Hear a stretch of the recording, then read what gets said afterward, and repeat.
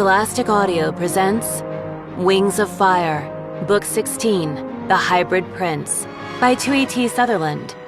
Read by Shannon McManus.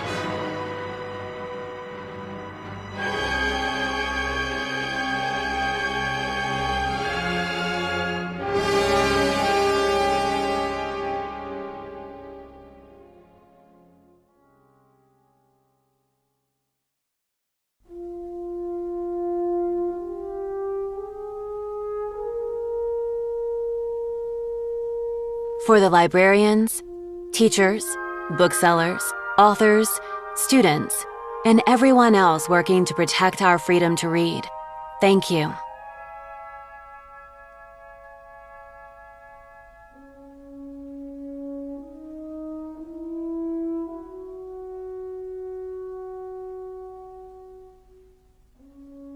A Guide to the Dragons of Pyrea and Pantala.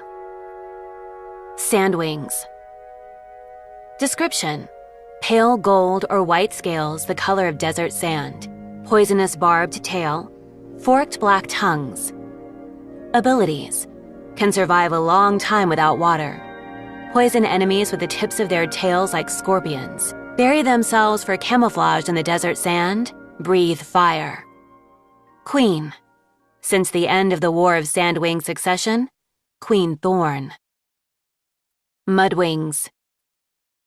Description: thick, armored brown scales, sometimes with amber and gold underscales, large flat heads with nostrils on top of the snout.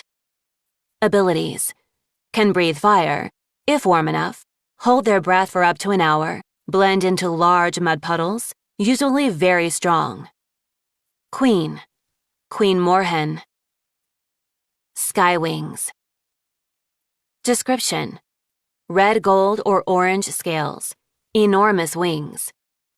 Abilities: powerful fighters and flyers, can breathe fire. Queen: Queen Ruby. Sea wings.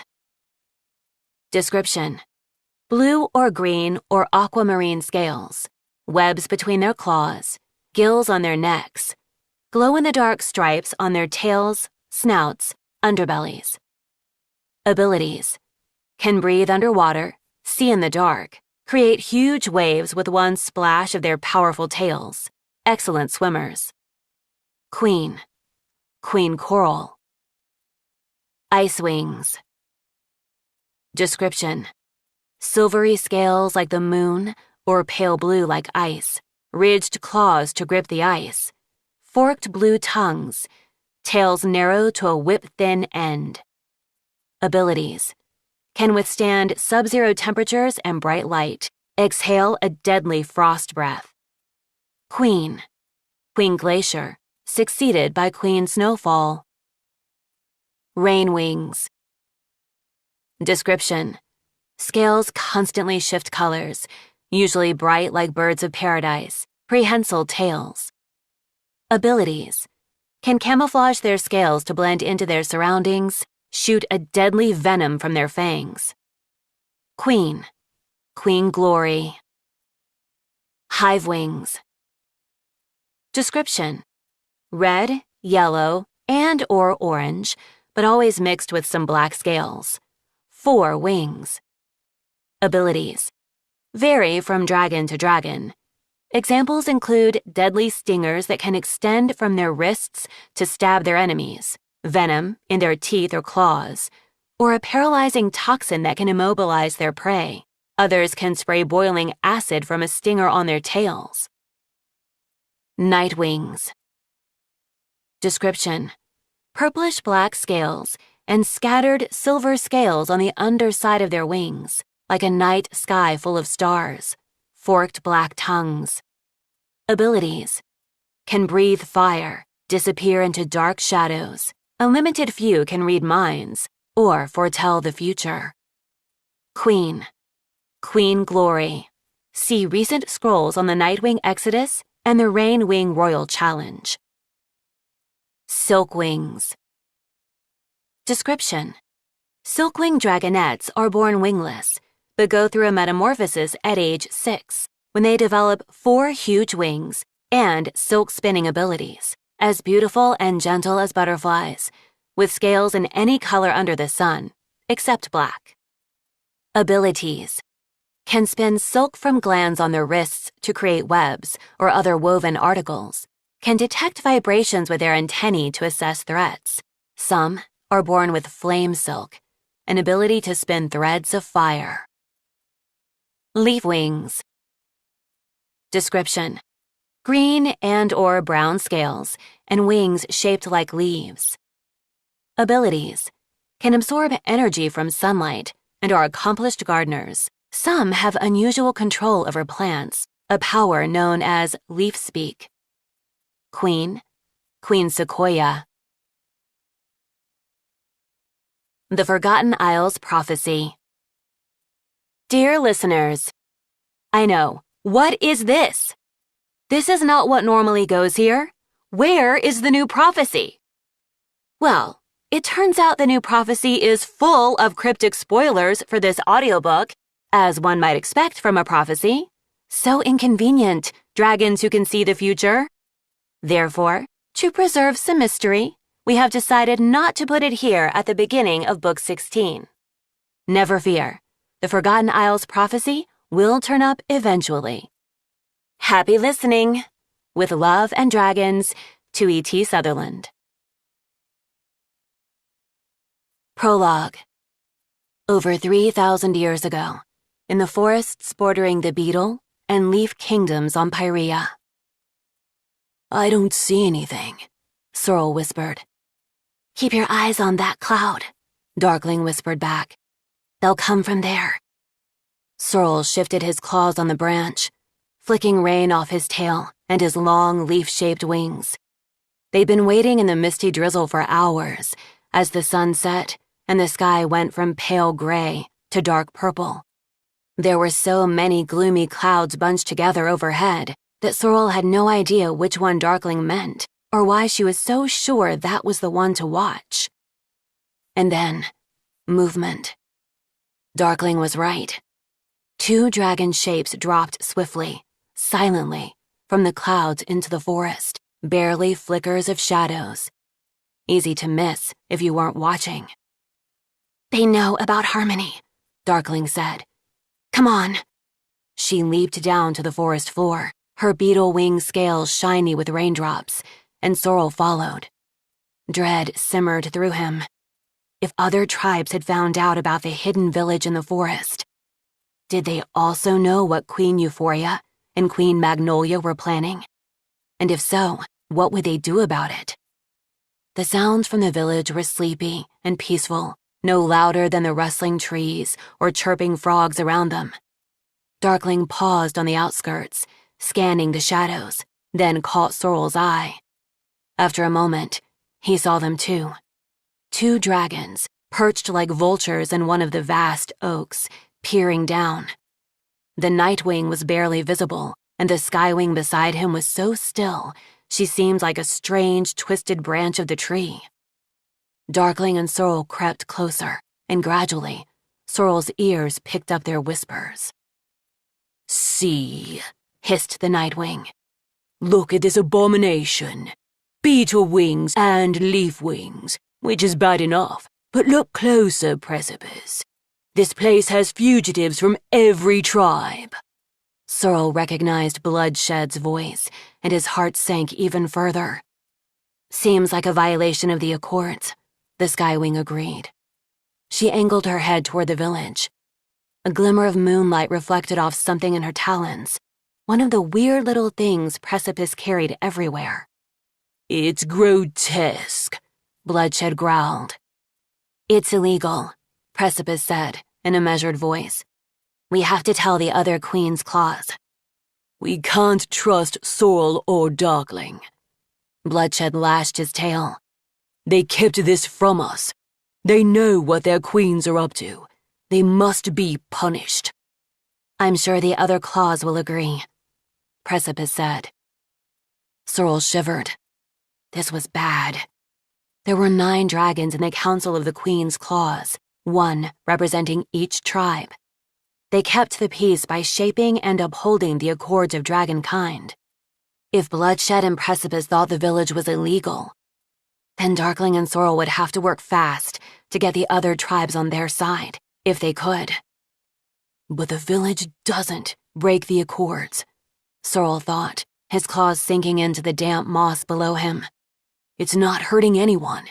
Harmony is just a safe place for any dragon to live. What's wrong with that? This place undermines all of us. Bloodshed pointed a claw at one of the village houses. Outside it, a small white dragonette with leaf-shaped wings was playing with a blue and gold beetle wing. An older dragonette, pale green, with icicle spikes around his head, was sorting berries while he watched them. For example, I'm sure the Ice Wings would be very interested to know where that banished family went, Bloodshed said viciously. They were supposed to suffer and die outside the Ice Kingdom, not cozy up to Leaf Wings and live happily ever after in a forest village full of monsters. Sorrel had been with Queen Magnolia the day 2 desperate Ice Wings came to her, pleading for refuge in the Leaf Kingdom. What was she supposed to do? Drive them out? Kill them herself? She wasn't that kind of queen. Of course she'd let them stay. And then, of course, other dragons had followed, drawn by the promise of safety. That was all they wanted. Sorrel didn't understand how anyone could look at Harmony, at these peaceful dragons living together and taking care of one another, and see a threat. My queen may not care, Precipice said pensively, as long as the Skywings here never try to return to our kingdom. She turned the object in her talons over, adjusting something without looking at it. She always did this at their meetings, too. Her claws needed things to hold, or move, or work on while she thought. Maybe we can talk to Precipice. Sometimes she listens. If we get her away from Bloodshed and tell her our side, maybe there's a chance. Your queen should care, Bloodshed spat. This is only the beginning. Euphoria and Magnolia have bigger, more dangerous plans. He knows, Sorrel thought, with a stab of despair. He'll turn them all against us. Like what? Precipice asked. Shh, said the Nightwing, and they fell silent for a long moment. Sorrel stopped himself from shivering. He was behind the dragons, pressed into a hollow between tree roots on the forest floor. There was no way Bloodshed could know he and Darkling were there. Unless he's been a mind reader all along, without telling us. But he couldn't be. One of the rules of the Accords was that the Nightwings couldn't appoint a mind reader to the Queen's claws. No animus dragons, or flame scales, or leaf speakers were allowed either. And none of them could use any of their regular powers during their meetings. That was only fair. Finally, Bloodshed spoke, his voice laced with quiet menace. I'll tell you somewhere safe, he said. But trust me, both tribes must be punished. Then we'll call for a trial, and they'll be judged by the laws of the Accords. Precipice slid her little creation into her traveling bag. No, said Bloodshed. That's not enough. The Nightwing hunched forward, glaring at the village. We must burn this place to the ground. Not on our own, Precipice said. We should report back to our queens and see what they want us to do. Fine, Bloodshed spat. But no matter what the other tribes say, these dragons cannot be allowed to survive. In a span of heartbeats, with a muffled snap of wings, they were gone. Sorrel turned his head quietly to look at Darkling. She was crouched in the shadow of the oak, angry tears in her eyes. We'll get to the other claws before they do, he said. I'm sure we can get the Rain Wings on our side. The Sea Wings too, I think. She shook her head. It doesn't matter. You heard Bloodshed. He's not going to worry about the law or getting the queens to agree. He's going to come back with an army to kill everyone in Harmony. She flared her venom-tipped claws and hissed softly. But he'll have to go through me. Sorrel dug his talons into the carpet of moss underfoot. What if we hide them instead? so there's no one here when the army comes. We can send them somewhere safe." "Where?" Darkling demanded. "There isn't anywhere to hide from the queens on this continent." "Then maybe there's somewhere else," Sorrel said. The drizzle was turning to rain, slipping wet tendrils between his scales. "Not on this continent. A safe place, far away from the queens who want to kill them." He took one of Darkling's cold talons in his. "We just have to find it." Part 1. Escape from Jade Mountain. Chapter 1. My sister is a murderer. Lightning flashed all around Umber, flickering inside the clouds like a battlefield full of smoke and dragon fire. The rain hadn't started yet, but the air was heavy with the scent of it. She killed 2 dragons while trying to kill another, and she still kept trying. She wasn't going to stop, no matter how many dragons got hurt. She's dangerous, and she's in danger, and she's my responsibility. This was never supposed to be in Umber's talons. He was the little brother of his sibling group, the last hatched and the smallest. He was hilarious jokes and cheerful suggestions and following orders and being agreeable. He was definitely not shelter a murderer and figure out where she'll be safe, or mastermind a fugitive from justice plan, or make sure she doesn't kill again, because something's definitely wrong in there. Good luck. But I don't have a choice. She's my sister, and I'll do anything for her. He could see Sora's shape, winging furiously ahead of him into the darker and darker clouds. She hadn't stopped since they'd left the school, or even looked back to make sure he was behind her. "Sora!" Umber called. "Sora, wait! Imagine if I lost her already. We just left the school. I just promised to keep her safe, and keep everyone safe from her." He still couldn't believe his sister, quiet, sad, shattered Sora, was the one who'd set off a dragon flame cactus that killed 2 students. Why hadn't he seen how unhappy she was? Because she's been unhappy for so long, he answered himself. Ever since Crane died. He'd thought the school would make everything better for all of them. Him, Sora, and their brother Marsh. He'd dreamed about how happy they would be. They'd be with their brother Clay. They'd meet new dragons and learn how to live in peace after growing up in a world at war. But Sora brought the war to school with her. He understood some of that. He missed Crane too. If he'd met an Icewing who looked like the memory of Crane's killer in his head, he might have snapped like Sora had. Even then, he couldn't imagine trying to kill someone, or his next step being set off an explosion. He didn't ever want to fight another battle. He definitely didn't want to hurt anyone. He felt Sora's grief, but he'd never understand how she could put all the other innocent dragons in danger. I wish she'd told me. Or Clay. We could have found her a new clawmate and gotten her away from Icicle. We could have helped her find peace, I think. I hope. Will I ever see Clay again? Or any of my other siblings? A gust of cold, wet air knocked him sideways, spraying raindrops in his face. He righted himself, shaking his head, and spotted Sora diving toward the trees below. Was this the rainforest? He couldn't tell how far they'd gone. He spiraled into a dive to follow her. It took him a panicked few moments to find her. Her brown scales blended with the shadows under the trees. But he heard her soft sobs below the sound of the branches thrashing, and he slipped through the undergrowth to her side. She lifted her head as he brushed her wing, then buried her face in her talons again. "Sora," he said, twining his tail with hers. "Where are we going?" "Home," she said.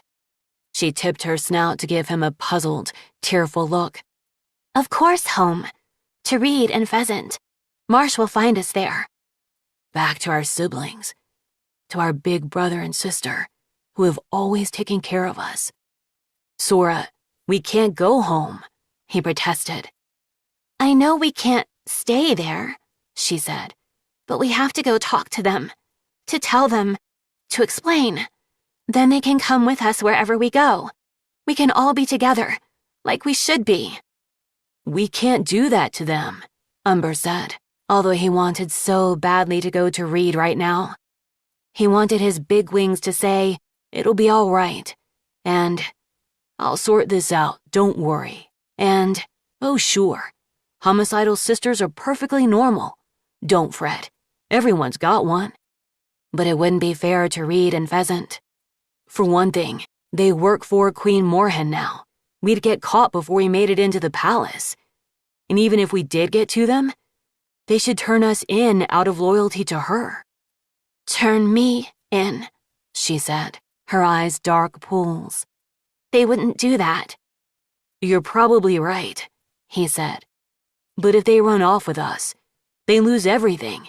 And if we all get caught, they'd be in trouble too. I don't want to put them in danger. Do you?" "They wouldn't lose everything," she protested. "We'd have each other, brothers and sisters. That's all we need." She wasn't wrong. That was how MudWings lived. You stayed with your sibling group your whole life. Umber realized he was already thinking like the other dragons at Jade Mountain. He was imagining families like other dragon tribes had, with falling in love, and dragonettes you took care of, and work that wasn't fight a war until you die. He'd been imagining it ever since he got to the school. A future with someone like Kibli, studying, and maybe teaching, and choosing his own path. I'm never going to see Kibli again either. He pushed that thought away. That was a crush. Sora is my family. You have me, he said. I'll always be your brother. But we can't go back to the Mud Kingdom. We have to hide somewhere that the Ice Wings won't find us. It's not fair, Sora said in a trembling voice. Icicle killed Crane, and then I didn't even actually kill her, and now we have to hide from her forever? Umber didn't know how to answer that. It wasn't only about Icicle. Sora had killed a Skywing and a Nightwing who had tribes and families that would want justice. Moorhen was a good queen. She wouldn't risk another war to protect Sora when Sora was guilty. Should I convince Sora to turn herself in? What if I did and they executed her? I'd never forgive myself. Sora's not evil. She's just wounded in a way that's hard to see. Maybe Clay's friend would take us in? Sora suggested. The one who's the queen of the Rainwings now? Glory has to answer to her Nightwing subjects too, Umber thought. She's one of the queens who will need Sora to be punished. Let's find our own place, he said. Maybe south. The opposite direction from the Mud Kingdom and Sky Kingdom. I think there are islands south of the rainforest. Maybe we can find one where we'll be safe, and no one will ever know we're there. Sora let out a long sigh. After a moment, she stood up. The rain was pouring through the trees now, sliding off leaves and sending sudden chilling cascades down Umber's spine. Fine, she said. South, but I still don't think this is fair. She took off again, and he followed, trusting her uncanny sense of direction. Sora was always their navigator on long flights, but this time, they were going off the map of the known world. Umber didn't know what they would find, or whether there actually were habitable islands there. He just wanted to get Sora far away from other dragons. I'm not sure what's happening inside her head. She seemed genuinely remorseful about hurting Tamarin, and he was pretty sure she felt guilty about accidentally killing Carnelian and Bigtail. But she had still tried to kill Icicle a second time. The war was still raging in Sora's mind, and Umber wasn't sure who else she might hurt. Somewhere far away, somewhere peaceful, where she can rest and get better. That's what they needed. Then maybe one day they could come back, when all the war and death was far behind them, and Sora could atone for what she did. Umber glanced over his shoulder although the dark and the storm made it impossible to see the mountains they'd left behind. Rain pelted in his eyes as he thought of the future he'd dreamed of, studying with his winglet, making friends, living without the shadow of the war over everything. That was all gone now. He turned away and flew after Sora. The next morning, they crossed out of the rainforest and flew over a stretch of choppy water. The sky was still gray and overcast, and beady-eyed seagulls darted around them, screaming indignantly when Umber tried to catch one. He was so hungry, but Sora flew as though she had no plan to ever stop. The southern coast of the continent rippled with inlets and wetlands full of mangroves that reminded Umber of home. But they didn't stop to sink their claws into the mud, even for a moment. They flew on, out into the wild ocean sky and over clusters of tiny islands, most of them no more than rocks. Finally, around mid-morning, they spotted a larger island covered in greenery. It was small enough that Umber could see the whole thing from the air, but bigger than the overgrown boulders they'd seen so far. He followed Sora down to land on the pebbly beach. Tiny crabs, no bigger than the tip of his claw, darted away in a flurry of movement and vanished into the sand. Other than that, nothing moved, except the waves crashing behind them and the jungle swaying ahead of them. Tangles of vines hid the interior. Sora flumped down and covered her head with her wings. Is this it? Umber wondered. Do we live here now?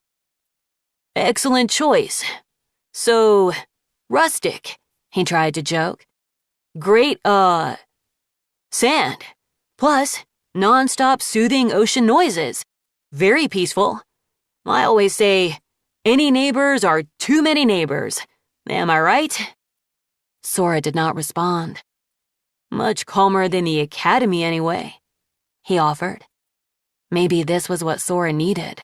Space to breathe and be alone. Alone. Umber sighed. That wasn't what he wanted at all. He loved other dragons. He loved meeting new ones and being in busy, noisy groups. But this wasn't about him. This was about taking care of Sora. Although he wasn't doing a very good job of that so far, as she still had her head under her wings and seemed to be finding him the opposite of funny. He walked up the beach to the line of trees and peered in. Shadows, branches moving, ominous rustling. The very distinct, creeping feeling he was being watched. As his eyes adjusted, he noticed a scratch on one of the closest trees, something that looked like a gouge left by a claw. He turned and saw another on a tree some distance to his right, and then another farther along. Were there other dragons here? He followed the claw marks, if that's what they were, finding one every few trees until he reached what seemed to be the halfway point of the beach. To his left, the island curved away out of sight, and to his right, a stretch of craggy rocks trailed into the ocean and cut off the view beyond. And here, at the midpoint, the claw marks changed. Umber felt a chill run through his scales. There were words carved into the trees. Not safe here, the jagged letters read. Keep going. Umber felt as if sharp-taloned little birds were scuttling between his shoulder blades and crawling out to his wingtips.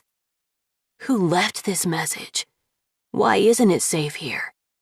Does keep going mean there is somewhere safe to go?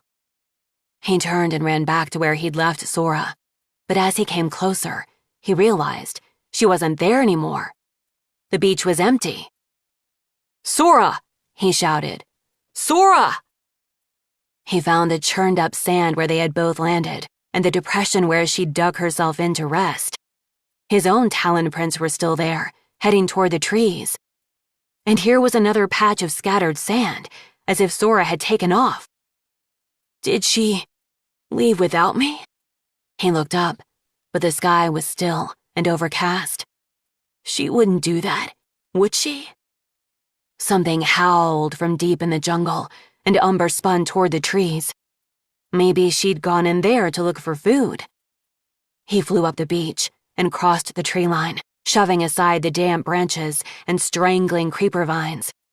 It was worlds colder in the shadowy jungle. Every tree seemed to lean toward him, and he kept feeling tendrils, or snakes. It's probably not snakes. Don't think about snakes. Coiling around his talons as he edged farther in. "You get it," he heard Sora say, in such a normal conversational tone that he felt off balance for a moment. "I see what you're thinking. You'd have tried to kill her too." "Sora?" he called. There was a pause, and then he heard her whisper, "He doesn't get it." He followed her voice until he found her a little farther in, perched high up in the canopy, on a branch of a tree that had twisted itself around another tree until the one underneath was dead. "It's just war, right?" Sora was saying. "They kill someone we love, now it's our turn to kill them." "Sora, who are you talking to?" Umber asked, tilting his head back.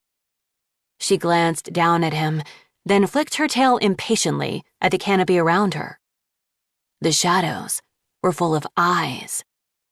Eyes gleaming yellow and green in the dark. Eyes that blinked slowly as they drew closer.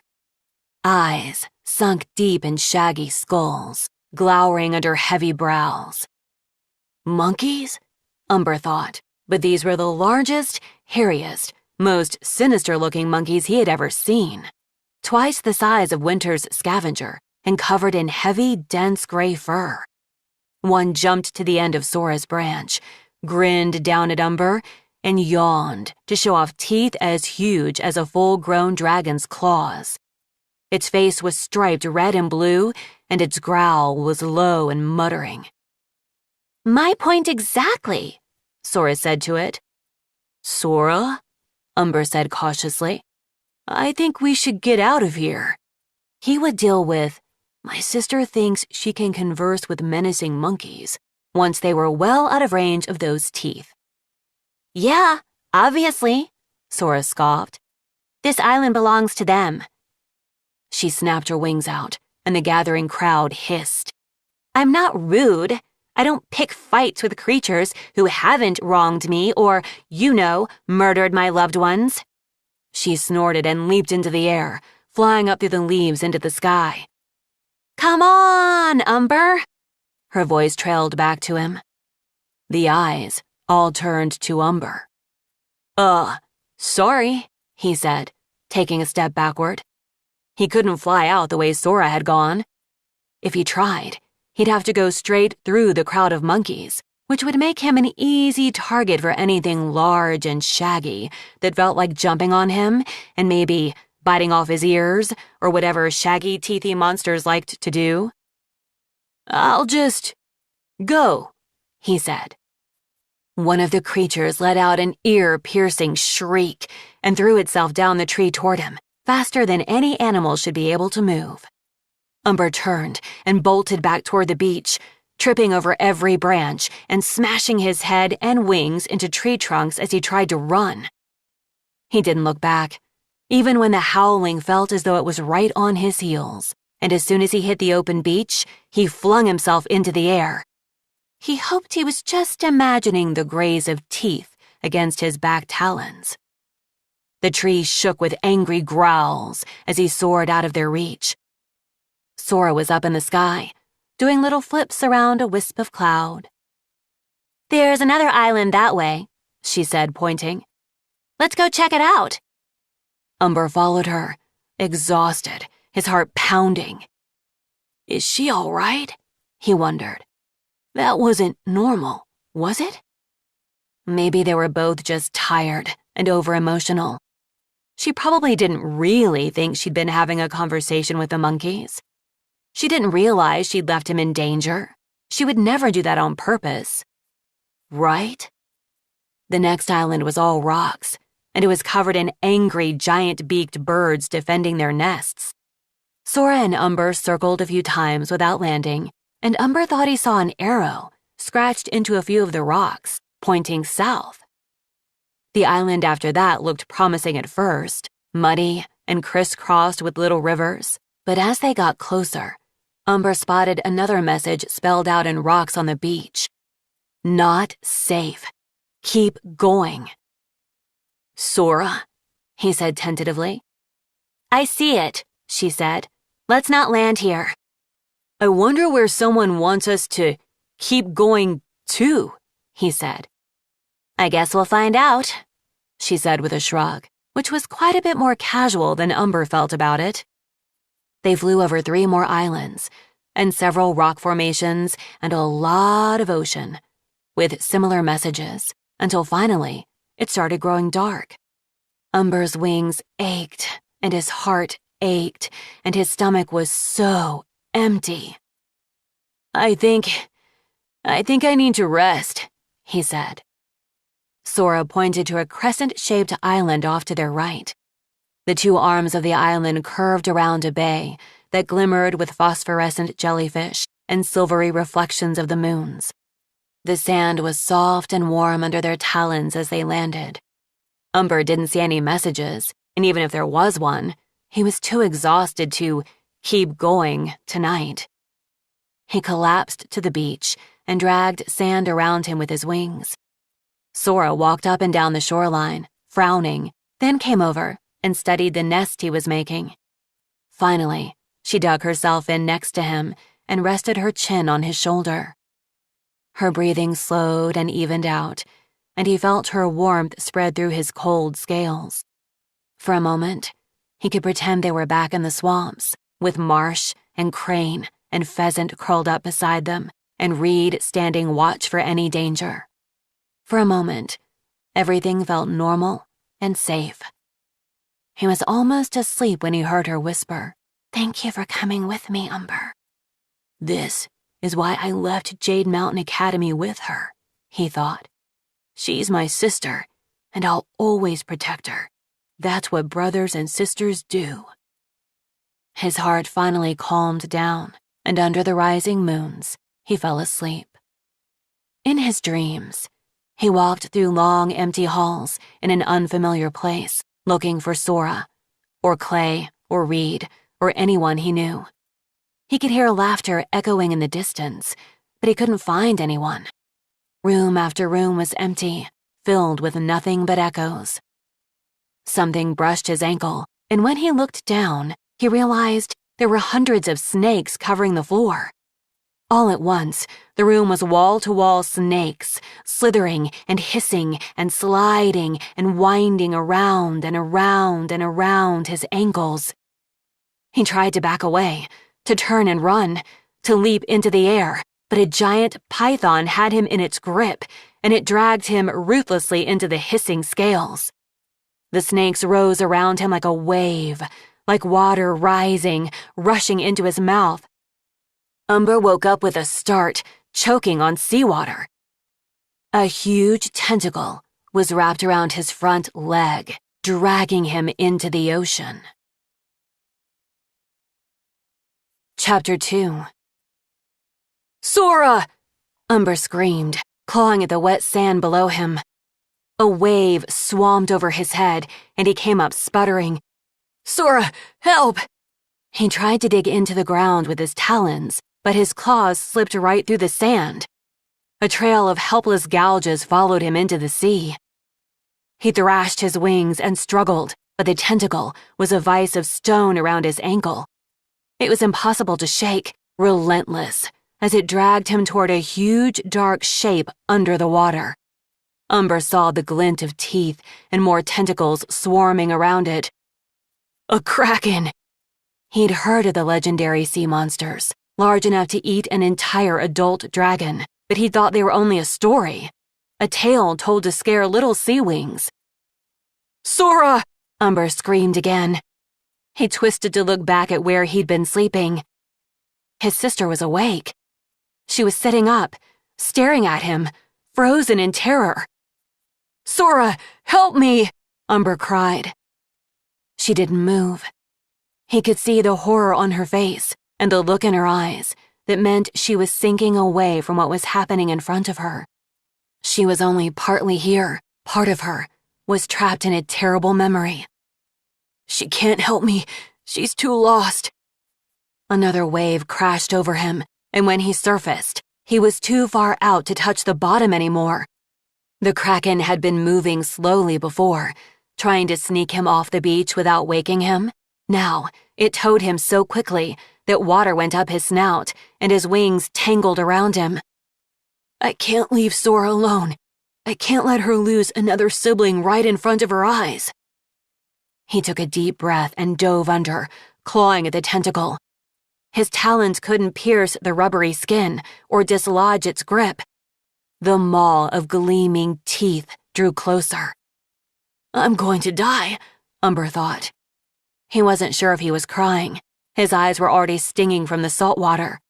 "I'm going to die, and Sora is going to watch it happen, and then she'll never be herself again. I left Jade Mountain for nothing.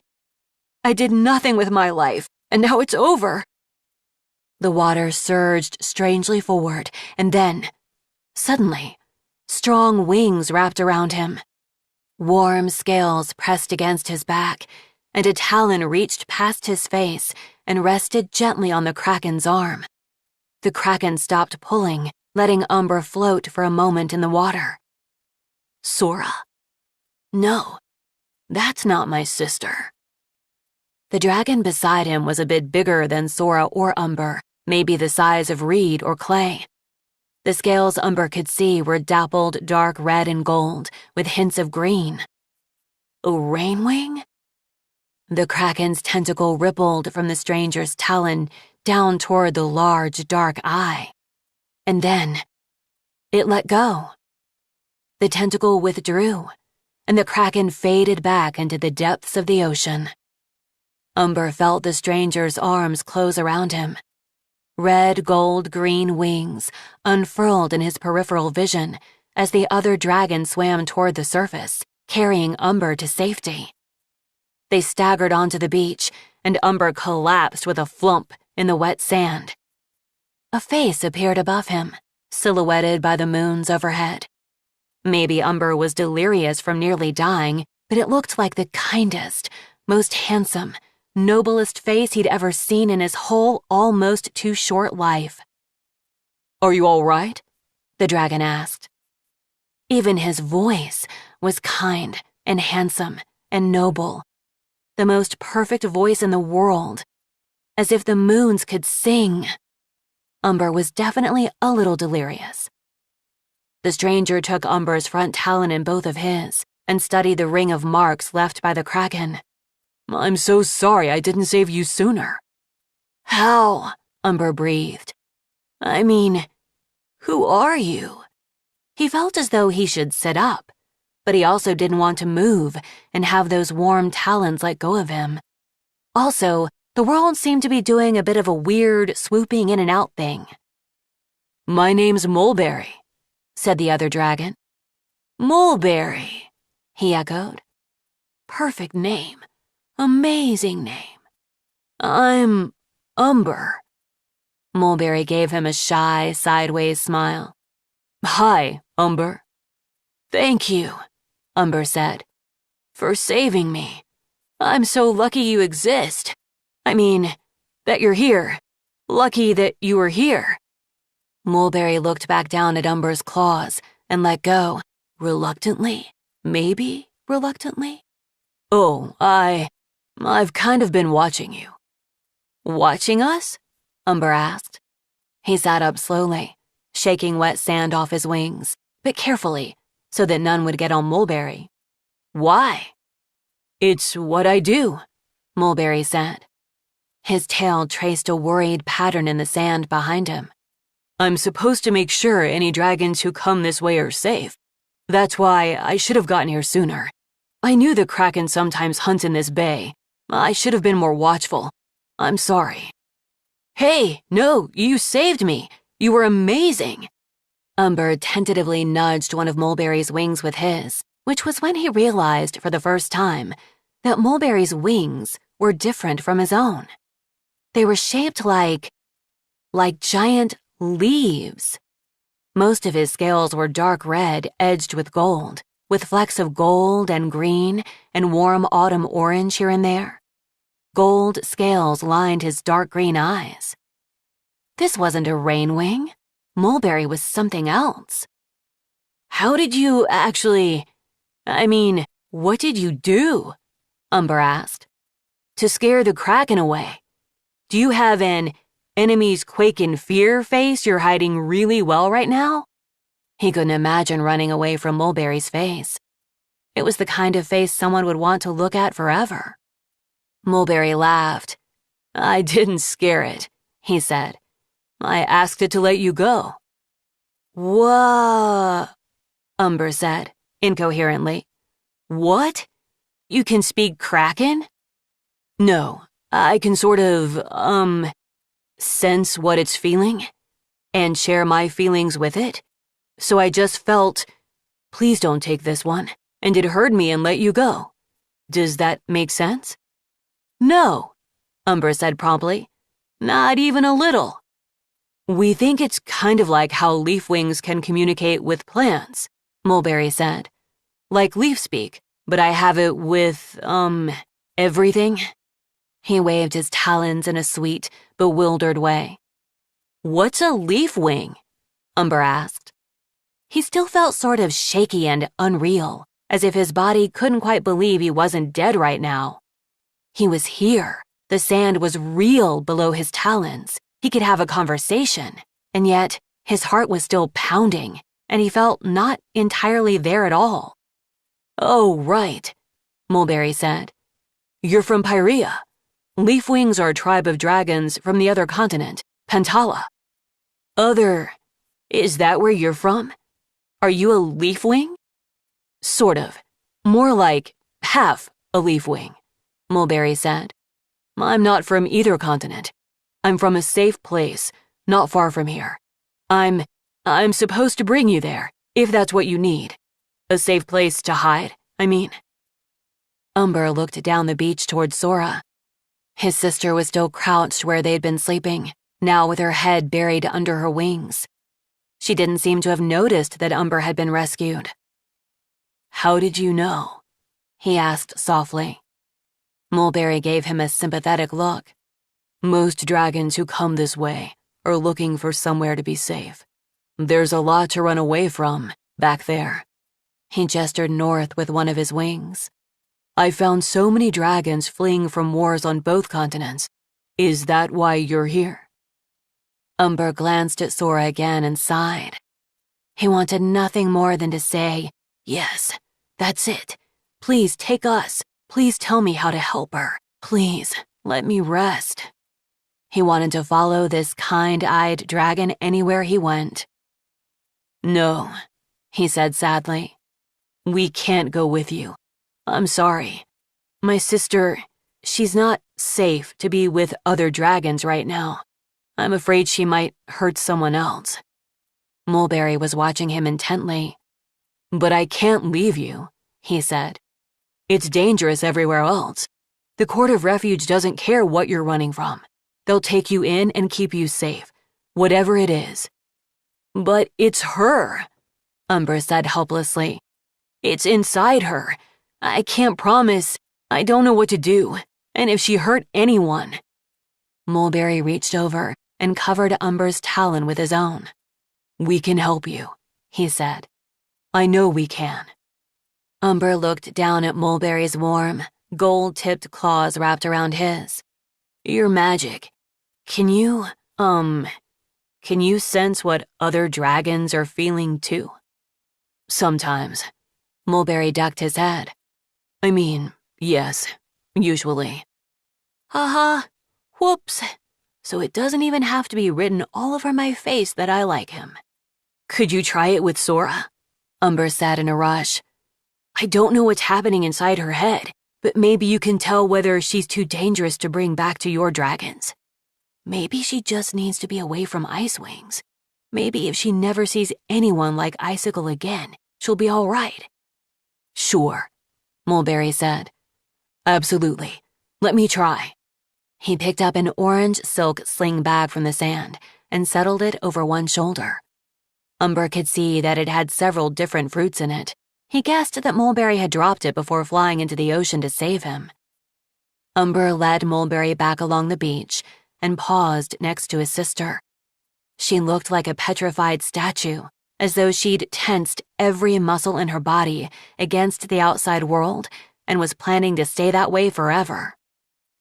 "Sora," he said gently, brushing one of her wings. "Sora, it's all right. I'm here." "Not really," she mumbled. "It's not real. None of this is real." "The kraken didn't take me," Umber said. He felt more anchored to the world once he said it out loud. He tried shaking her lightly. "Sora, this dragon saved me. His name is Mulberry, and he might be able to help us. Sora, come back." "May I?" Mulberry asked. Umber stepped back with a helpless gesture. Mulberry rested his talons lightly on Sora's wings, above her head. A moment passed, and then another, and then Sora's scales began to ripple gently, just like the kraken's tentacle. Her wings shivered, and slowly they opened. Mulberry stepped back as she lifted her head. Her expression was confused, but calmer than Umber had seen it in months. "Umber," she said, "I thought you were gone." "I'm here," Umber said again. "This is Mulberry." "You feel safe," Sora said wonderingly to Mulberry. "What tribe are you?" "I'm a hybrid," Mulberry said, unfurling his wings. "First generation leaf-wing skywing. My parents met at the Court of Refuge after they'd both escaped different wars." "Skywings?" Sora said excitedly. "You're our allies in the war. Umber, we can hide with them." Umber noticed that she didn't ask what a leaf-wing was or anything about the Court of Refuge. "Sora, the war is over," he said. "Remember?" She frowned at him. "There's no war in the Court of Refuge," Mulberry said. "We can protect you." He turned to Umber. "I sense no malevolence in her, only fear and confusion. It doesn't scare me. You would both be welcome with open wings." "Are you sure?" Umber asked. His heart felt balanced on a cliff edge. Could this be real? A real place where he wouldn't be alone, where Sora would be safe? How could somewhere like that exist and nobody knew about it? "A million times over, sure," Mulberry said, and his smile was firelight and blankets and leaves in the wind, warmth in the cold and shelter in the rain. He held out his talon and Umber clasped it, his heart racing. "Come with me." Chapter 3. It was a long flight to the Court of Refuge. 2 days of flying over many islands and long stretches of sea with no land in sight. Umber wasn't sure he would ever have found it on his own, even with the "keep going" messages. He asked Mulberry about those the first night, when they stopped to sleep on an island that was barely a sandbar in the ocean. They'd caught a couple of fish to share, and Mulberry was showing them how to dry seaweed over the fire so they could eat that too. "Have you left messages on all these islands?" Umber asked, flicking his tail at the dark sea out beyond the waves. "Aren't you worried that evil dragons might see them and come find you?" Mulberry paused, with a sheet of seaweed draped over his claws. He looked out to sea, where Umber had pointed, with an expression like the entire concept of evil dragons had never occurred to him. "Maybe a little," he said finally. "But that's why I'm on watch. I'm supposed to figure out which dragons are threats and which ones need our help. It would be hard to find the Court of Refuge without me." He nudged Umber with his tail. "I'll make sure no one follows you. Don't worry." Who might come after us? Umber thought. Ice Wings? Queen Ruby? Glory? None of those are evil. He glanced at Sora, who was picking apart a crab she had roasted. "But neither is my sister." "It's not only you, is it?" Umber asked Mulberry. "Watching all these islands alone?" He didn't know how to interpret the expression that crossed Mulberry's face. Worry, maybe? Worry that rested like 20 krakens on Mulberry's shoulders? It's just me right now, he said. It's my responsibility. Maybe I can help you? Umber offered. Once Sora is settled, maybe I can come back out here with you and be a watcher too. I love to help other dragons get to safety. Oh, Mulberry said, setting the seaweed down without meeting Umber's eyes. That's a really sweet offer. Thank you. Something about the way he said it sounded more like a no than a yes, though. Did I say something wrong? Umber wondered. Maybe he doesn't like whatever feelings he's picking up from me. Puzzled and a little sad, he dug one of his front talons into the sand and unearthed a pale pink shell. As he was picking it up, Mulberry reached over and covered Umber's talon with his. A wave of anxious kindness swept through Umber, spreading like the ripples he'd seen in a kraken's tentacle and Sora's wings. There were no specific words, but the feeling was warmth, curiosity, gentleness, and no, I really like you too. He looked up in surprise, and Mulberry let go of him quickly, as though he'd said too much, even though he hadn't said anything at all. Are there a lot of skywings where we're going? Sora asked, tossing aside her dismembered crab carcass. And MudWings? More skywings than MudWings right now, Mulberry said, smiling at her. But everyone is welcome. Dragons have been coming to our island for centuries, so there are a lot of hybrids. Some whose families go so far back, they don't look like any specific tribe anymore. Sora pulled her wings closer. Hybrids, she echoed softly. Umber knew there were more hybrids in Pyrrhia now. The war had brought tribes into contact that normally stayed far apart. The one he knew for sure himself was Sunny, but he'd seen a few in battles, and he suspected he'd met others without realizing it. Wait, centuries? Umber asked. The Court of Refuge is that old? It hasn't always been called that, Mulberry explained. That's kind of a new name, but there have been dragons here for over 3,000 years. Maybe someone at court can give you a history lesson, if you're curious. Do you have scrolls? Umber asked. Sora loves scrolls. We do, Mulberry said, shooting her an anxious smile. Sora was staring moodily out at the sea and missed it. You know, that's enough questions for tonight. Let's play a game, Umber said. He wanted to make Mulberry smile for real, and maybe it would help bring Sora back to Earth too. My brothers and sisters play this all the time. He flipped the shell he'd found into Mulberry's talons. Now you say a favorite food and flip it to Sora, and then she has to name one and flip it to me.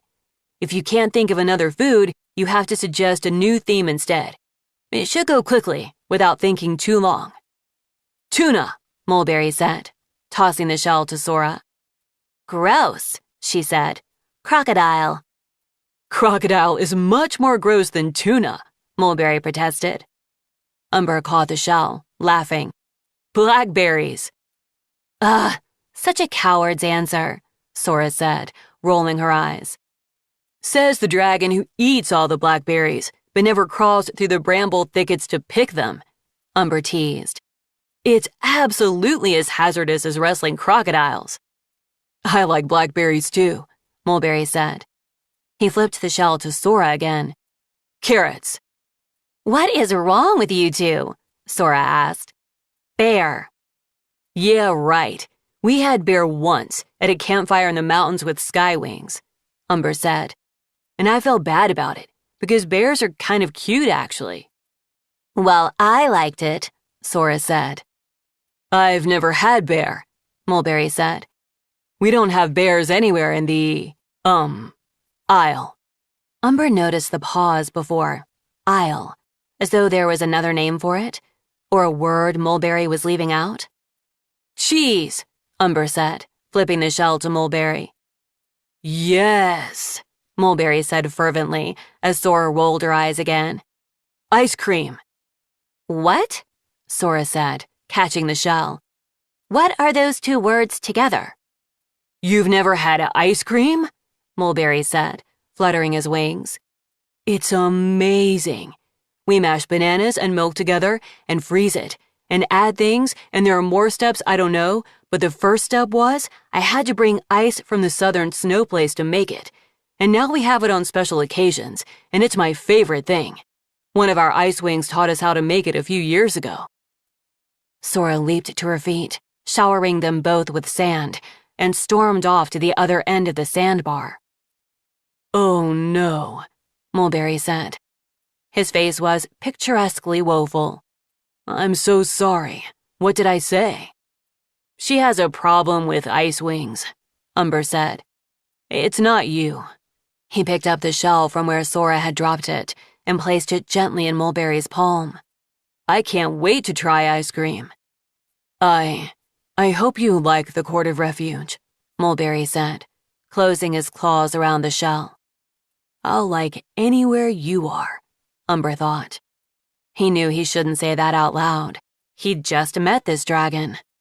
The court turned out someone like you, so it must be pretty great. He couldn't say that either. His first impression didn't seem to be changing. Mulberry still had the kindest face Umber had ever seen. I hope the Court of Refuge likes us, he finally managed to say. They will, Mulberry said. It's really a good place. A safe place. Umber tilted his head. You don't have to convince me, he said. I trust you. Was it his imagination? Or did Mulberry flinch? Is there something he's not telling me? We should get some sleep, Mulberry said. Long flight tomorrow. Sure, Umber said.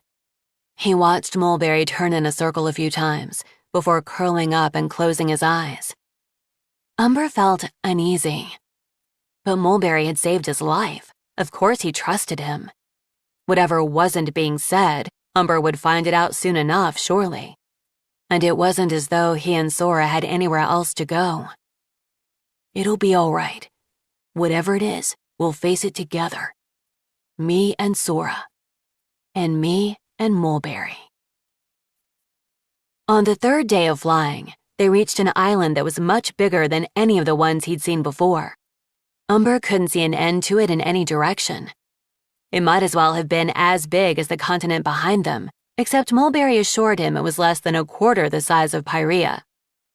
They flew over rugged coastline, then a forest noisy with clicks, squawks, and howls, and finally up into a range of mountains that looked as though the land had been crumpled by huge talons.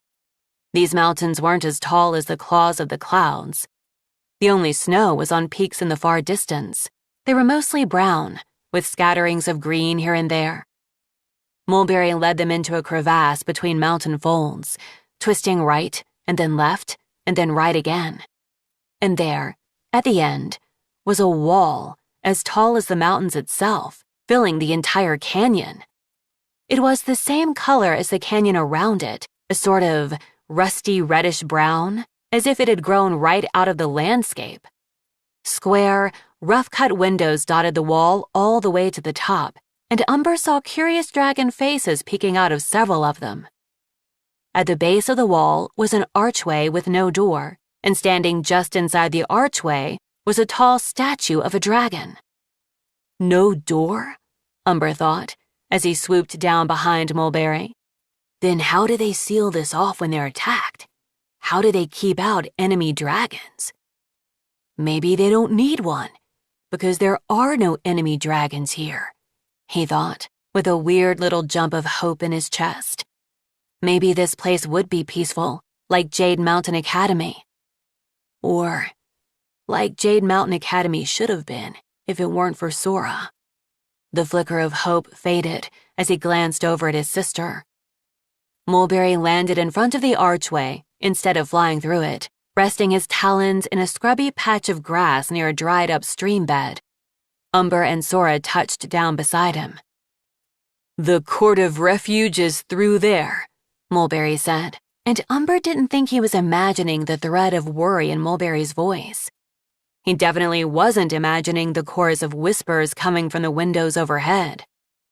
Carved above the door, but scuffed, as though someone had ineffectively chiseled at it, were the words, "For the safety and protection of all." That's reassuring, Umber thought, especially if all really means every dragon, no matter what they did. Suddenly, the statue in the shadow of the arch stirred, and Umber realized it wasn't a statue at all. She was an adult skywing, with dark red scales and a lean, angular face, wearing a gold circlet on her head and thin chains of gold in her ears and around her ankles. "Mulberry," she said reverently, as though his arrival was the most glorious thing that had ever happened to the world. "You found new friends for us." "This is Umber and his sister Sora," Mulberry said. "And this is my mother, Queen Beryl." He hesitated, as Beryl lifted one talon toward them. "Mother, I think we should—" "Sora, what a lovely name," Beryl interrupted him. Umber's sister was already walking toward the archway, and Umber felt a shiver the way her eyes and Beryl's were both shining. "Welcome to the Court of Refuge. We're so happy you're here." Me too, Sora said shyly, stepping through the arch. Beryl wrapped one wing around her protectively. "How wonderful that Mulberry found you," she said to Umber. "Let me show you both around." She spread her other wing toward the light at the far end of the archway and smiled. Umber took a step forward, and Mulberry reached to catch his wrist. "Wait," Mulberry said. "Maybe this isn't—" "Mulberry," Beryl said, in a fond but reproving tone, as though he had taken the last cookie without asking. "What is it?" Umber asked Mulberry softly. "Did you change your mind about Sora? Is she too dangerous to bring here?" "It's—" Mulberry pressed his claws into his forehead, closing his eyes. No, nothing." "Don't worry," Umber said, patting Mulberry's scales where they touched his. "If we don't fit in, or if you start to worry about her, we'll just leave. I promise, we won't cause trouble." "Come on, Umber," Sora called. She was already halfway down the tunnel. Light and shadow from the other side streaked across her scales. Umber clambered up the slope and stepped through the arch, following his sister, like he always would. Beryl smiled down at him and rested one of her elegant red talons on his head. "Yes," she said. "So very, very happy you are here." Chapter 4. Umber had met some sinister dragons in his time, so he felt experienced enough to say there was nothing sinister about Queen Beryl. She seemed genuinely pleased to see him and Sora. She was also over the moons proud of Mulberry. Intense, maybe, was the word instead. She was certainly intense. "Come on, darling," she said, beckoning to her son. "The king is waiting." "King?" Umber said, startled. Beside him, Mulberry leaned in to accept a hug and a gentle pat on the head from his mother. "Mulberry's father and I are blessed to be the current rulers of the court," Beryl explained. "Together?" Sora said, from the other end of the tunnel. "We are devoted to doing what's best for our dragon community," the Queen said, with her serene intensity. "They need us." "So, you're actually Prince Mulberry," Umber joked, as Beryl swept away toward Sora. "I noticed you didn't mention that before." No," Mulberry said, wrinkling his snout. "Don't think of me that way. I'm not fancy. I'm so normal." "Mulberry!" shrieked at least 6 different voices as they reached the end of the tunnel. Umber blinked, briefly blinded by the sun, and when his eyes adjusted, Mulberry was surrounded by a crowd of excited dragons. Fluttering wings of all different colors barged into the space between them, shoving Umber away. What did you see this time? What did you bring back? Any new birds? Any news from the continent? Umber thought it was sort of strange that they were asking Mulberry for news instead of him or Sora, but he got the impression these dragons wanted to talk to Mulberry more than they actually wanted answers to their questions. Their expressions were almost as adoring as Beryl's. And their wings. He'd never seen some of these wing shapes before. There were green, leaf-shaped wings like Mulberry's, but also some in rose and orange and aquamarine, shaped like butterfly wings, and others that flickered with black diamond trace patterns like dragonflies. There was a dark blue nightwing with webbed talons and pale blue patterns along his wings. A dragon with a sandwing barb on her tail had wings that rippled into different colors, purple to yellow and back again. And there were dragons whose tribe, or tribes, he couldn't begin to guess. Mulberry stood at the center of the whirlwind, giving each dragon a moment in the sunlight of his smile, holding the talons that reached out to him and leaning into each hug. He looked so sweetly happy to see each and every one of them. He's like this with everyone, Umber thought. Kind and friendly. It's not just with me. I have to remember that. I mustn't read into the way he looks at me. He was probably also imagining the hint of exhaustion behind Mulberry's eyes.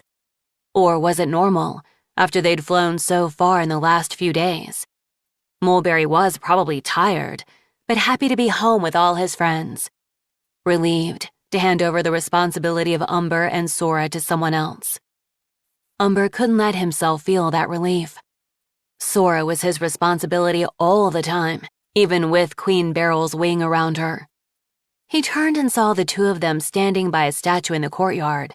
An actual statue this time. The courtyard was sunny and dotted with fountains and fruit trees. Oranges, cherries, lemons, and plums glowed like jewels in the trees around him. The space stretched away from the entrance tunnel for several dragon lengths, until it ended in a startlingly huge castle that seemed to glitter in the sunshine.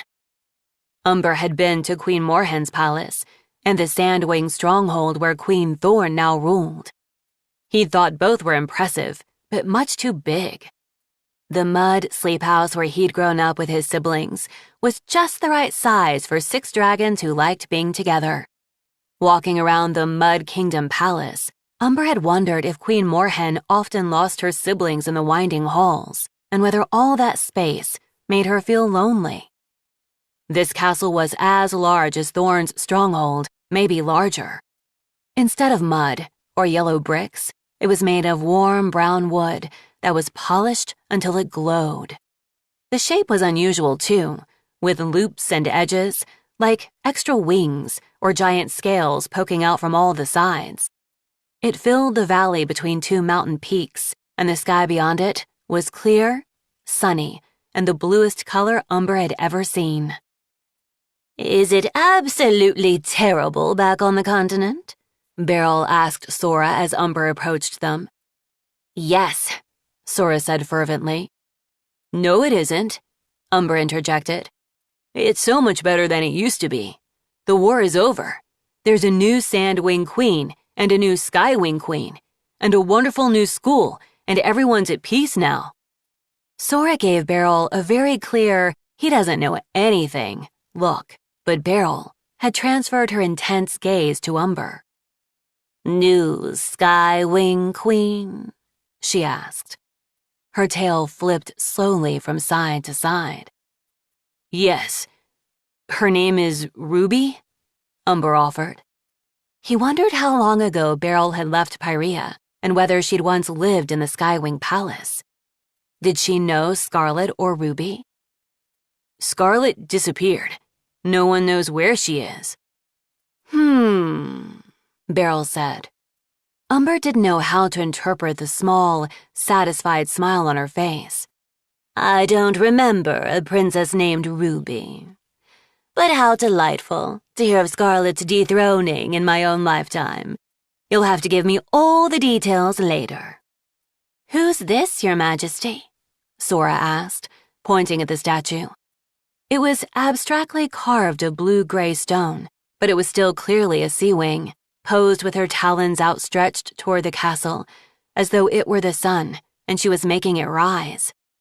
Shells that shimmered deep blue, pale green, and silver were embedded along the lines of her wings and along the cheekbones of her serene face, like the incandescent aquatic patterns Umber had noticed on Tsunami and Turtle. "That's Waterfall," Beryl said reverently. She rested one talon on the base of the statue, where the name was carved. "She built our palace almost 2,000 years ago and enchanted it to stand forever." "Enchanted?" Umber echoed, startled. "She was an animus?" Sora breathed.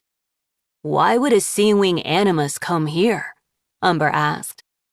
"Because she needed the Court of Refuge, and it needed her," Beryl said. "It calls to anyone who seeks a haven.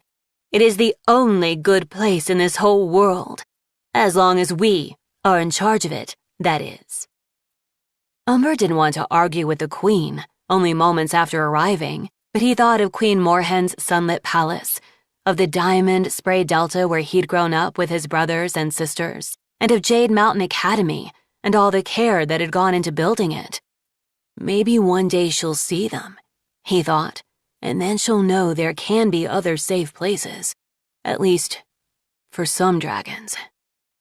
He glanced at Sora, who really did need a place like this. I hope she can be happy here. I hope it brings her peace. Beryl cocked her head. "Here they come," she said. "Hold still." Now Umber heard something too. A strange, whirring sound coming toward them, like a coil of rattlesnakes descending from the clouds. "What is it?" Sora whispered, edging closer to Umber. "Think of it as an official welcome," Beryl said in a bored voice.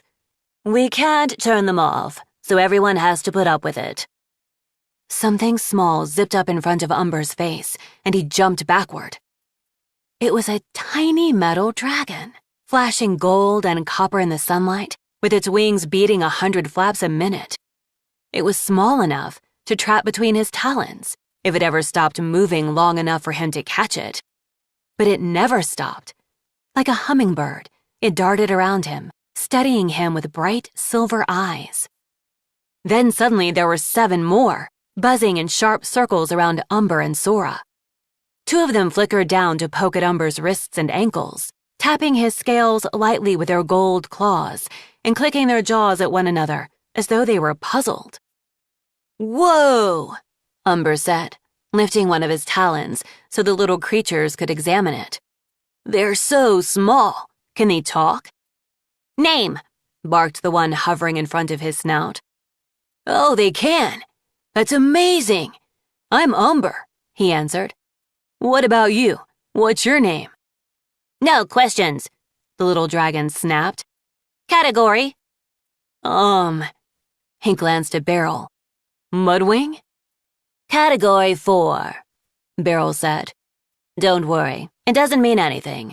They just want a number, nobody knows why, so we make them up." "4, echoed the creature. It darted over to Sora. "Name." "I don't like it," Sora said anxiously. She backed away from the metal dragon, trying to hide behind Umber's wings. "Go away. Leave me alone." "Oh dear, no," Beryl said. "Don't make it mad. They're harmless as long as you don't antagonize them." The one that had spoken pressed closer to Sora, eyes narrowing. "Name and category," it said again, and Umber thought he heard a little extra buzz under the question. "She's Sora," Umber said. I don't know. Category 10? What happens if they do get mad?" "Nothing permanent," Beryl said, which Umber thought was kind of an alarming answer. The 4 around him were now tapping his tail and wings, as though they were taking measurements. Sora swiped at one as it dove toward her, but it evaded her claws easily. "Sora, just let it do whatever it's doing," he said. "It only tickles a little. They're not scary." Sora hissed at the one fluttering around her tail. Do they have names? Umber asked Beryl. Are they alive? Can you talk to them? She shrugged. I don't think so. They don't respond to anyone, and as soon as they're done, they'll disappear back into the castle. They're not that interesting, really. Umber wildly disagreed. He'd never seen anything so weird and shiny and clever. And each tiny dragon was a little different. One had metallic pink scales between the gold, another shimmered dark green and coppery orange, and he saw blue and purple flickering under other wings. If they're not alive, are they magic? Did Waterfall enchant these too? Umber asked. No, Beryl said tightly. These have been here since the first settlers. Sora swatted at another little dragon, and this time, it swerved around and jabbed her talon with its claws. She let out a little gasp and slammed her eyes shut, freezing in place. Are you all right? Umber asked. 3 of the little dragons landed on her and started walking from nose to tail and wingtip to wingtip, clicking their teeth. Sora didn't move or open her eyes. Sora. He reached for her talon, and another tiny dragon swooped down and batted him away. She's fine, Beryl said. Give it a moment. With a whir of metal wings, the little dragons suddenly rose into the air and flew off toward the castle. See? All done. But what are they? Sora blurted, opening her eyes. Why are they here? Nobody knows, Beryl said with an elegant shrug. Or cares. Let's go find the king. She set off toward the castle. Umber noticed that she kept glancing up into the fruit trees as she passed them, as though she might spot the king among the oranges. Did it hurt you? Umber asked Sora quietly. She held out the talon it had touched. A small red dot shone in her palm, like a tiny drop of blood. It's all right, she said. They're gone. Everything's fine now. She pulled away from him and hurried after Beryl. Umber glanced back at Mulberry, but the prince was still swarmed by dragons trying to get his attention. 2 of the miniature metal dragons were there too, circling Mulberry and humming at each other, wings catching the sunlight in little flickers. What are they doing? Umber wondered. What do they want? What does category mean? What did they do to Sora? As he turned to follow Beryl, he saw a flash of light overhead and realized they hadn't all gone back into the castle. 3 of them were still out here, perched in the highest branches of the fruit trees that lined the path. And all 3 of them had their eerie silver eyes pinned on his sister. Chapter 5. Umber's unease faded as they stepped through the open front door of the castle. Sunshine poured through skylights high above them, making the walls glow like the warm brown scales of his MudWing siblings around a campfire. It felt like being gently hugged by a tree. A pattern of rainbow opals dotted the floor, leading in looping paths out each of the 5 doors and up the grand spiraling staircase ahead of them. The staircase looked as if it had grown there, and like it was still growing, toward distant floors and sunlit balconies and silken bridges to other towers. Columns like tree trunks dotted the grand hall, covered with carved dragon scales and dappled with engraved leaves, raindrops, jellyfish, and butterflies. On 4 of the columns, a large scroll hung tucked into the scales, with a dragon's face painted on it. The dragon was pale rose pink, with glittering gold scales along her snout, silvery ice-wing spikes around her head, and ice-blue eyes. The words below her face said, Northern Lights Concert, next 2 full moons night. Umber saw Sora narrow her eyes at the nearest one. It's just an ice-wing hybrid, Sora. Please don't get upset. He felt a panicked impulse to distract her, but the queen spoke before he could think of how. Beryl said, shooting a look at the ceiling. Let's try the throne room. As they followed her up the stairs, Umber thought he saw a flash of phosphorescent green dart along an empty balcony overhead. Curious faces peered out of doorways at them, and they passed a trio of small, multicolored dragonettes playing on a curve of the stairs. Umber noticed that 2 of the dragonettes didn't have wings at all. Dragons with no wings. How did they survive? He wondered if they had winged siblings who took care of them. "Sora," he whispered, "are you all right?" "You don't need to keep asking me that," she said. "You're not my bigwings, Umber." "I know," he said, feeling awkward. He didn't mean to annoy her. "But Reed isn't here. No one is here but me." 5 spirals above the ground level, the staircase opened onto a lobby in front of 2 grand doors. Each had a gold, rectangular plate embedded in it, etched with the form of a dragon. The one on the left looked more or less like Beryl, and the one on the right had the leaf-like wings Umber had seen on Mulberry and some of the dragons outside. A few dragons were waiting drowsily in the lobby area. When they saw Umber and Sora, their faces lit up. "New dragons?" one of them said eagerly. "Does that mean Mulberry is back?" asked another. Beryl waved one of her wings with a gentle nod, and the waiting dragons all went galloping away down the stairs. "Going to find Mulberry instead of even saying hello to us?" Umber thought. "Is that weird?" "Mulberry is very special," Beryl said to Umber, which made him worry a bit about what his face was doing. "Very beloved.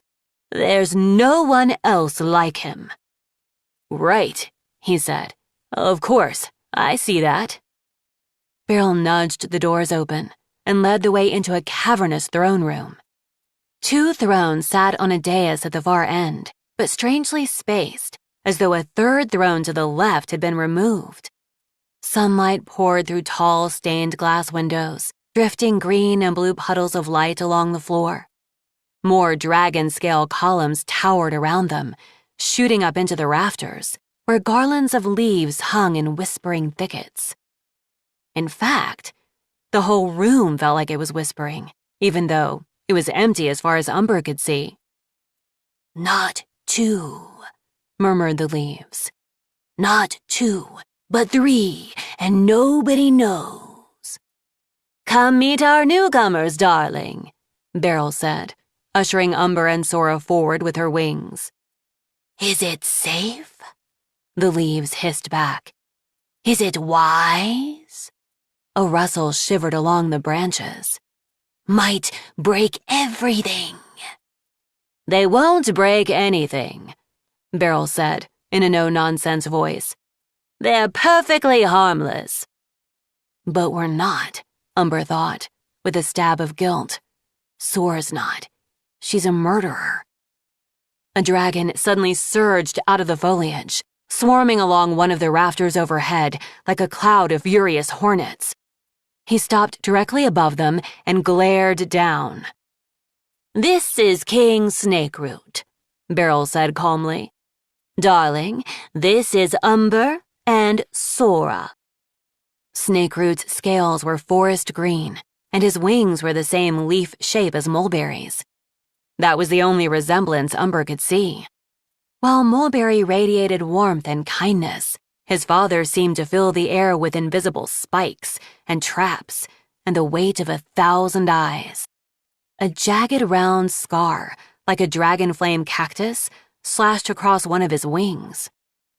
"Dangerous," snarled the king. "Don't mind him," Beryl said, patting Sora's shoulder. "He's quite brilliant, a wonderful king, the best the court has ever had." "Has it had other kings?" Umber asked. "Oh, we don't like to dwell on the past," Beryl said. Snakeroot abruptly thudded to the ground in front of Umber, his tail lashing. "Why does he ask?" the king snapped. "See? Dangerous. You stay away from the hybrid prince." Umber flinched back. "The hybrid prince? Does he mean Mulberry?" "Tch, love," Stop scaring them, Beryl said, inserting herself between Umber and the king and nudging Snakeroot toward the thrones. They're just a pair of innocent MudWing dragonettes. You're being very dramatic, dear. Some wild flame went out in Snakeroot's eyes.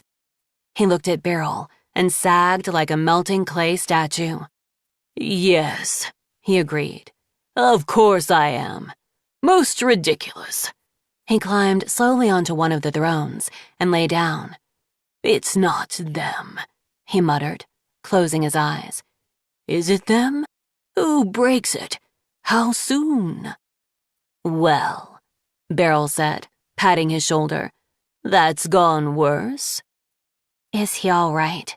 Sora asked, and the gentleness in her voice made her sound like Umber's sister again, the way he remembered her from before the war. Did something bad happen to him? No, Beryl said. No, he's very strong. He lost his mother when he was too young to remember her, and then his father brought him here. We've held the throne for about 2 years now, and everything has been perfect. Right, dear? Snakeroot grunted. Crash! Went something out in the lobby. Bang! Crash! Snakeroot jolted upright, and Sora darted behind Beryl, trembling. Umber didn't know whether to run toward it or away. Was something terrifying happening? Something that would endanger Sora? Then they should clearly run away. But did someone need help? Then shouldn't he go see what was happening? Reed would know. If Umber's bigwings were here, he could follow whatever Reed did and know it was the right choice. Again, he was seized by the feeling that as the littlest brother, he was all wrong for this job.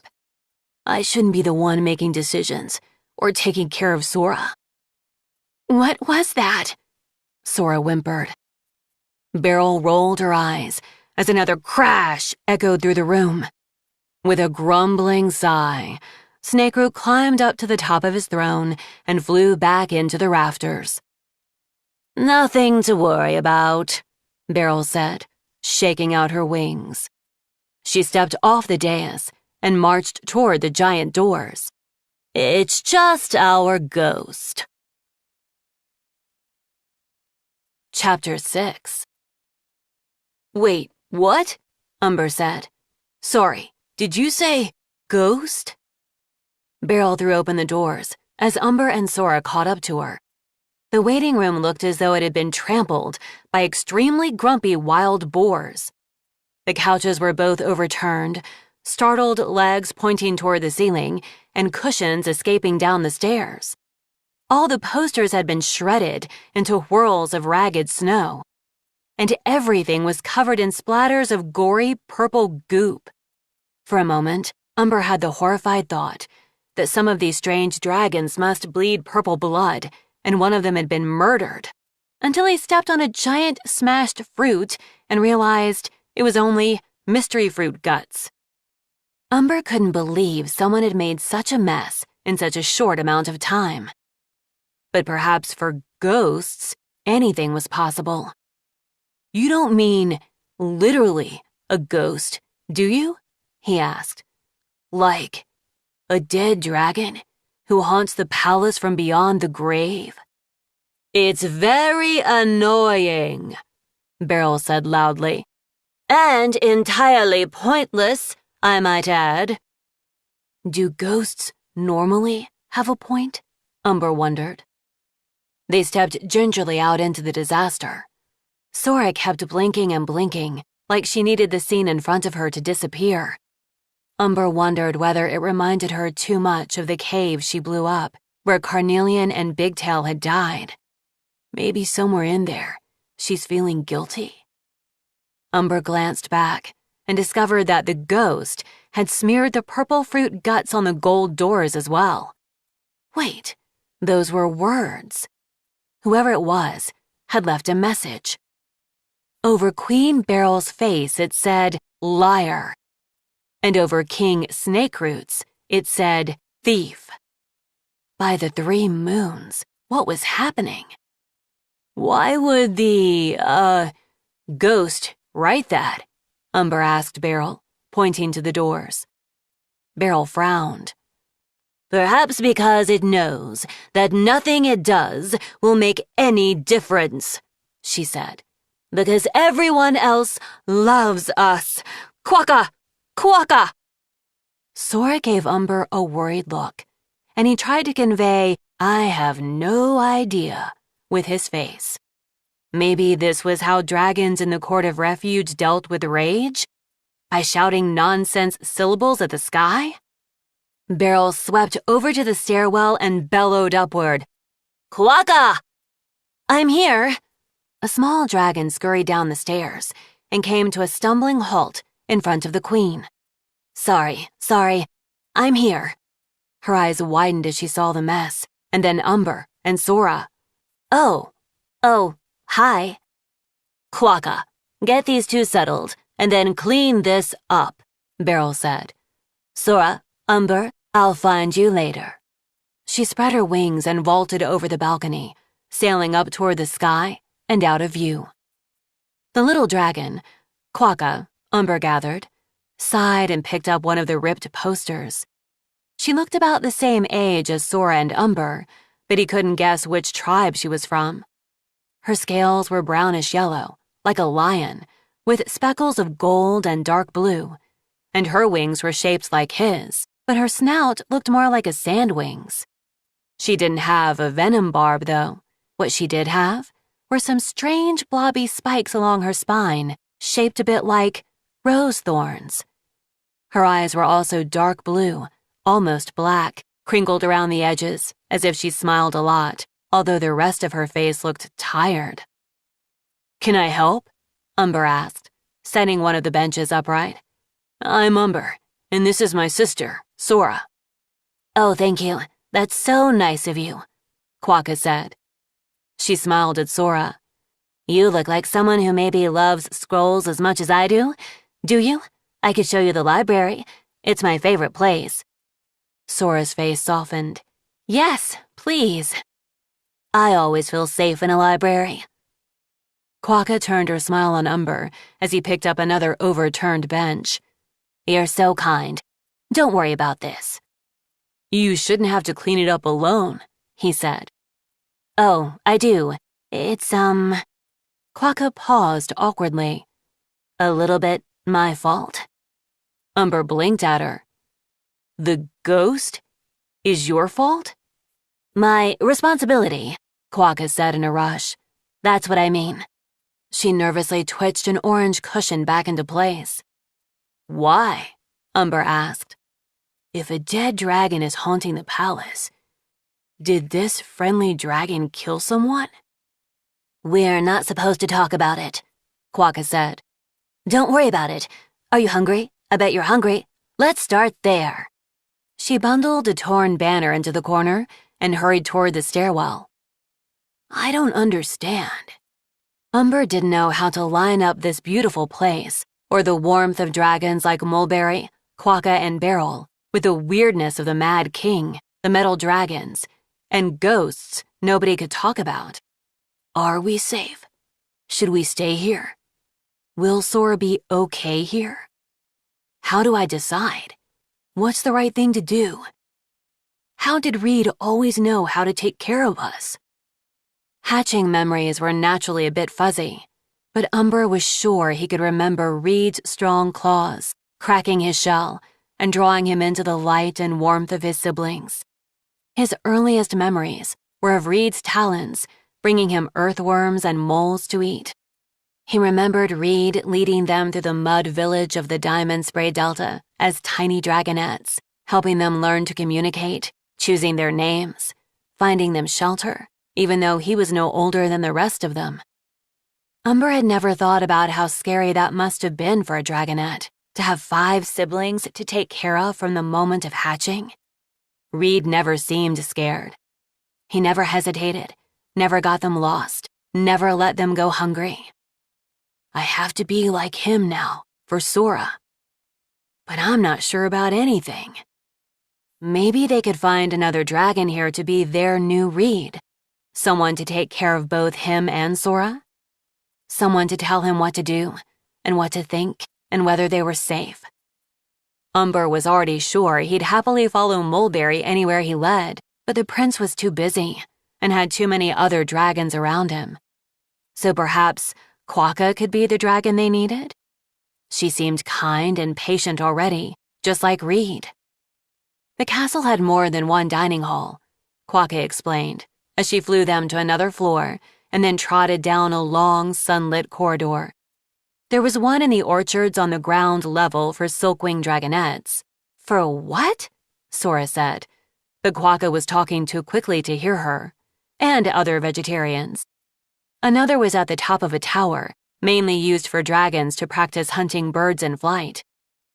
But Quokka's favorite was the Gathering, which turned out to be a room shaped a bit like a bowl, with tables of food in the center, a pool of water at one end, skylights overhead, and deep steps all around the edges. Arches stood open to the air on two sides, letting in warm breezes and flying dragons. The steps were lined with jewel-toned cushions and woven silk rugs, where dragons could sit together while they ate. It felt so strongly MudWing to Umber. It reminded him of all the rooms in the palace that were designed for sibling groups. "This is where everyone brings anything extra," Quokka said, flicking her tail at the tables. "So there's always enough to share." She picked up a bowl of mystery stew, added a few shakes of yellow powder from a pouch around her neck, and offered it to Sora. "Especially from the cooking classes." "How long have you been here?"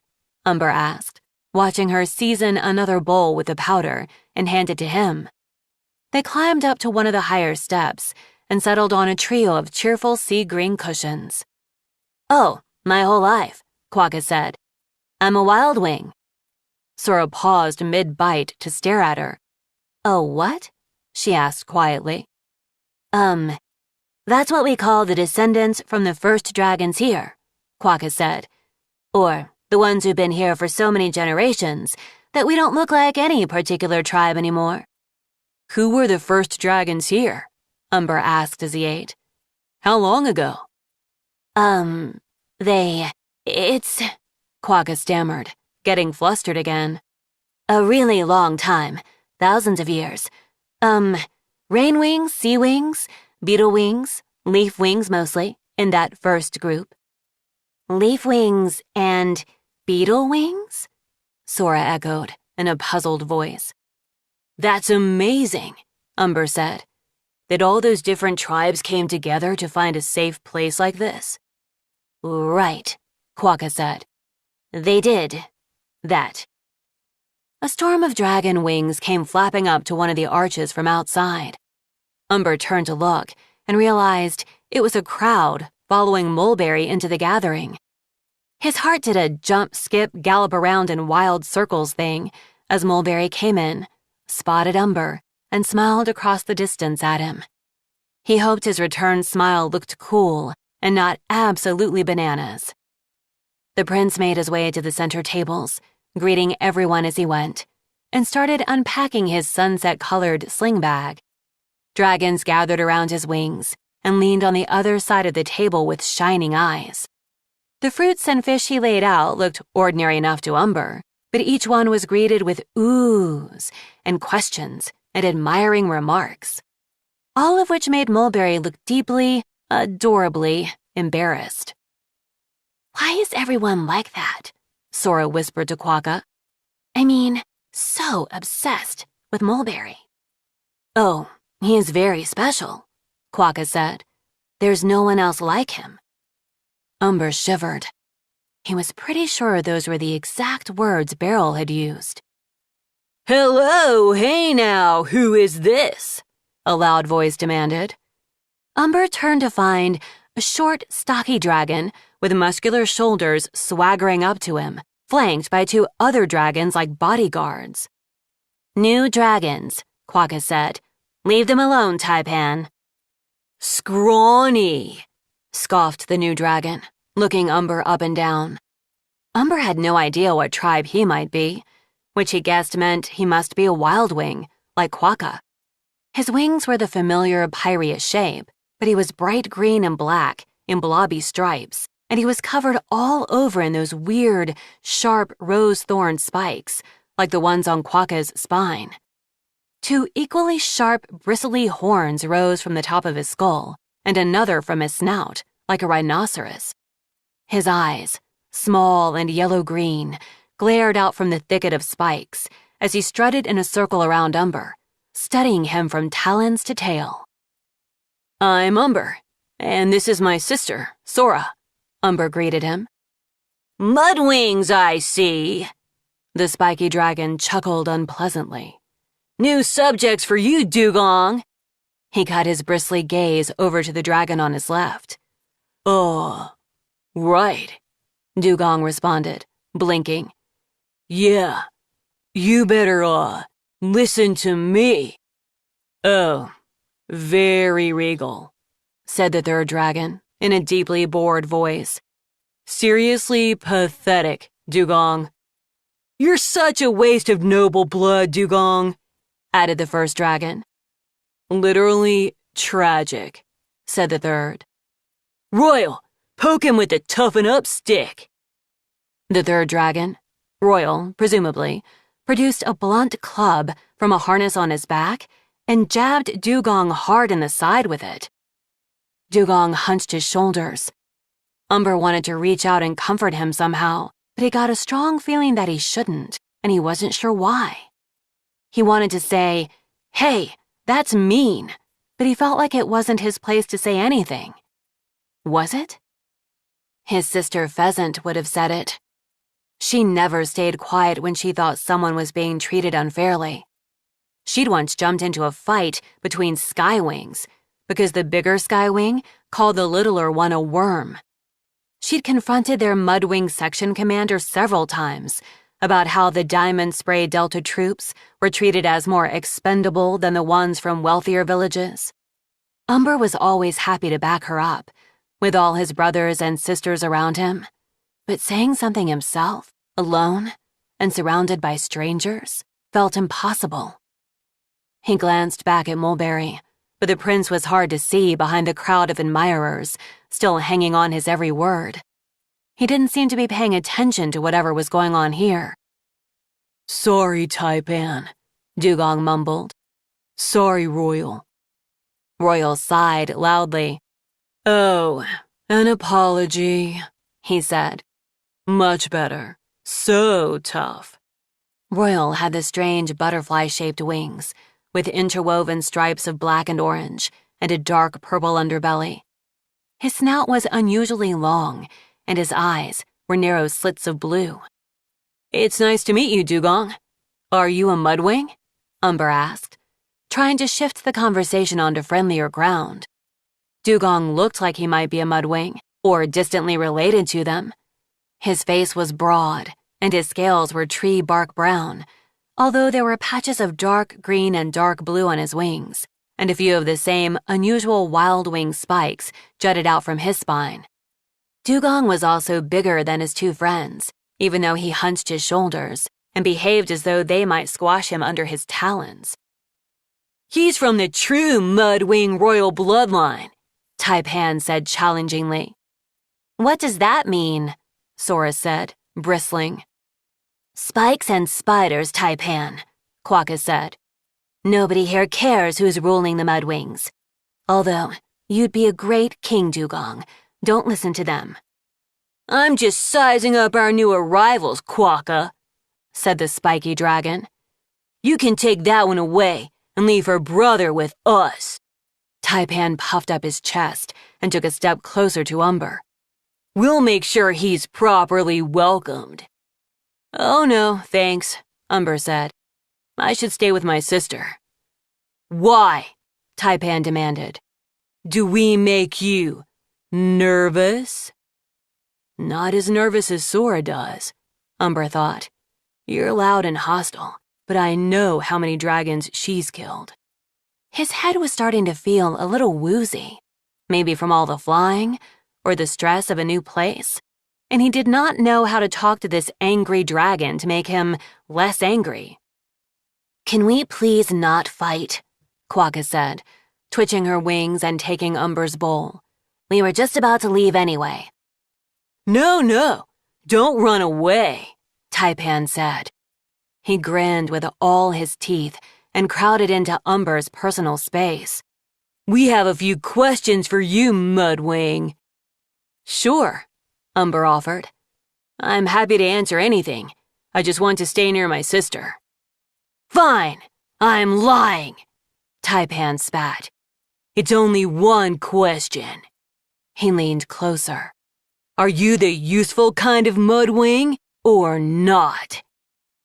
His mouth hinged open terrifyingly, like a cobra or a rainwing, and with a roar, he blasted Umber with fire. Chapter 7.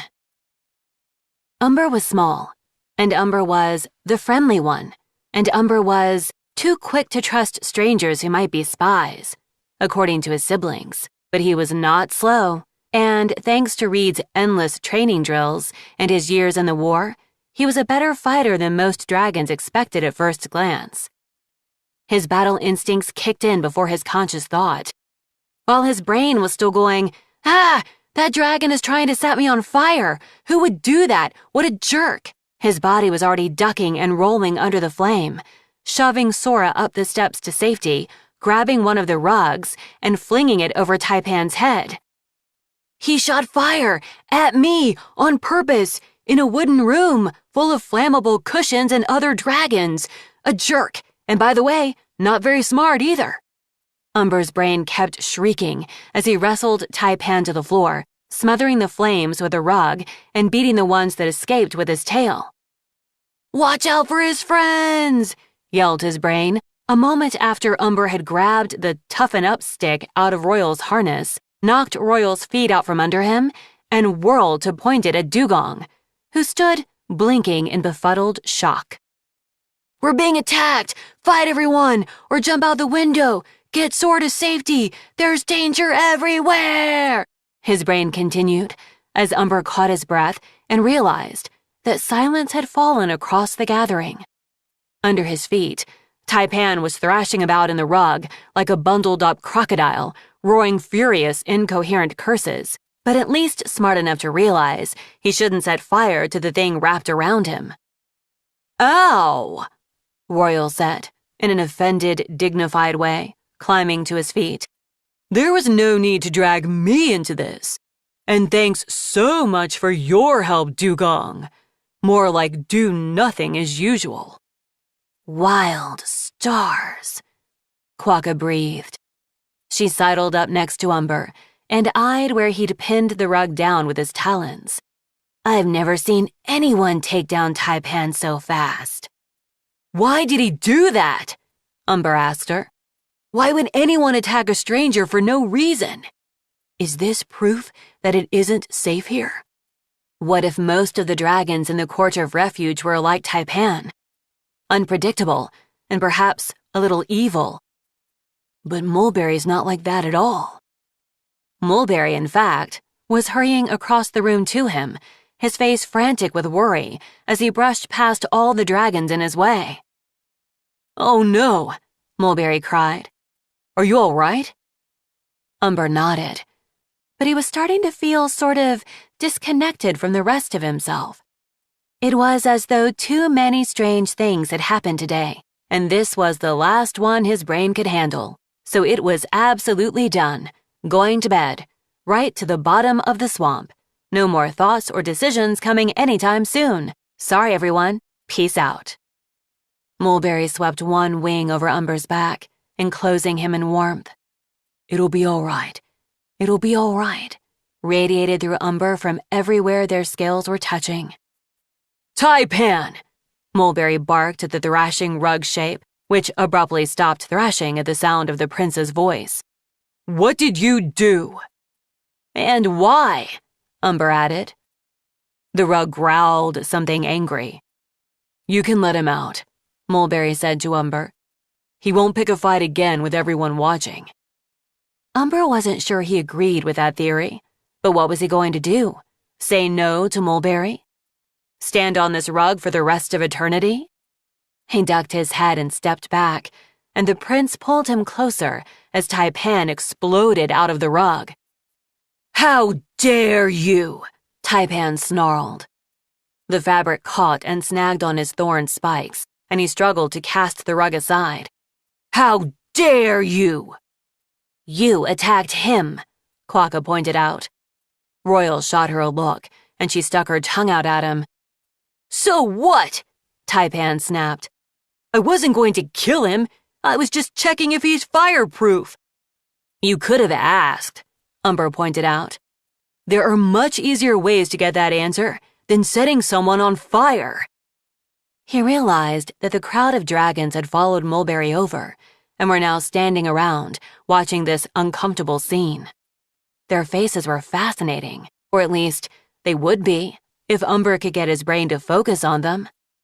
Most of them looked as if they were trying to mirror whatever expression was on Mulberry's face, although some of them were studying Umber with suspicion instead. He looked around for Sora. She was still perched 2 steps up where he had shoved her in the middle of the fight, but she looked fine.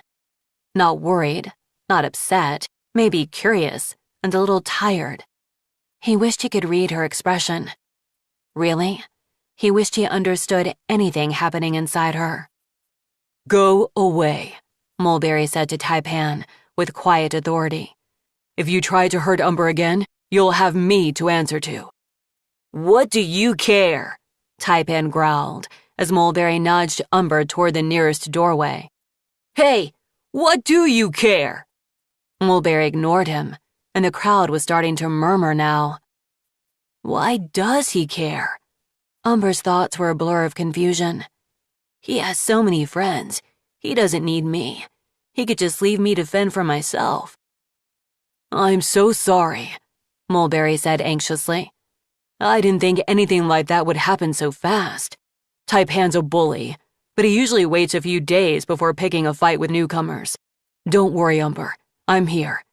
I'm not leaving you, he added, and Umber remembered Mulberry's power. Not that he could do anything about the worried spiral of his thoughts. Sora, he said. I have to. She's right behind us, Mulberry said, glancing back. Quokka's bringing her, but we should keep moving, because if I stop anywhere, I tend to get… cornered feels like the wrong word. Ensnared? Umber offered, as they reached the empty corridor. Engulfed? Adored? Pedestaled? Is it that bad? Mulberry said, looking mortified. I promise they'll calm down in a day or two. They just haven't seen me in a while. Are they like that with everyone who comes back after leaving the court? Umber asked shrewdly. I bet not. Mulberry's face fell. Far more than Umber expected. I'm sorry, I'm only joking, Umber said, nudging his side. I totally understand why they think you're so awesome. It's not really me, Mulberry said. I mean, it's not about who I am. It's just what I do and, I guess, kind of who they think I am. How are those two different? Umber asked. Who you are and who they think you are. I don't know. They think I'm sort of doing magic, and that maybe I could teach it to them. Except honestly, I'm not doing anything on purpose, and I can't pass it along. So I keep thinking eventually they'll realize that, and then decide it's unfair, and be so mad at me. I can't imagine anyone being mad at you, Umber said. I bet they would love you even if you weren't magic. Mulberry looked down at his talons and didn't answer. They had traveled down a long spiral to an entirely new corridor, which had no windows and was maybe underground. Umber glanced around at the doors evenly lining the new hallway. Many of them were decorated with swirls of paint and dragon names. Behind him, he could hear Quokka's and Sora's voices chatting. Well, mostly Quokka's. Where are we going? He asked.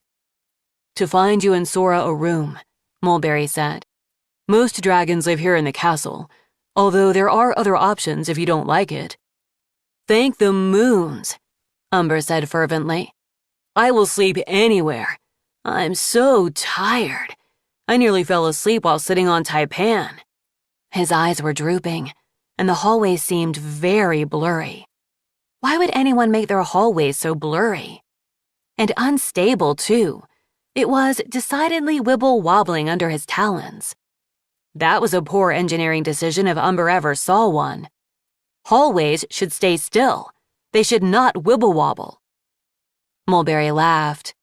Here, there should be open rooms along here. He steered Umber around a bend, and they found a row of undecorated doors. Mulberry knocked on one and, when there was no answer, opened it cautiously. The room was very bare, containing nothing but 2 sleep rugs, and like the corridor, it had no windows. The walls and floor and ceiling were all the same smooth, pale wood. It would feel a bit like sleeping in a box, Umber thought. He had a sharp, sudden stab of memory, walking into his cave at Jade Mountain Academy for the first time and meeting Turtle, his clawmate. That cave had clearly been decorated with them in mind, with scrolls for Turtle and little cartoon drawings of Umber's siblings that must have been left for him by Clay, and welcome notes for both of them. He'd been so happy and so excited. The war was over, everyone was at peace, and he could finally go to school and make friends like a regular dragonette. Oh no, it made you so sad. Mulberry took one of Umber's talons in his. I'm sorry, we can find you a completely different room, different sleep rugs. We can build you a different castle. Umber laughed through the pinpricks of tears in his eyes. It's not the room, he said. This is great, I mean it. I'm happy to sleep anywhere. He glanced along the hall, but Sora and Quokka were still a ways back. Lowering his voice, he added, I just miss where we came from, that's all. But you had to leave for a reason, right? Mulberry asked. You had to. Yes, because of Sora, Umber said. But if she's all right here, maybe one day I could go back to see my other siblings again. I want them to know we're safe. If we are safe. Maybe I could bring them here one day. They could meet Mulberry and see the court, and we could all be together again. Oh, I didn't realize you'd want to do that, Mulberry said. Not immediately, Umber said. Maybe not at all. I'm so grateful, I really am. Thank you for bringing us here. If you hadn't, we'd have been eaten by krakens, or very grumpy monkeys by now. Mandrills, Mulberry said distractedly. I don't think they actually eat dragons. Where do you sleep? Umber asked, hoping to chase the wistful look off Mulberry's face. None of the doors they'd passed had cheerfully declared Mulberry on them. Near my parents, Mulberry said with a sigh. In one of the towers, surrounded by guards and locks. They can be a little overprotective. Umber wanted to ask about the king, or maybe the ghost, or the metal dragons, but that was when Sora caught up. She bundled straight past him into the room and threw herself down on one of the rugs. Hey, that's the one I wanted, Umber protested. No, it isn't. You only wanted it because I chose it first, Sora said, and then they both started laughing because this was the same fight they'd had at every camp for years. Reed would get so cross with them because, don't we have enough dragons to fight without fighting each other? And, who literally cares, sleep anywhere? I'll come find you for breakfast? Quokka asked from the doorway. Thanks, Quokka, Sora said, burrowing sleepily into the rug. Thank you both, Umber said. Mulberry lifted one talon as though he meant to. Umber wasn't sure. Hug Umber goodnight? But instead, the prince gave a sort of awkward wave and backed away. Sleep well, he said, and hurried off down the hall before Umber even had the door closed. Sora was already snoring lightly. Umber dragged the second rug across the room and arranged it next to hers, then curled up so their wings were touching. Maybe I'll see Clay tonight, he thought. Clay and his friends had a magic object at the academy that they could use to appear in dragons' dreams. Umber knew he'd used it to talk to Queen Moorhen once during the war. Surely he would try to reach Umber with it sooner or later. They hadn't slept properly in days, so the dream visitor probably wouldn't have been able to work on him yet. But maybe tonight Umber would be able to tell Clay where they were and that they were safe. That thought made him feel a little better as he drifted into sleep, worrying over the strangeness of the day. I hope Sora will be all right. I hope this place is safe for us. I hope we made the right choice coming here. Chapter 8. The next morning, Quokka woke them by charging into their room and immediately tripping over Umber. "Eep!" she said, flailing upright again. "You moved your sleep rug. That's okay. Of course you can do that. Sorry for landing on your head. Wait, I'm here for a reason. The king and queen want to see you," she said to Umber. "Both of you, but mostly you. Right away." "Why?" Umber asked. "Am I in trouble?" "Oh, I don't think so," Quokka said, her wings drooping a little. "I mean, why would you be in trouble, right? You're great. Everything's great. And if it's not, don't worry. I'm here for you no matter what." Umber shook himself as he stood up. He still felt a little blurry, like he hadn't quite come all the way out of the deep sleep he'd been in. He couldn't remember any dreams, especially any with Clay in them. Maybe he'd been too tired. He sighed. Maybe he'd see Clay tonight, or the night after instead. "What's this?" Sora asked, picking up a piece of paper that must have been shoved under their door overnight. She squinted at the spiky, manic handwriting as she read it out loud. "Beryl and Snakeroot are imposters and traitors. They stole the thrones from the rightful—" "Hey!" she protested, as Quokka whisked the paper out of her hands. "Ignore that," Quokka said. "Ignore it. Nothing to see. Forget you saw that. Never mention it again." "Did they steal the throne from someone?" Umber asked. "That's, one interpretation," Quokka said, shredding the paper nervously between her claws. "And we really shouldn't talk about it." "Who'd they steal it from?" Sora asked. "The ghost?" Umber jumped in. "Is that why it's haunting them?" No, she was never— That's silly," Quokka said, cutting herself off. "All right, off we go." She barreled away down the hall fast enough to escape any more questions. She, Umber thought. That was new information. Umber wondered about ghosts all the way to the throne room. He'd heard plenty of ghost stories around MudWing campfires, but he'd never really believed any of them. Like most MudWings, he believed that after death, you were reborn in a new life along with all of your siblings, so you'd always be together. He knew he'd see Crane again one day, although they wouldn't remember any of this life. But if this castle had a real ghost, did that change his idea of the afterlife? Was she a dragon who couldn't move on to be reborn? Was there something she had to do first? And why did she hate Queen Beryl and King Snakeroot so much? What had happened when they took the thrones? He wondered if the ghost was ever visible to other dragons, or if she could move things without appearing. It was weird to think she might be there, in the corridor with them, invisibly watching. He glanced behind him and saw two of the little metal dragons, one silver, one copper, zip from the sill above his door to a rafter overhead.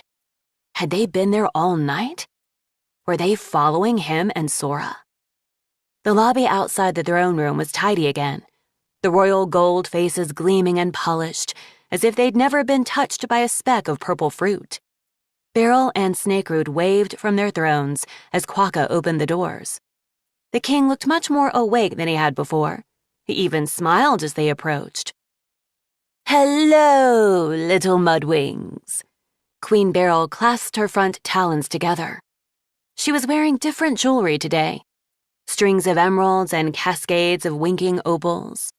"Umber, dear, you neglected to mention yesterday what a skilled warrior you are. Quokka, go fetch these two some breakfast." "Oh, she doesn't have to," Umber started, but Quokka had already whisked away. Thank you, Your Majesty. I promise I'm nothing special. Well, it's just what we need, Snakeroot said.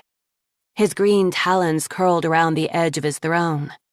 We have an elite guard called the King's Teeth, and, between you and me, they're a bit of a mess. Disorganized, lazy. They fight like they've never seen a battle and don't know which end of a sword to poke someone with. We want you to train them, Beryl said, with a glittering smile. We need them to be strong warriors who can protect us, fight off our enemies, stand around the throne looking imposing, all of that. Umber's heart sank. He'd hoped he was done with fighting, ideally forever. A guard? He echoed. Do you really need one? All the way out here? There's danger everywhere, the king said, staring into his eyes. Especially for those on the thrones. But who would attack you? Umber asked. He hoped he didn't have to train soldiers to fight off ghosts. He had no idea where one would even start. Beryl rose from her throne and beckoned him to the nearest open window.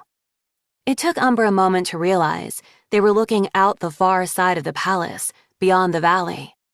Instead of orchards and mountains, this window overlooked a vast, dry-looking plain, tufted with yellow grasses and thorny little trees. Large reddish rock formations dotted the landscape, but otherwise, it was flat and sun-baked. There's something out there, Beryl murmured. She narrowed her eyes at the horizon, tracking a solitary hawk across the sky. Plotting against us, lying in wait, biding their time. One of her claws pinned a ladybug on the windowsill. One day they will strike, and we must be ready. Umber shifted his wings uncomfortably. Will you help us be ready, Umber? Asked the queen, turning her searing gold eyes on him. I can try, he said, but what is it? Is it real? Was what he really wanted to ask, but he didn't dare.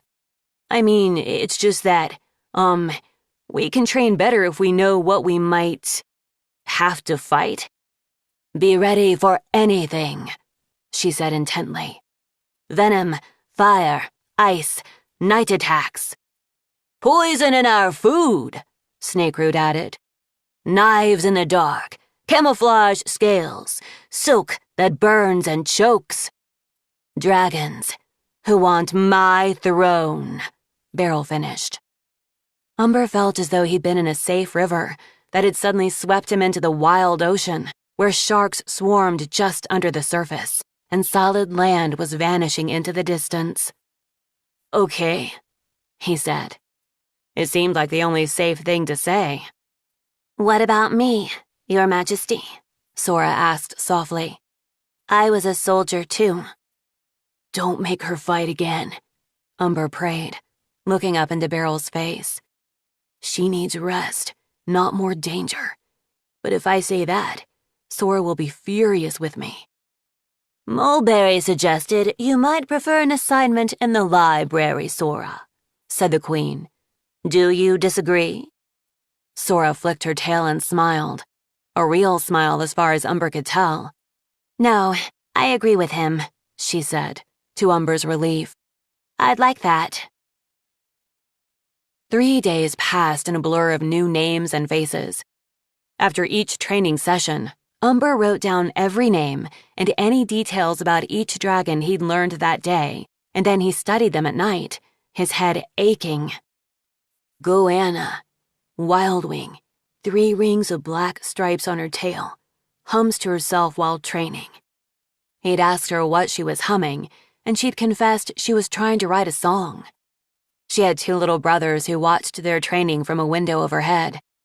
Umber made himself a note to ask their names. Raspberry, Hivewing, Leafwing, Rainwing hybrid, color-changing scales, except for permanently dark pink wings, 3 pet snails. When he wasn't training, Raspberry worked in the vegetable gardens and took home scraps of carrots and cabbage for his pets, who were the most enormous snails Umber had ever seen. Tarakihi, Wildwing, webbed talons, maybe the clumsiest dragon I've ever met, probably should not be given weaponry.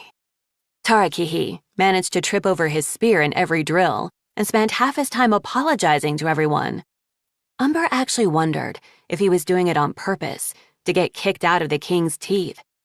He suspected Tarakihi would be happiest if he could somehow turn birdwatching into a job, since that was what he seemed to be doing every time he fell over. Umber hoped memorizing all their names would help, but he couldn't convince himself that he should be in charge of all these dragons. He tried to lead training exercises just like Reed's, but he wasn't used to ordering other dragons around, or shouting to be heard, or telling anyone they were doing something wrong. He kept catching himself in the middle of an exercise just standing still, with all the king's teeth staring at him, because he was waiting for someone else to announce the next drill. This was all wrong for him. He'd never wanted to lead a squadron of soldiers. More important, he didn't want to teach anyone to fight. He wanted this place to be safe and peaceful, a refuge from war. He couldn't understand what Beryl was afraid of. Nobody else would tell him either. All anyone would say was, "We don't talk about that." It made him wonder what anyone did talk about here, when everything interesting seemed to be off the table. Questions clearly made other dragons in the court nervous, but even in normal conversations, most of them seemed perpetually stressed. Everyone was jumpy when the king or queen was nearby. Most dragons acted tense and worried around the king's teeth as well. He wished he could ask Mulberry any of his million questions, but every time he saw the prince, there were dragons around him. Sometimes only a couple, sometimes a crowd, but always absorbing all of Mulberry's attention. Umber tried not to think about Mulberry too much. How could he possibly compete with all the dragons who adored him? Probably Mulberry wasn't thinking about him either. Although sometimes their eyes would catch across the courtyard, as though Mulberry was looking for him too. On the plus side, Sora seemed happy. She loved being in the library all day, and at night, she would tell him about the new scrolls she'd found. Quokka went with her everywhere and did all the talking when Sora was too shy. There were Icewings here, but most of them were hybrids who couldn't possibly have been in the war. Sora didn't mention any of them. Umber watched her for a reaction whenever they saw one, but there was nothing visible. She acted totally normal. But then again, he hadn't noticed anything strange about her at school either, before she'd tried to murder Icicle. Possibly, he was terrible at this. Marsh had always been closest with Sora. They were both quiet and nervous, and found the other comforting. Umber clearly wasn't comforting. When he tried to be, mostly Sora just looked annoyed. He wondered if she wished Marsh were here instead of him. He also wondered if Clay had already forgotten about him. Even after 3 nights of normal sleep, there was no sign of him or anyone else using the dream visitor to look for Umber. Umber tried not to admit to himself how much that hurt his feelings. In the late afternoon of his 4th day at the Court of Refuge, Umber found a trio of pools on a balcony. 2 of them were busy with sea-wing hybrids, so he slipped into the 3rd empty one and sighed as the cool water washed the grit from between his scales. It was so much hotter and drier here than in the Diamond Spray Delta. There were no soothing mud puddles to roll in, no mists or rain so far. He missed the willows and cypresses with their long trailing branches, the warbling chorus of frogs all night, the smell of rain on the way. He even missed the coils of snakes in the trees. All right, maybe not the snakes. If he was honest, what he really missed was his siblings. And he missed his new friends at Jade Mountain Academy, Turtle, Keebly, Winter, Kinkajou, and Moon. The winglet of dragonettes who should have been his new team, his new best friends forever. He looked up at the bright, hot, blazingly blue sky, blinking back tears, and saw a flash of red dart past, heading toward the plain beyond the castle. Mulberry? Mulberry alone and leaving the crowded court. Umber clambered out of the pool, shook his wings vigorously, and took off after him. This was his chance. He'd catch up to Mulberry and ask all his questions. The prince's scales shone in the sunlight as he flew, reflecting flashes like hummingbirds of rubies and gold and emeralds. He was faster than Umber, but he kept pausing to do little flips in the air or diving loops through the clouds. Umber wasn't sure why for a while. Was Mulberry looking for something? Except it didn't look purposeful. It looked happy, as though Mulberry had been set free and couldn't help dancing about it. Maybe after all those dragons looking at him all the time, he's just thrilled to be alone. Umber's wing beats faltered. Perhaps he shouldn't be following him. What if Mulberry wasn't happy to see him? Perhaps he would rather be left alone. But Umber wasn't one of the dragons who'd been following Mulberry around. He'd barely seen him in days. Maybe instead, Mulberry would be extra happy to see him, out here, where they could be alone together. They could fly and loop and spin through the clouds side by side. Umber could show him the games his siblings would play in the sky. He was pretty sure Mulberry would like those. And if he seemed bothered, Umber would leave. He put on a burst of speed, trying to catch up. They were approaching the edge of the northwest mountains now, where the flat, brown gold grassland below started to slope into furrowed ridges of frowning foothills. Umber hoped they were going to the forest on the other side of the mountains. Surely it would be cooler there. Maybe there would even be mud. Up ahead, a dark line slashed across the grass, running parallel to the mountains in both directions. As he got closer, Umber could see that it was a line of charred trees and burnt grass, as though a dragon had drawn a border in fire all around the valley. Mulberry flew over it without even stopping to look, so it must have been there long enough that it didn't surprise him. Mysterious, Umber thought, and then he realized he might be close enough now for Mulberry to hear him. "Mulberry!" he called. "Mulberry, wait!" He saw the prince tilt his head, as though wondering where the sound was coming from. "Mulberry!" Umber called again. "It's me, behind you!" He caught a wind current to soar over the dark line, but as he reached it, something slammed him forcefully backward. Umber let out a yelp of pain, clutching his snout and flailing his wings to stay aloft. What hit me? The sky around him was empty. There wasn't so much as a bird nearby. Umber cautiously winged forward again, and slam! Was thrown back once more, this time with needles of lightning pain shooting through his wings. "Umber, stop!" A blur of autumn red hurtled toward him, talons outstretched. Through the pain and the spinning sky, Umber tried to reach back. New sparks of agony sizzled down his claws, his arms, his shoulders. He felt himself falling, surrounded by the sound of distant, insistent buzzing, his wings too numb to move. Warm scales, flashes of green and gold and red, tails tangling, giant leaves trying to slow his fall. The buzz circling his head, words echoing loud and painful, like metal bars struck together. "No one leaves the dungeon aisle, prisoner." And Mulberry's voice saying, I'm sorry, Umber, I'm sorry," over and over as Umber dropped into darkness. Part 2. The Dungeon Aisle. Chapter 9. Umber woke up slowly, like flying through smothering gray clouds toward a pale, clear sky somewhere far overhead. His head was resting on something soft, and he could hear the distant hum of drowsy bumblebees. "I thought you left this morning," said a quiet, unfamiliar voice nearby. "I should have, but I didn't want to leave without seeing him." That one he knew. That was Mulberry. Umber tried to open his eyes, but his eyelids felt like enormous manatees were lying on top of them. He's all right. It just takes a while to heal from trying to cross the barrier 3 times. That's my fault, Mulberry said sadly. I should have warned him. I should have told him before I ever brought him here. You're not allowed to, said the other voice. Those are the Court of Refuge rules. Your parents' rules. I know, but it's not fair. He wouldn't have come if he'd known.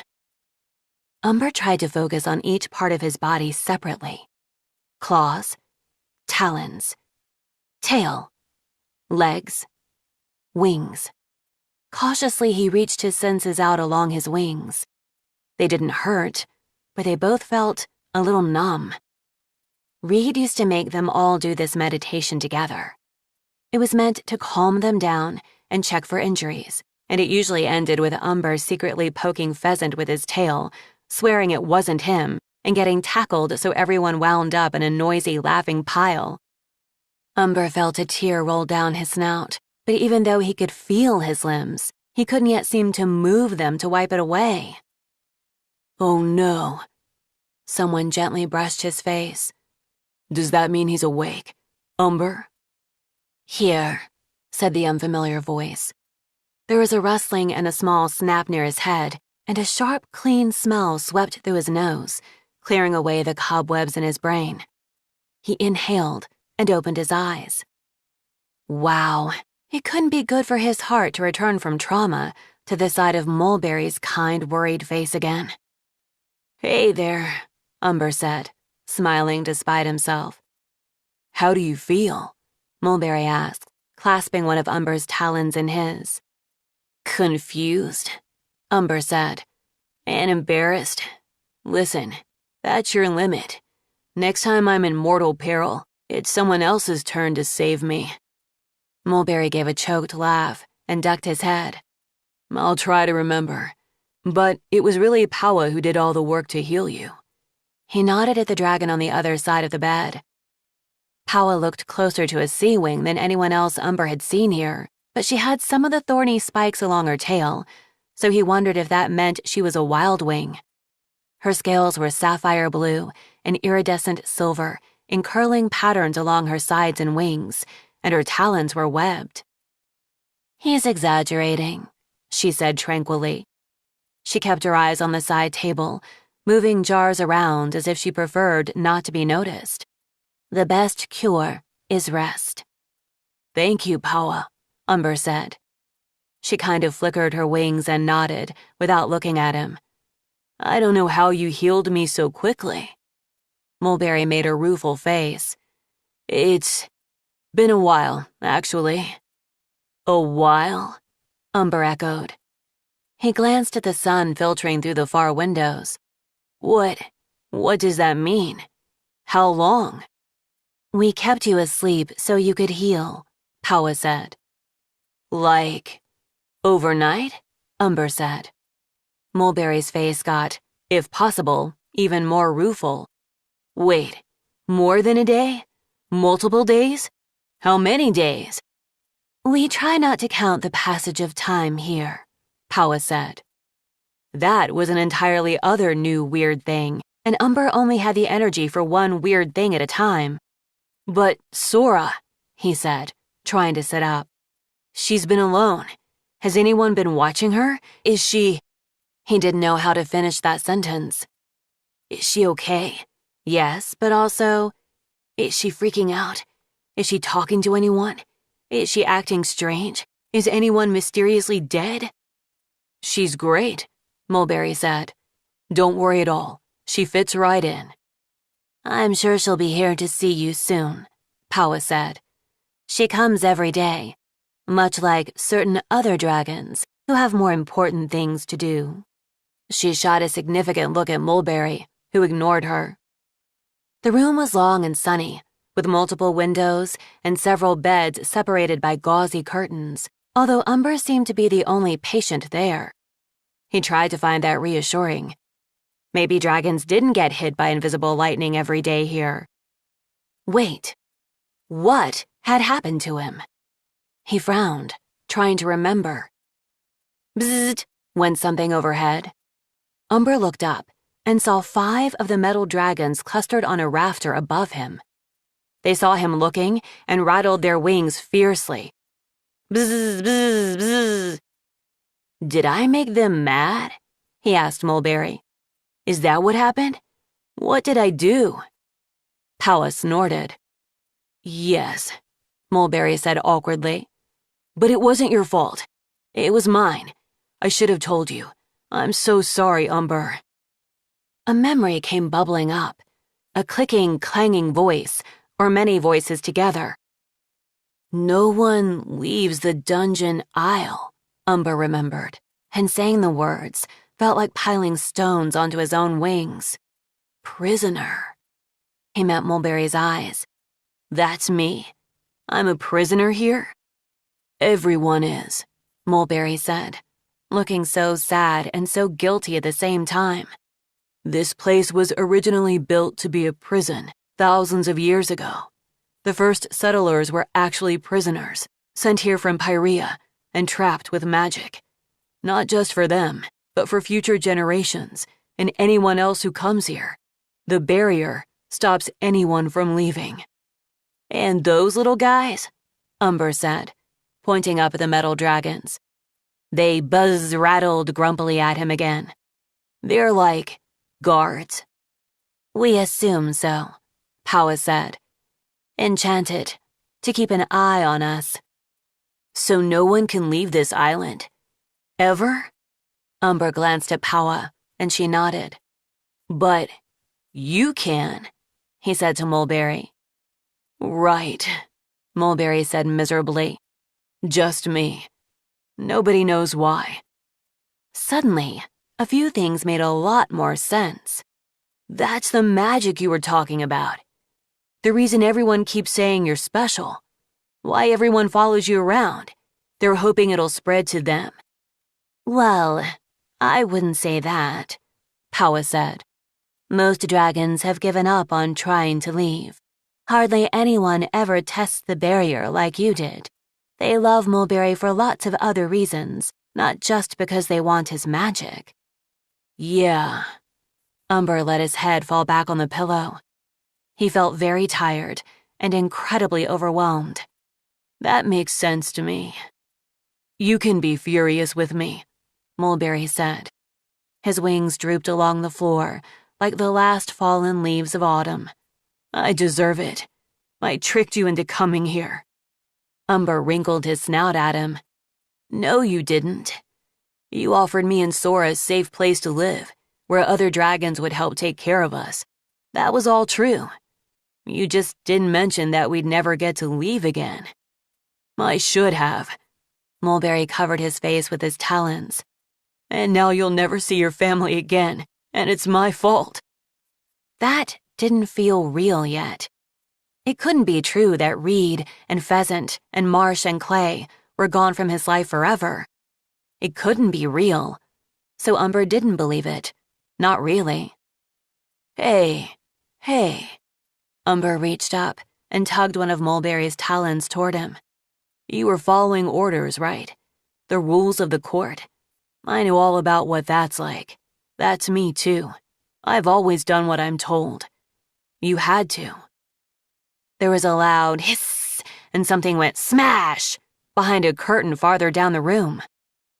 Oh, for crying out loud, Powa said, jumping to her feet and hurrying off toward the sound. That better not have been a jar of medicine. Umber blinked at Mulberry. Ghost? He asked. Ghost, Mulberry confirmed. Did I say something to offend the ghost? Umber asked. The ghost, Mulberry said wryly, exists in a sort of perpetual state of offendedness. A roll of bandages came sailing over from a different curtained area and bonked Mulberry on the head. Through the silky curtains, Umber thought he saw a flash of phosphorescent green. Sorry, Mulberry said, picking up the bandages. What I meant to say is that the ghost would like us to think a little harder about following orders and how to say no to ones that we think are wrong. She leaves me notes to this effect almost every night. And I do read them, I promise, he called, covering his head. There were no further missiles or crashing sounds. Mulberry lowered his talons. She's not wrong, he added. It's really hard to argue with my parents, but I could try harder. Not if it gets you in trouble, Paua said, coming back to Umber's bedside. You have to stay safe. Mulberry shrugged. Who's safer than me? Paua? Umber said cautiously. Either I'm hallucinating, or there is an octopus on your head. Oh, Paua laughed, reaching up to lift the little octopus into her talons. It was a smooth, pale color, like driftwood, and it blinked enormous, sweet eyes at Umber as she set it on the bed. He's real. This is Blob. Blob meandered over Umber's scales and wrapped 2 tentacles gently around his neck, snuggling into him. Oh my gosh, Umber breathed. I love him. My great, some number of greats grandfather Fathom made him for my great whatever great-grandmother, Paua said. And then he got passed down in the family, and Waterfall brought Blob with her when she came here. Waterfall? The animus dragon who made the castle? Umber asked. You're related to her? The smile dropped off Paua's face, like a soldier falling from a battle in the sky. Yes, she said. But before you ask, no, I have no animus powers myself. I don't know much about animus dragons, Umber said apologetically. I'm just wondering, if Waterfall was here and knew about the prison, couldn't she cast a spell to unprison the island? I mean, why couldn't her magic break the first magic and set everyone free? She tried, Mulberry said. According to our records, she tried everything. The original animus dragon who enchanted the prison must have made it invulnerable to any other animus magic. Oh, Umber thought. Maybe other animus spells can't reach in here from outside. Maybe that's why no one has found me with a dream visitor. And yet, everyone keeps hoping a new animus dragon will hatch who can change everything, Paua said with a sigh. Mulberry reached over Umber to touch one of her talons. You're amazing, the way you are, he said. You help dragons all the time, all day long. Not as much as I could if I had animus magic, Paua flicked her tail at the window. Waterfall changed everything here. She built this castle, enchanted water sources that will never run dry, planted orchards where before nothing would grow. She couldn't set everyone free, but she made this place beautiful and safe. Imagine what I could do with magic like that. She fell silent, fiddling with her claws. Umber was trying to think of what to say when a wadded-up ball of paper came flying over the partitions and bounced into his lap. Paua rolled her eyes, picked it up, unwrinkled it, and scanned the note scribbled on it. Yes, I know, she called. Thanks so much for the input. You all have a very weird relationship with this ghost, Umber said to Mulberry. Tell me about it, Mulberry said, and his voice was so mildly exasperated that it made Umber laugh. Mulberry smiled down at him, but his eyes were still worried. Aren't you mad at me? I can't imagine being mad at you, Umber said truthfully. I do have some other questions, though. Anything, Mulberry said. Okay. For one, what is your mother so scared of that she's having me train the king's teeth? Oh, Mulberry said, wincing. We're not allowed to talk about that. Umber raised an eyebrow at him. I know, I'm sorry. Mulberry clutched his head. Mulberry, Paua said suddenly, whipping toward the door. Someone's coming. It could be one of your parents. She flapped her wings, which made Blob startle in alarm and clamber up Umber's snout to the top of his head. I have to go, Mulberry said, in a hurried whisper, taking a step away from Umber. I promise, I'll be back as soon as I can. Wait, Why? Umber asked. Where? Don't worry, Mulberry said. He started to reach for Umber again and visibly stopped himself. I'll try to tell you more next time. He glanced toward the exit, bounded across the room, and pressed something on the far wall. A hidden door slid open. Mulberry slipped through and was gone. Powa took a nervous breath as the talon steps echoing from the hallway reached the infirmary and stepped inside. A light jingle of jewelry chains accompanied the heavy tread down the length of the room until finally King Snakeroot stood at the foot of the bed, peering down his long green nose at Umber. Powa sank into a low bow. Hi, Umber said. Your Majesty? Should he get out of bed to greet him?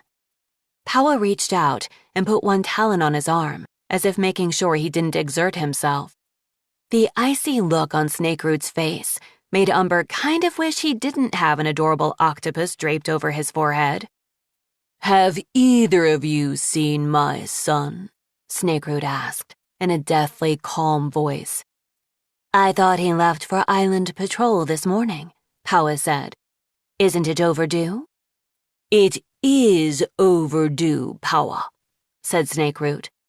Mulberry hasn't patrolled the Outer Isles since this young MudWing arrived, and as we all know, that makes everyone very anxious. I'm sure he's on his way now, Powa said. He's so responsible and brave, always thinking of the community, like his parents. Yes, Snakeroot said, twitching his long green tail. If only everyone took after their most accomplished ancestors. Powa's claws tightened on the bedsheet beside Umber, and she bowed her head a little deeper. It's true, Mulberry always has been very responsible, Snakeroot said. And yet, I hear rumors that he has been here, sitting beside this bed and this unconscious dragon every day for hours. Every day, Umber thought. To see me? He really does not have time for that, said the king. He is very special and has much to do. No one is allowed to monopolize his attention, no matter who they are. Of course, Powa agreed. I will tell him so if I see him. Snakeroot turned his dark green eyes on Umber. You will too. Stop distracting the prince. I didn't mean to, Umber said. This felt a little unfair. He had been unconscious after all. Snakeroot said, glaring around at the rest of the room. Well, if he hasn't been here today, perhaps he did leave this morning, as he was instructed. His eyes snapped back to Umber. Will you be fit for training my guards again tomorrow? I wouldn't recommend it yet, Your Majesty, Powa answered. The king sighed. Very well. Send him along as soon as you think he is ready. Heel quicker, MudWing. He shook out his wings, folded them back, and stalked out of the infirmary. Powa exhaled and climbed to her feet again. That was too close. You must be hungry, she said, handing Umber a plate of ruby orange fruit from the side table. You've had nothing but broth this whole time. How long was that? He wondered. How much time had he lost? Had he been asleep for weeks? How could he find out? Maybe Sora had been keeping track. I'll go see what else the kitchen has, Powa said. She patted his talon and glided out of the infirmary. He realized she had dropped the note from the ghost on the floor by the bed. Carefully holding Blob in place, he leaned over and scooped it up. It said, in the ghost's spiky handwriting, Yeah, imagine. You could help overthrow the traitors who stole the throne. Oh, wait. You could do that without magic. Huh. Umber stared down at the plate of fruit, suddenly too exhausted to eat.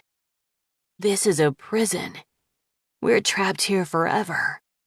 With angry ghosts and dangerous royalty and secrets no one can talk about.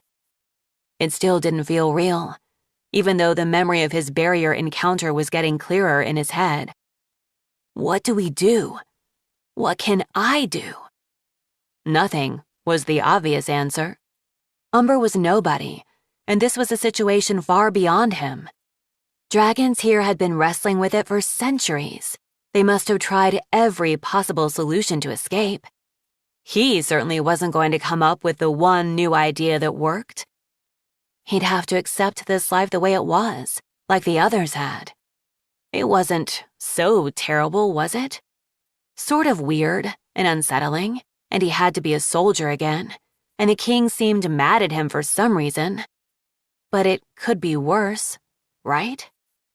We're stuck here. I'm going to be responsible for Sora all by myself for the rest of our lives. I'm never going to see my siblings again. Umber buried his face in his talons. A moment passed. There was a soft whump nearby. I would need that if I were you, said a voice he'd never heard before.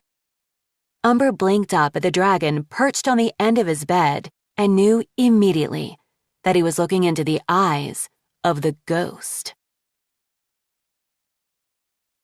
Chapter 10. Umber and the ghost stared at each other for a long moment. Hello? Umber said tentatively. It's covered in sleep powder, she said. They use that stuff liberally around here. For newcomers, patients, dragonettes, anyone with an opinion. Keeps everyone quiet and slow. Dragons can't fight back if they're asleep. He glanced down at his fruit and noticed there was, in fact, a dusting of yellow powder over the whole plate. It looked like the powder Quokka had put on their food on the first day. Was that why he and Sora had fallen asleep right after eating? For newcomers. Maybe so we wouldn't ask too many questions or notice that we couldn't leave. Did he believe the ghost? Before he could decide, she seized his plate and flung all the fruit out the window. Umber hoped it didn't land on any unsuspecting dragons, although, in the Court of Refuge, they would probably be like, No, we don't talk about the papaya from the sky. There, she said, handing the plate back to him with an air of satisfaction. She looked like a wild wing, spiky all over like taipan, bedappled gold and dark blue and black, with streaks of phosphorescent green striping her Pyrean-style wings. The shape of her face was a lot like Quokka's, but a fierce, scowly version. She was smaller than him, but he wasn't sure she was younger. She gave off a bristly air of being 1,000 times older and tougher and grumpier than him. She didn't look anything like he'd expected a ghost to look. I'm Umber, he said. Yeah, obviously I know that, she said. I live in the walls. I know everything. Sure, he said. I mean, mostly I said that because I was kind of hoping you'd tell me your name. Or, oh no, I'm sorry, have you forgotten it? She stared at him, like he had 12 cows on his head instead of one perfectly normal octopus. Why would I have forgotten my name? Because you're...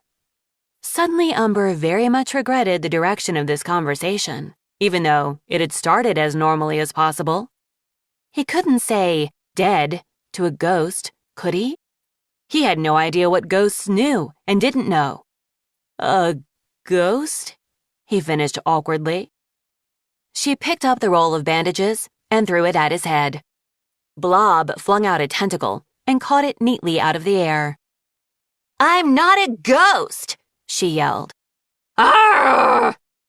I'm sorry, Umber cried, scrambling out of the bed. The not a ghost grabbed the nearest curtain, yanked it down, and started ripping it to pieces.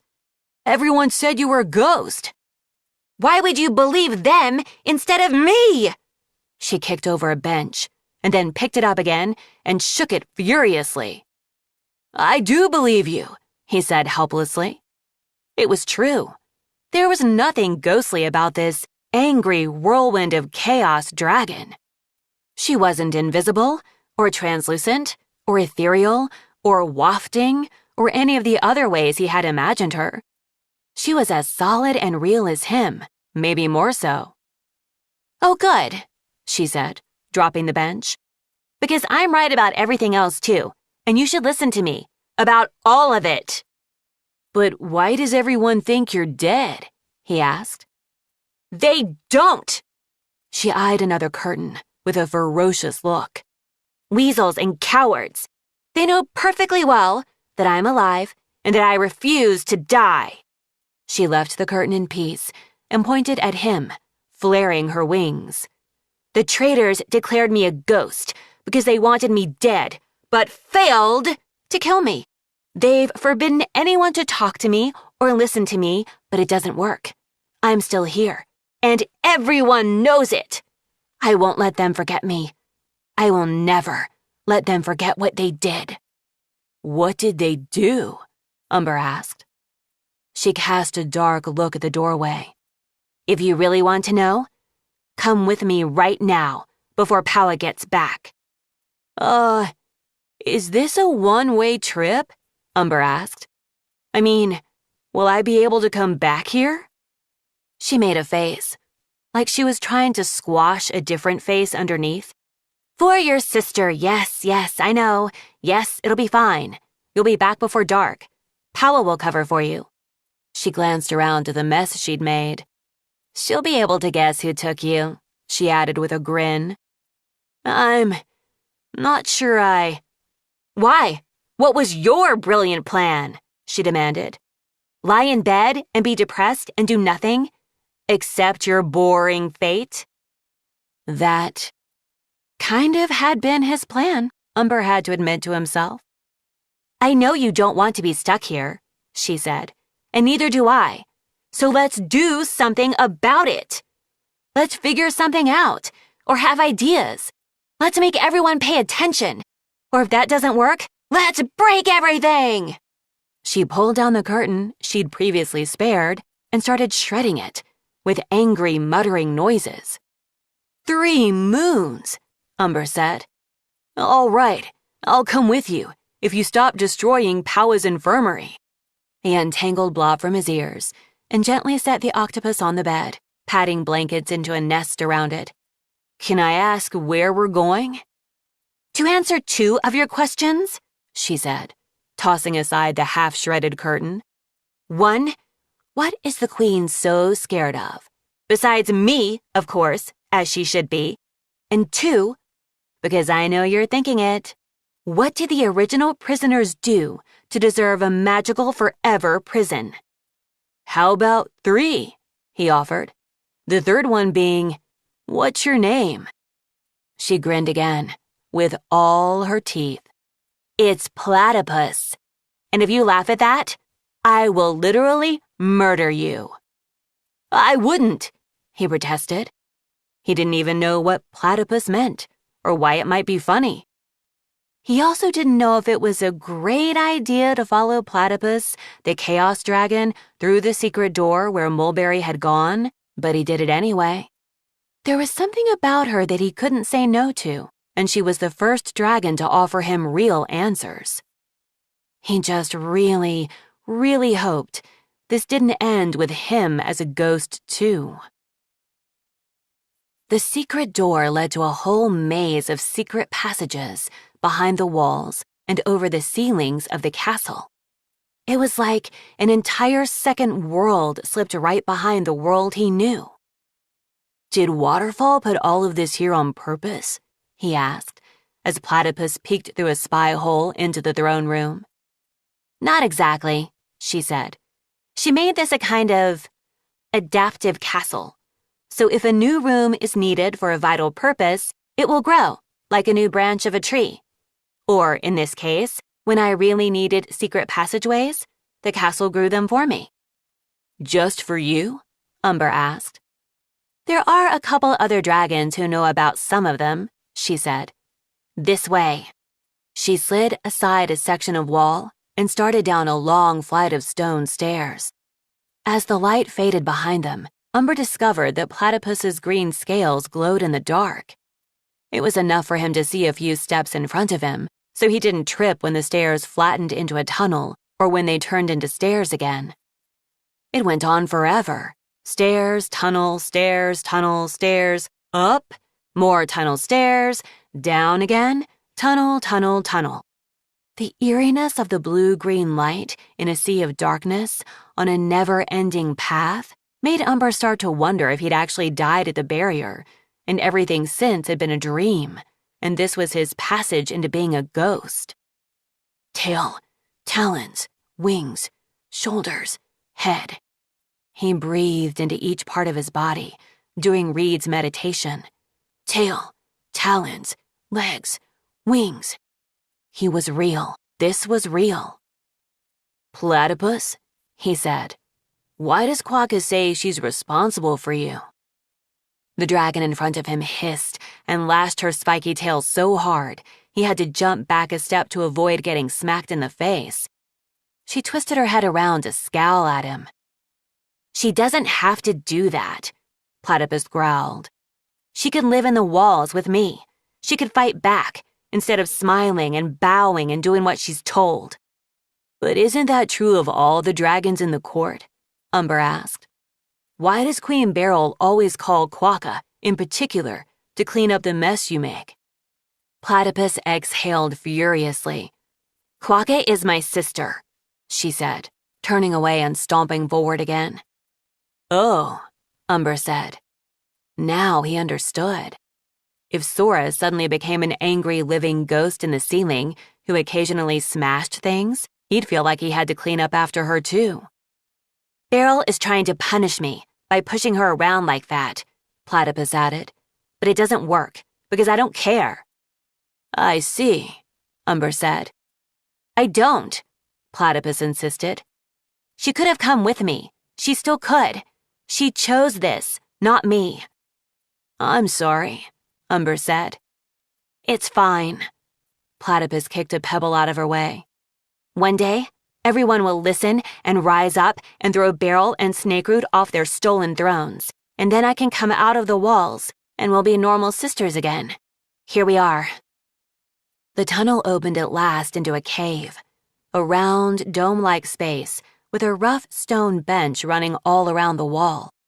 Across from the tunnel entrance was another tunnel, slanting up toward distant sunlight. And equidistant between the two tunnels was a solid stone door with silvery glowing letters on it that said, Memory Room. What is this place? Umber asked, touching the bench with one of his claws. The stone was cold as ice. The whole space sent shivers through his scales. And it was silent. He had gotten used to the murmurs of the court and the odd cries of the birds in the orchards. Here, there was no sound, nothing but a deep, muffling void, as though they had stepped out of time and space. Well, here's my theory, Platypus said. I think the first prisoners were required to come here sometimes, to relive their crimes. Like, as a punishment or reminder of what they'd done or whatever. She sat down in front of the memory room door. Umber stared at her. So, more magic, he said. Like the barrier? Right, she said. It's kind of intense. Be prepared for that. She opened the door and gestured at the darkness beyond like, enough said, off you go. Can you tell me anything else? Umber asked. Will I be in there very long? It won't seem long to you, she said. But every minute that passes in there is 100 years out here. What? Umber cried. Platypus started laughing. That was amazing. You really believed me. She snorted gleefully. Okay, no more questions. Get in there. But now I don't know what to believe, Umber protested. You'll see, she said. Just remember, it all happened thousands of years ago. It's not happening to you, and you didn't do it, no matter how it makes you feel. And it'll be over soon. Umber took a step closer and craned his neck to see inside. But there was nothing to see. only darkness, deeper than any night. Well, there were much easier ways for Platypus to kill him if that was what she was trying to do. And someone other than her had put this here. And, although he didn't want to admit this to himself, he appreciated being told what to do, clearly and simply, in this very confusing place. Umber took a deep breath and stepped into the memory room. Chapter 11. He didn't hear the door close. He didn't see the light disappear. The darkness was just there, all around him, all at once. The surface under his talons felt different. Instead of rough stone, it was polished, smooth as glass. Maybe it was glass? He reached out and felt one wingtip brush a wall that also seemed to be glass, or solid quicksilver, or... He blinked, and he was standing in the palace of the Skywings. He recognized it, and yet this wasn't Ruby's palace, the one he'd visited after the war. It was in the same place. He could see sharp mountains in the moonlight beyond the balcony where he stood. But the shape of the palace below him was smaller, rougher, and covered less of the mountain. There was no arena and fewer towers. No statues of scarlet overlooking everyone, no gold embedded in the walls. This was the Sky Kingdom long ago, in the early days when the palace was first being built. The balcony led into a throne room, where Umber found himself facing a huge dragon throne, carved from dark wood and embedded with gems. It was artfully surrounded by exquisite gifts. A silken tapestry portrait of a golden-orange skywing in a crown, a carved wooden sculpture of a dragon about to take flight, an obsidian orb that glittered with flecks of starlight, a necklace of symmetrical oval pink pearls, a perfect miniature tree covered in perfect miniature apples. Gifts from the other tribes, Umber realized. He counted 8 of them. Pyrea had 7 tribes now. So this must be a time when beetle wings and leaf wings still lived here. If the tribes are exchanging art, honoring each other's queens, there must be peace between the kingdoms. That was the dream of Jade Mountain Academy, a world where dragons coexisted and there was no war. A whisper of dread drifted through him. Something was about to go terribly wrong, and there was nothing he could do but watch. 2 skywings entered the room. Neither acknowledged his presence. He guessed he was watching what happened, but was invisible to them. One of them was tall and glamorous and looked like the dragon in the tapestry, including the glittering crown. The other had darker orange scales and the face of someone who was always doing math problems with part of her brain. Around her neck, she wore a necklace of 9 different claws. Umber wasn't close enough to be sure, but they each looked as if they came from a different animal. Crocodile, polar bear, eagle, if he had to guess a few. She also wore odd, twisty metal earrings and beaten copper wristbands, and there was something clipped to each wristband. Umber squinted.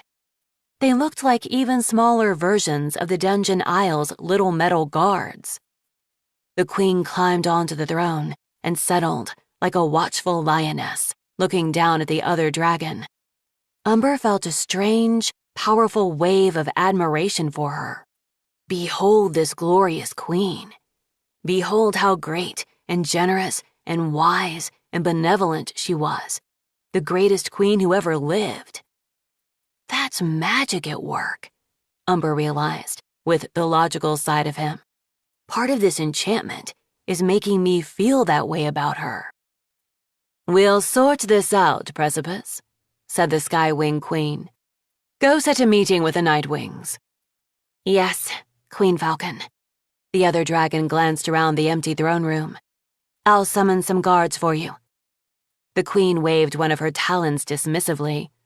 Not necessary, but thank you.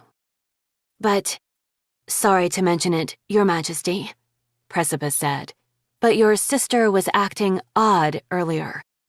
I'm not worried about Summit, the queen said. She's not strong enough to challenge me for the throne. You may go, dear." "All right. Be careful."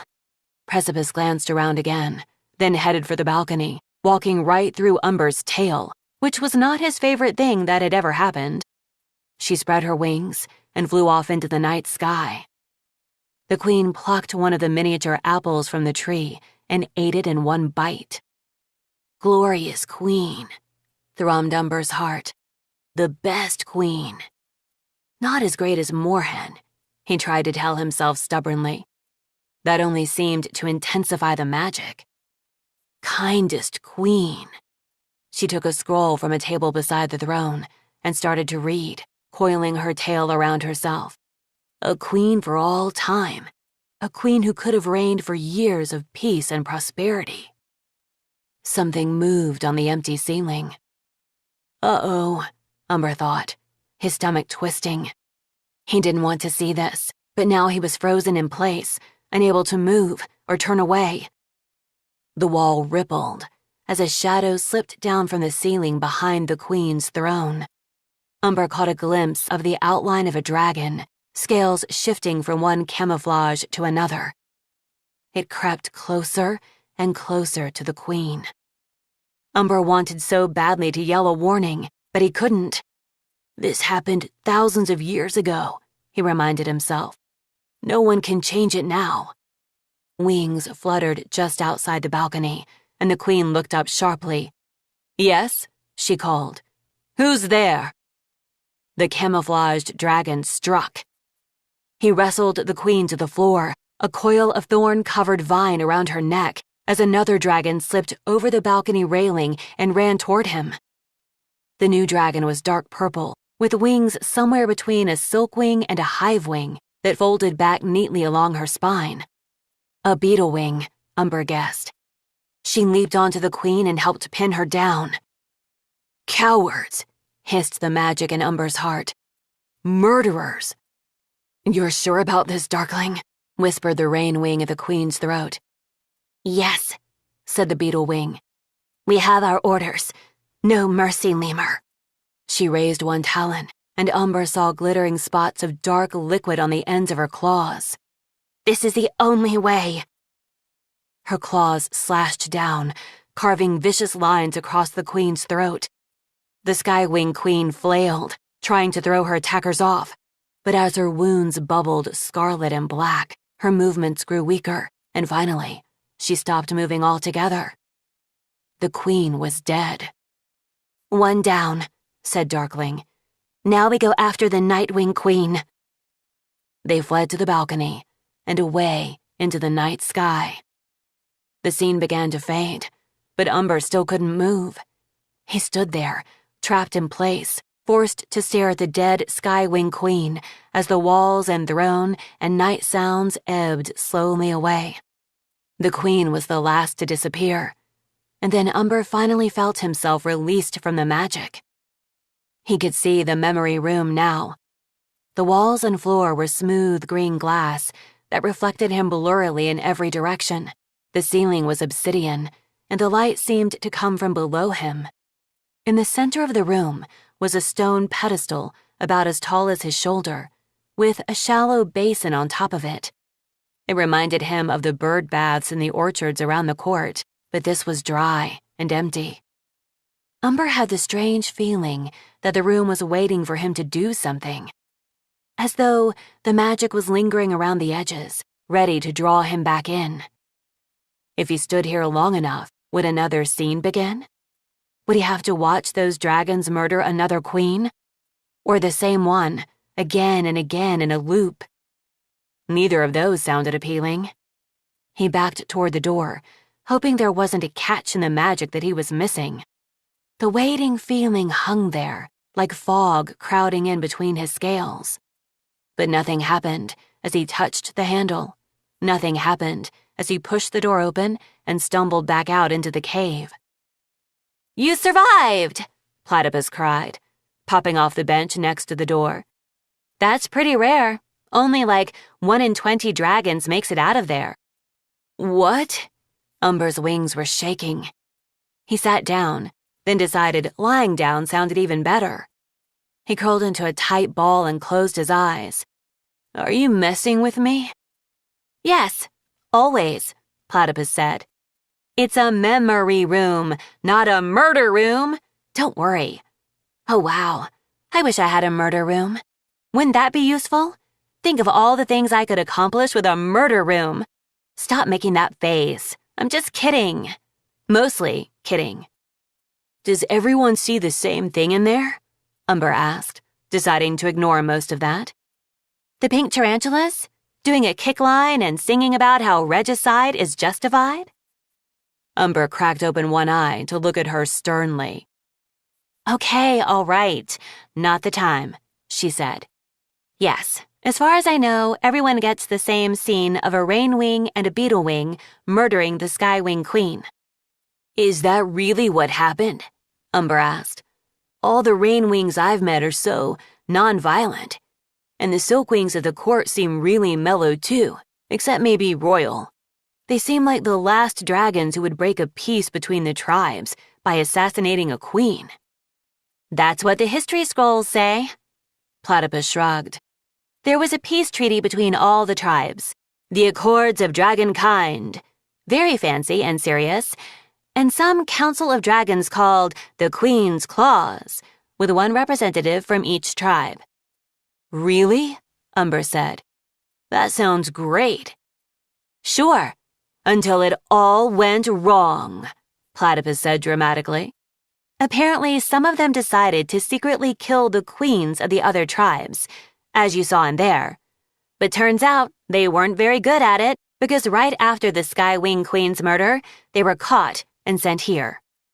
Why would they do that? Umber sat up again, rubbing his head.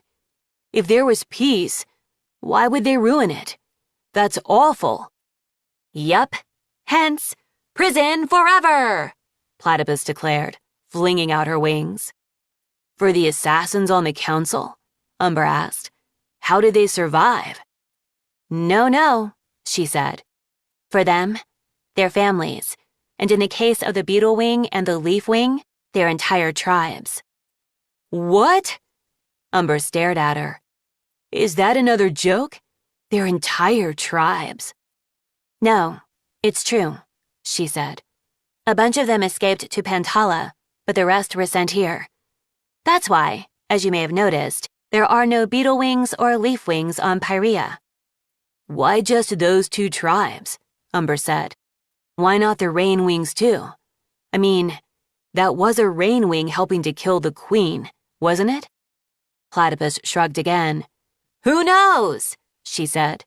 That's not in the memory room. But the important thing is that we both agree that throwing rightful leaders off their thrones is very bad. Right? He said. I have to admit, I'm nervous about how you said that. Great, she said. So let's go meet the rightful leaders of the Court of Refuge. She bounded toward the other tunnel, the one that led up toward sunlight.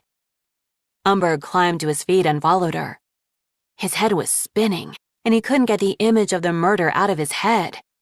It did explain why the other tribes would want to punish them so severely. Assassinating queens was the kind of thing that set off wars, as Umber well knew from the War of Sandwing Succession that he'd fought in all his life. But what he'd seen still didn't make sense to him. Why had they killed her? Were they just evil?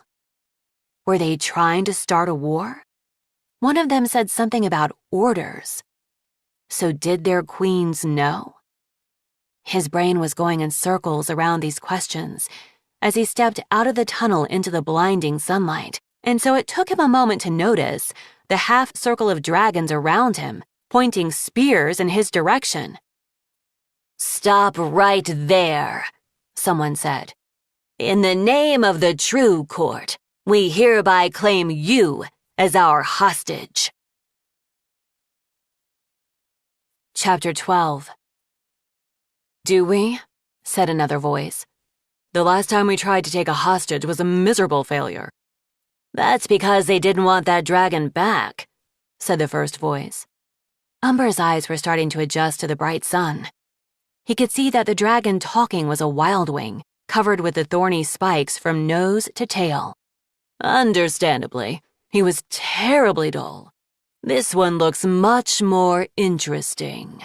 I bet they'll be mad if we keep him. You think? Said a third voice hopefully. Maybe they'll give us the throne back in exchange for his life? Ha ha ha. They wouldn't even give us a half-eaten coyote in exchange for anyone, the second voice pointed out. Except maybe Mulberry, Umber thought. He just thought, except maybe Mulberry, said a fourth dragon, sounding kind of bored about it. Startled, Umber turned to find her. A mind reader? He'd begun to think those were a Nightwing myth. She gazed back at him impassively. She had butterfly wings, dotted with silver crescents like little moons. So she was a hybrid, not a full Nightwing. Her scales were a deep blue-black, except for 2 silver teardrops by her eyes. Just like moons, Umber thought. What does that mean? Well, sure, said the second voice. I mean, that's pretty obvious, strange dragon, but the prince hasn't deigned to wander into any of our clever traps, so... You can't take Umber hostage anyway, because he's my guest, Platypus said. Also, yeah, Beryl and Snakeroot wouldn't give you anything for him. Sorry. Ah, well, said the wildwing, pulling back her spear. Always worth a try. They were out on the yellow plain, the castle in the distance behind them, and the wind was hot and dusty. The tunnel emerged from one of the larger rock formations, and Umber wondered whether it had been there before dragons put a memory room under it, or whether they'd created the rock somehow to mark where the memory room was. These 3 you don't need to worry about, Platypus said to Umber, pointing to the dragons on the right half of the circle. Hey, said one of them, a roly-poly brown wildwing with a sandwing barbed tail, dark green freckles across his snout, and a sweet grin. I'm scary sometimes. That's Wallamai, Platypus said. He's scary never. He won't even sneak into the castle to break stuff with me. The Nightwing Silkwing is Crescent. She doesn't believe in secrets. You would think a mind reader would have been helpful at stopping a traitorous conspiracy, but it turns out not so much. They avoided me. You know that, Crescent said, rolling her eyes. And frankly, that was fine with me because their brains were very boring. And this is Glowworm. He's just a hivewing, Platypus said. Glowworm, an older yellow and black adult with worried eyes, nodded politely at Umber. The 3 you really need to meet are these over here, the elected triumvirate, rightful leaders of the Court of Refuge. Elected? Umber echoed, surprised. He'd heard the word in the context of MudWing families, like when he and his siblings voted on which river to fish in, or who should get to be their navigator on a long flight. Sora always won. But elected leaders? Yes, the court used to be fair, Platypus said furiously. There was a system. We voted peacefully and chose who made the decisions, and then they cycled out, and we voted in new ones, and it was fair, and now it isn't. Who are you yelling at? Said Crescent. All of us here agree with you. Yeah, said Wallamai. Or else we wouldn't be living in scrubby caves, eating nothing but dingoes. Platypus pointed to the wildwing, who'd suggested taking Umber hostage. This is Tuatara, who's probably the oldest wildwing at court and also the smartest. Thank you, dear, Tuatara said, tipping her head at Umber. And this is Horizon. Platypus gave a little bow at the dragon next to her, whose scales were dappled red and blue. His parents were a skywing and a seawing who ran away from Pyrea so they wouldn't have to fight each other in the war. It's very epic. She took Umber's shoulders and turned him all the way to the left to see the last dragon. And this is Monarch. Monarch was a beautiful orange silkwing with long antennae and blue and white markings along her wings and by her eyes. She looked like she hadn't slept in a really long time. She had scars around her ankles and along her throat, and one of her back claws was missing. "It's my fault," she said wistfully to Umber. "I'm afraid I have a habit of losing kingdoms." "It is not your fault," Platypus shouted. "It is Beryl and Snakeroot's fault for being lying worms and stealing the throne with their sneaky goons." "Have you met a dragon named Royal yet?" Monarch asked Umber. "Is he all right?"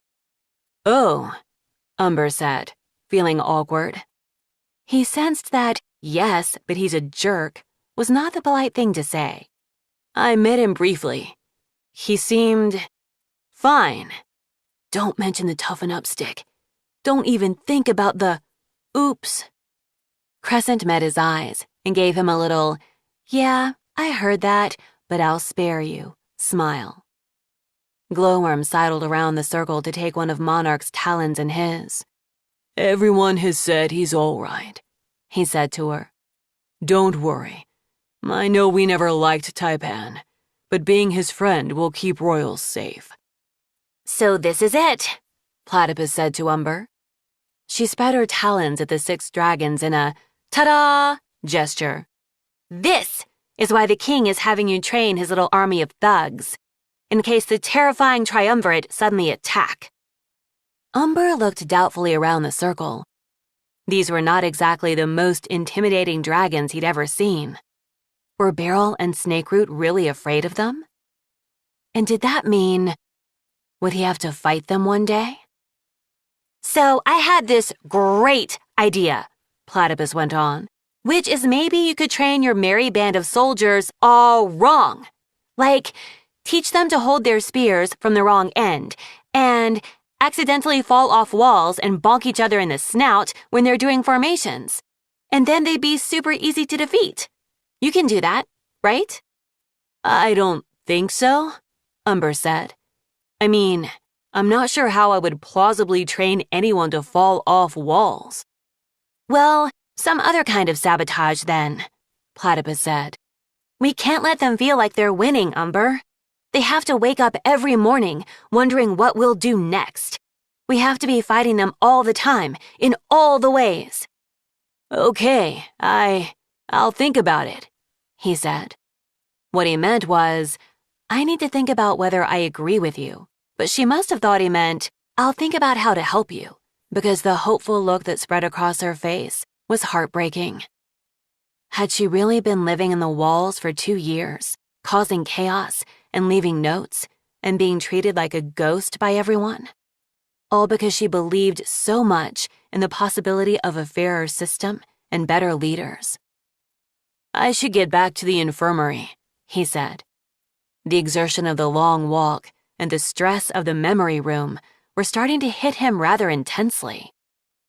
He'd wanted answers to his questions, but now that he had them, he didn't know what to do with them. Could he picture himself helping Platypus to overthrow Beryl and Snakeroot?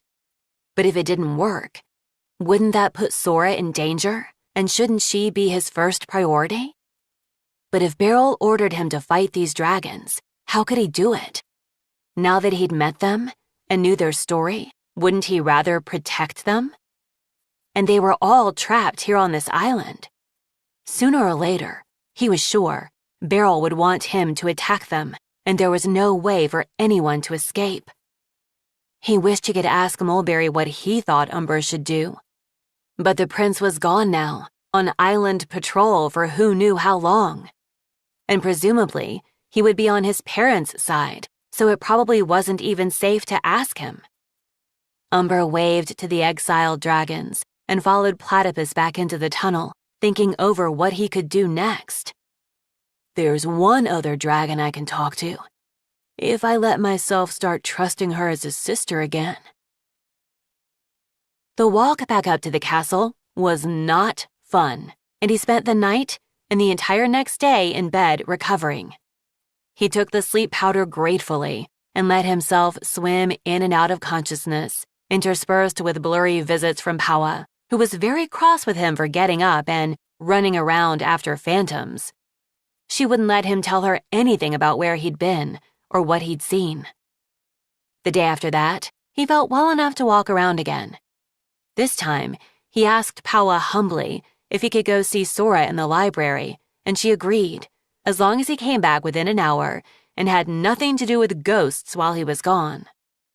The library, like the gathering, was set up perfectly for MudWings, with corners full of cushions for groups of dragons to sit and read together. It was 3 stories tall, with an open central area so dragons could fly from floor to floor, and the ceiling was made of glass so sunlight could come through, but the scrolls were safe from the weather. Umber wandered the warren of shelves until he finally found Sora on the 2nd floor, curled up by a window, reading a scroll. For a moment, he hesitated. She looked the way he always pictured her, his quiet, shy sister, who loved to read and study old maps and recommend scrolls and share her favorite scenes with her brothers and sisters. She should never have been sent to war. Maybe none of us should have. He would do anything for Queen Morhen, and more important, he would do anything for Reed. But when he thought about the war now, he couldn't stop wondering what the point of it was. To install one sandwing on the throne instead of another? What did that have to do with him, or Sora, or any other MudWing? If Sora had managed to put all that behind her, maybe he shouldn't drag her into this. But before he could leave again, she looked up and spotted him. "Umber!" She waved her tail at the cushion next to her. "You're up." "I'm trying," he said with a smile.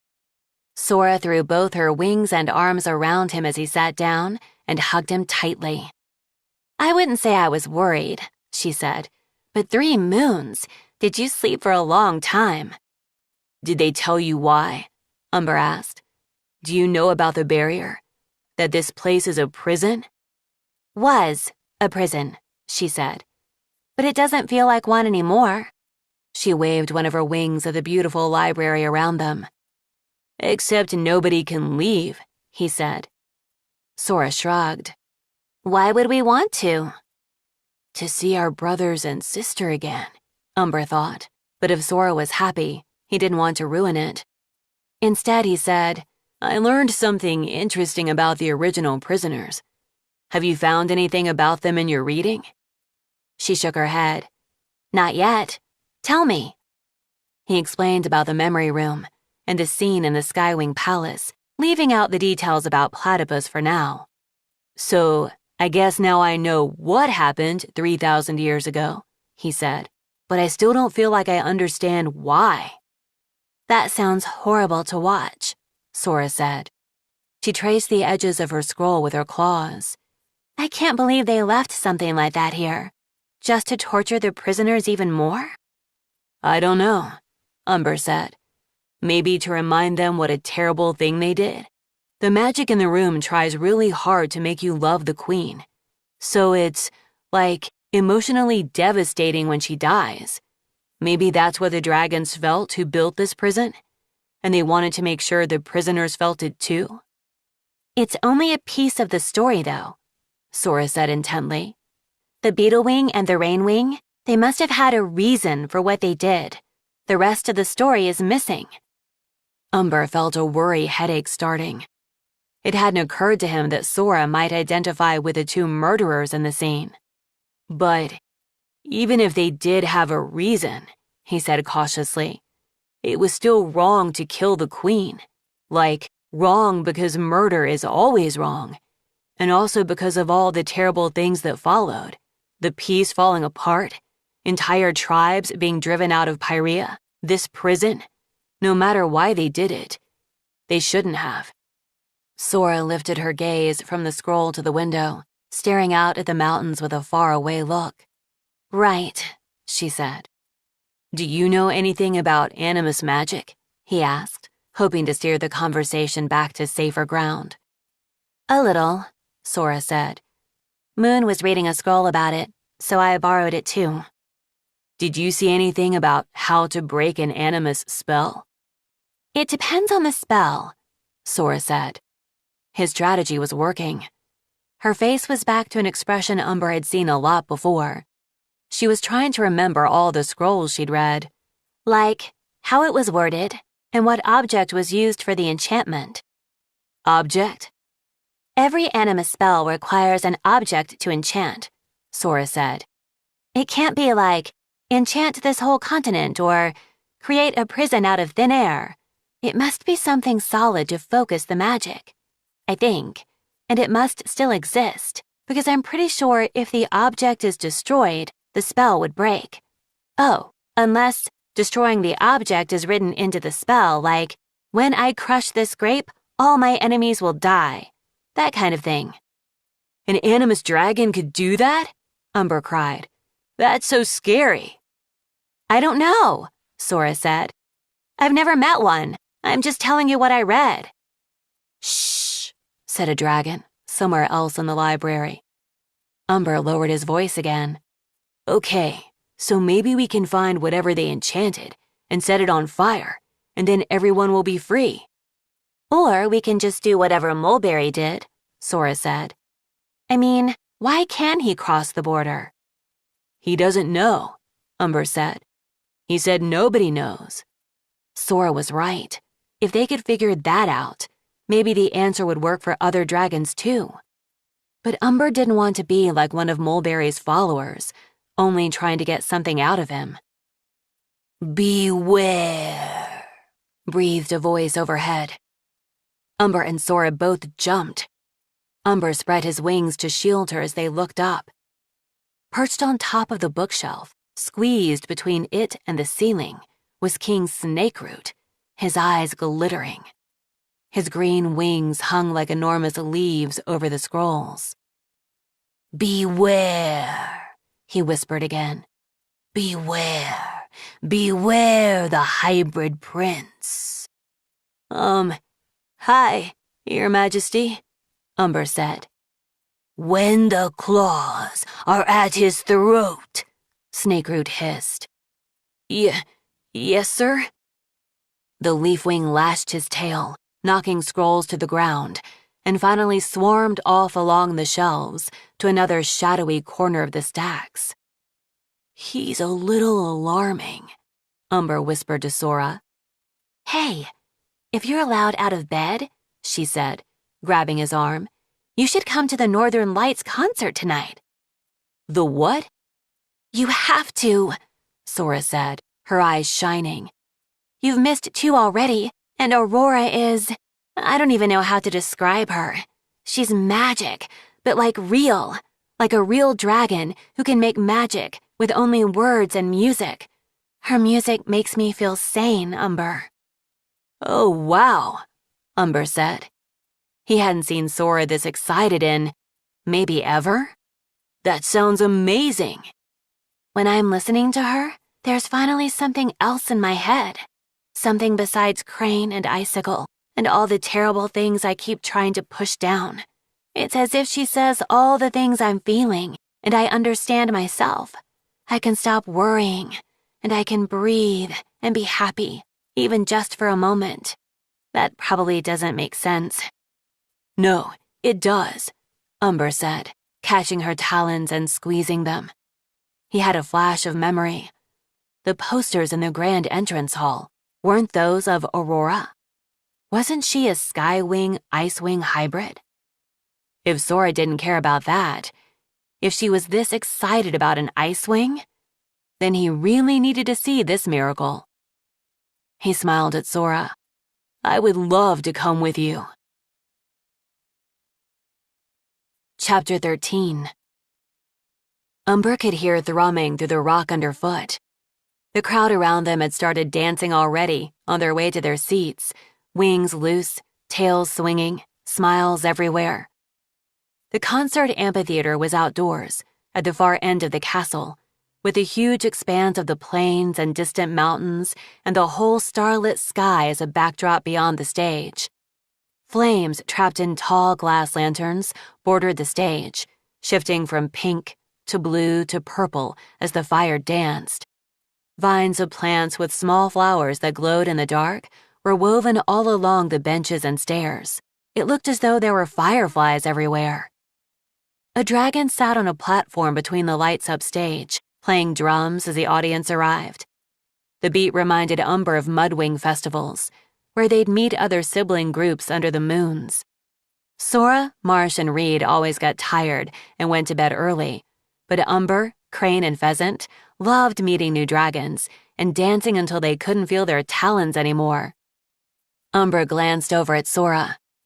She'd woven herself a necklace of reeds and small paper cranes, winking white and gold in the shifting lights. Her eyes were shining. Sitting next to Sora was Quokka, and on his other side was Powa, with Blob nestled on her shoulder. "If you're going to the concert," Powa had warned him, "I'll have to tell the king you're well enough to start training again tomorrow." Umber was dreading it, but he didn't think he could put it off any longer anyway. "Here she comes," Sora cried, seizing Umber's arm. The drumbeat had changed, the tempo rising, and now everyone was looking up as a silvery figure descended from the sky. It was the dragon from the posters, glittering ice and breathing small bursts of blue fire as she glided down to the stage.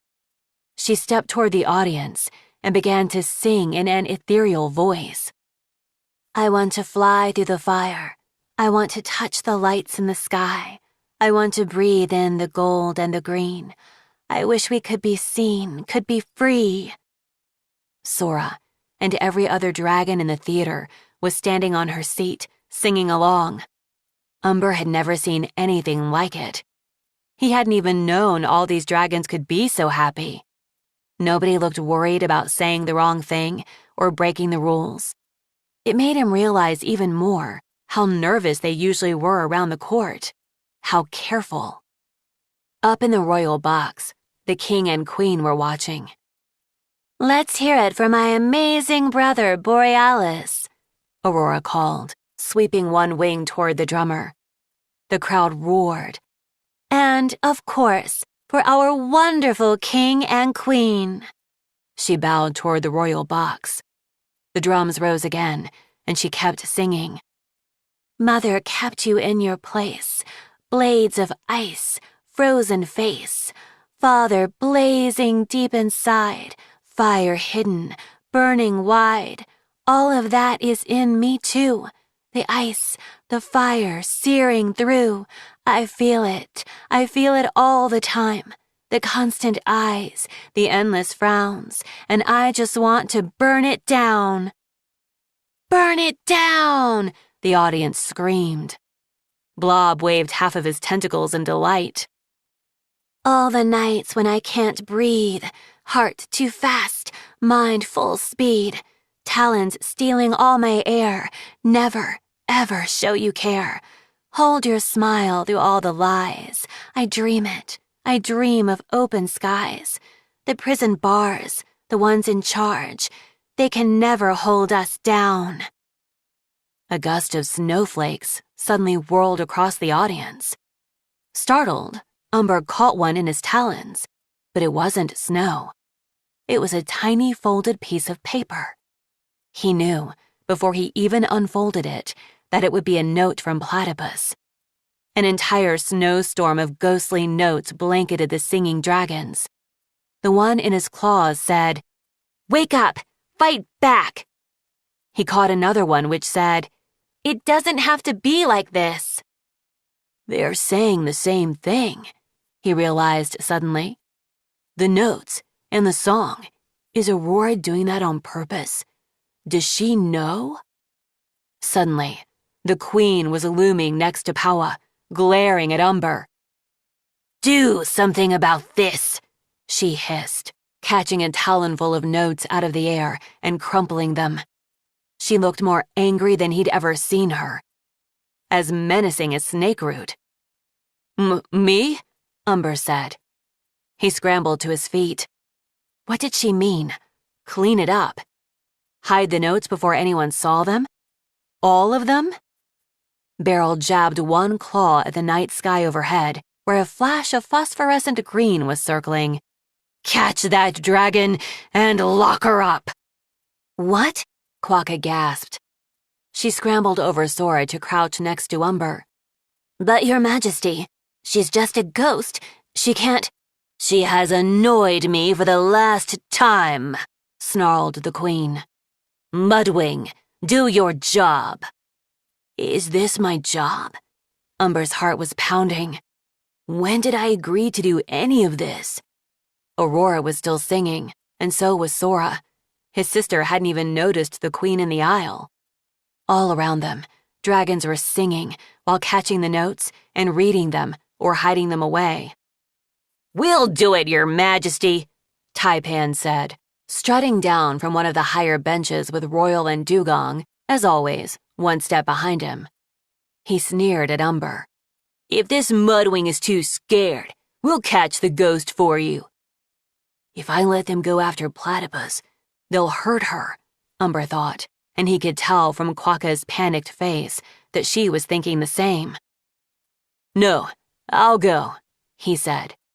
He spread his wings and met Quokka's eyes, and then he leaped into the sky. "Go after him," he heard the queen growl. "Make sure she doesn't get away." The 3 dragons were right behind him, snorting and riling one another up. How was he going to do this? How could he keep Platypus safe without making it obvious he was trying to help her? Taipan would go straight back to Beryl with that information if he saw Umber let Platypus go. "Please, just fly away," he prayed. "See us coming and escape." But he saw her glowing wings circle around and come sailing back, still flinging handfuls of notes down onto the crowd. He wasn't sure she had even spotted him and the 3 dangerous dragons soaring toward her. "Hey, ghost!" he shouted. He hoped the music and the crowd singing along would drown out his voice for any listeners below, but he had to sound convincing just in case. "By order of the queen, you're under arrest." Her shadowy figure wheeled around and saw him. "You can't arrest a ghost," she shouted back. "Those are my orders. Surrender yourself." "Ha ha! Yes!" she yelled. "Make me!" She swooped away around one of the castle roofs, and Umber soared after her. She was fast, but he could hear Taipan's wing beats close behind him. "Go that way, and we'll cut her off," he called to Taipan, pointing to the other side of the castle. "Nice try," Taipan called back. "We're catching her without you and taking the credit." So that confirmed Umber's theory that Taipan would do the opposite of whatever Umber said. He wheeled around a tower and saw Platypus flinging purple fruits through an open window until she saw him and took off again.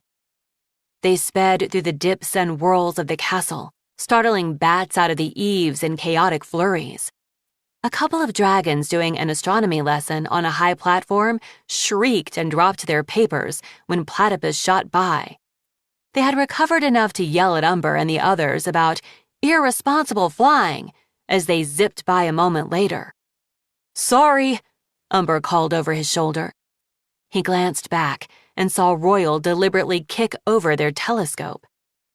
Suddenly, Platypus dove through an open skylight into a section of the palace that Umber didn't know. He spiraled after her, skidding across the polished wood floor as he landed. Platypus was already whisking around the corner up ahead. He ran to catch up. Thump, thump, thud came the sound of the 3 dragons landing behind him, and then a crash as one of them knocked over a statue. "Dugong!" shouted the other 2 angrily. There were sculptures and paintings and tapestries all along this corridor, like some kind of museum or art gallery. Galloping around the corner, Umber ran headfirst into a mirror, which turned out to be the entrance to an entire maze of mirrors. What in the world? Maybe they could lose Taipan here, but Umber thought they could just as easily lose themselves, get turned around, and walk straight into his claws. He ran into the maze anyway. 3 turns later, a voice whispered, "This way," and a mirrored panel swung open. A pair of claws reached out to grab him, and he let himself get yanked through into the dark. But not entirely dark. Familiar green scales glowed as Platypus grinned at him. She put one claw to her mouth and slipped away. They were in the walls. Umber listened for a minute against the back of the mirror to be sure nobody had seen him disappear from the maze. "Which way did he go?" Taipan demanded. "Dugong lost him," Royal said. That way, I think," Dugong suggested. "So, definitely not that way," Royal countered. "Split up, find him, and the ghost," Taipan snarled. Their footsteps faded away. Umber tiptoed quietly after Platypus. At the end of the hidden passage was a kind of staircase where the stairs were haphazard sizes made of leftover construction materials. Umber had to hop from one to another, sometimes using his wings to help him climb. Finally, at the top, a secret door stood ajar into a room full of candlelight. Umber slipped through and froze in place, blinking. He'd never seen such an enormous bedroom. He guessed 40 MudWing siblings, if some poor mother ever carried that many, could have lived in here comfortably, with room to roll around and share wandering feasts of hippos. One corner was dedicated to a fake tree as tall as he was, carved from black wood and polished to a shine, with jewelry hanging from every branch in a glittering rainbow. In front of one of the windows was a sprawling desk covered in unrolled scrolls, with more scrolls scattered all around it. Blotches of ink on the scrolls and an old spill of blue on the corner of the desk told Umber that someone here had been writing, apparently on multiple scrolls at once. The secret door behind him was a mirror as tall as the wall and twice as wide as his wingspan. Opposite that was a magnificent balcony, and even from across the room, Umber could see that they must be in one of the tallest towers of the castle. The lights of the concert twinkled far below them, and a cold wind blew from the mountains straight into the room. In the center of the room was a bed large enough for 8 dragons, and sprawled out in the middle of it, among the pink sparkly cushions and fluffy white blankets and gossamer silk hangings, was Platypus. "Hi," she said cheerfully. "That was fun." "Where are we?" Umber asked. His heart was pounding. Who could afford a tree full of that much jewelry? "Please, please tell me this isn't the Queen's room." Platypus laughed. "It isn't." She pointed at the real door to the room, just as it swung open. "It's hers." Aurora stepped inside and closed the door behind her. "Platypus," she said, "you are so dead." Chapter 14. "Nice to see you too," Platypus said, throwing one of the pillows at Aurora. "Aren't you in the middle of a concert?" Umber asked. "Not anymore," Aurora said.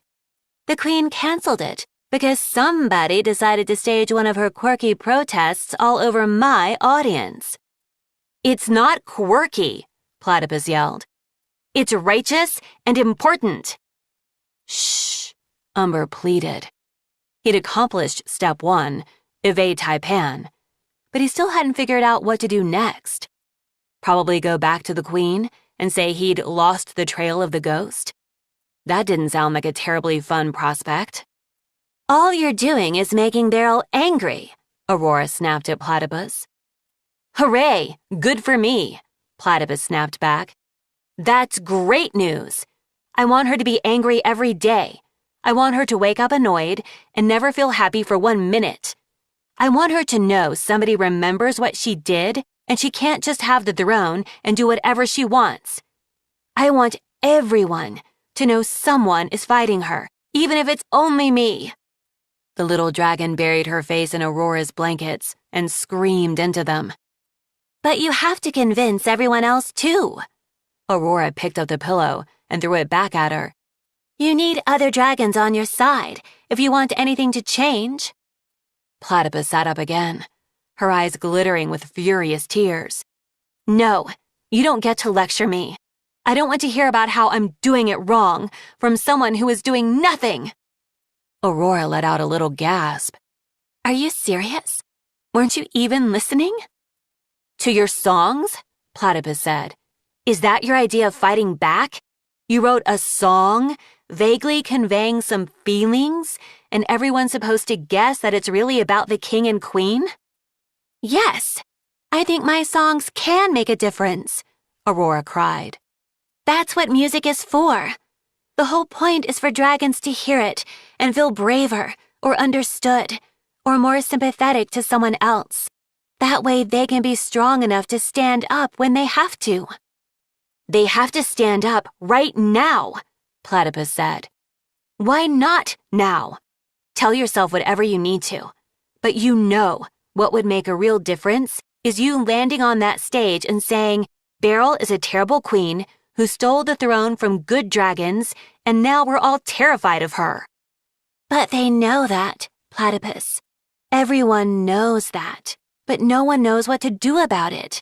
I don't think it's wrong to try and make dragons happy or to give them all something that brings them together when everything is terrible. At least my music can make them feel less alone. I mean, that's what I'm trying to do. I don't know if it's working, but I'm not doing nothing. I think you're both right, Umber said, and immediately regretted it as they swung around to look at him. Not that I know what I'm talking about. Who are you? Aurora asked. The candlelight reflected off the gold scales along her snout, turned her wing scales a warmer shade of pink, and made the spikes along her tail look even sharper. He's going to help, Platypus said. He's going to fight with us. Ack, Umber thought. Am I? I'm Umber, he said. I'm kind of new here. My sister really loves you. Oh, Aurora said, with a practiced smile. She looked down and started taking off her rings. Thanks, that's so nice. Do you want to explain what you mean, that we're both right? I guess I think what you're both doing is important, he said. Like, you've made a really big difference to my sister, he said to Aurora. She was really sad, and your music helps, exactly how you said. And watching everyone tonight, singing together, I think it does change things. Even if they don't all understand what your song was saying, some of them must have. It's not enough, Platypus said stubbornly. Aurora is the most popular dragon in the court. Everyone adores her. She could change everything if she spoke up. Until I was also arrested, or turned into a ghost, or not allowed to do concerts anymore, Aurora said, sliding her rings onto a branch of the jewelry tree. And then I'd be useless.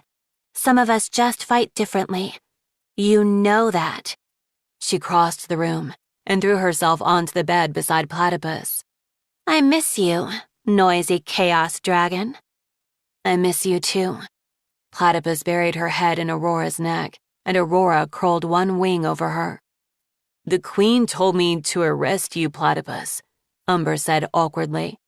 I'm not sure if it was the song, or your notes, or something else, but she was really mad. I don't think she's going to keep treating you like a ghost anymore. I don't care, Platypus mumbled. You should care, Aurora said. If she gets her talons on you, you'll disappear, like the dragons who wrote that pamphlet about her, or the one who asked about her succession plans in front of the whole court. Remember? No one ever saw him again? Or even if she just puts you in the dungeon, I'll be so sad. Wait, what do you mean? Umber asked. Dragons have disappeared. What do you think the king's teeth have been doing for the last 2 years? Platypus asked. That's why everyone's so afraid. If they say anything to make the king or queen mad, they could just vanish into the night. The king's teeth do that? Umber said. Only when Mulberry's not here, Aurora pointed out. No one had told Umber he was training dragons who secretly...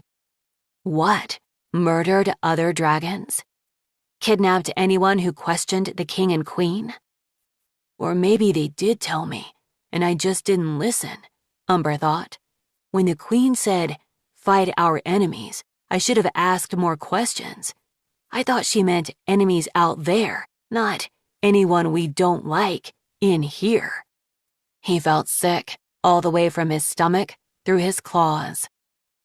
Luckily, they're slow and bad at hunting, Platypus said, pulling away from Aurora and flopping onto her back, or the triumvirate would already be dead.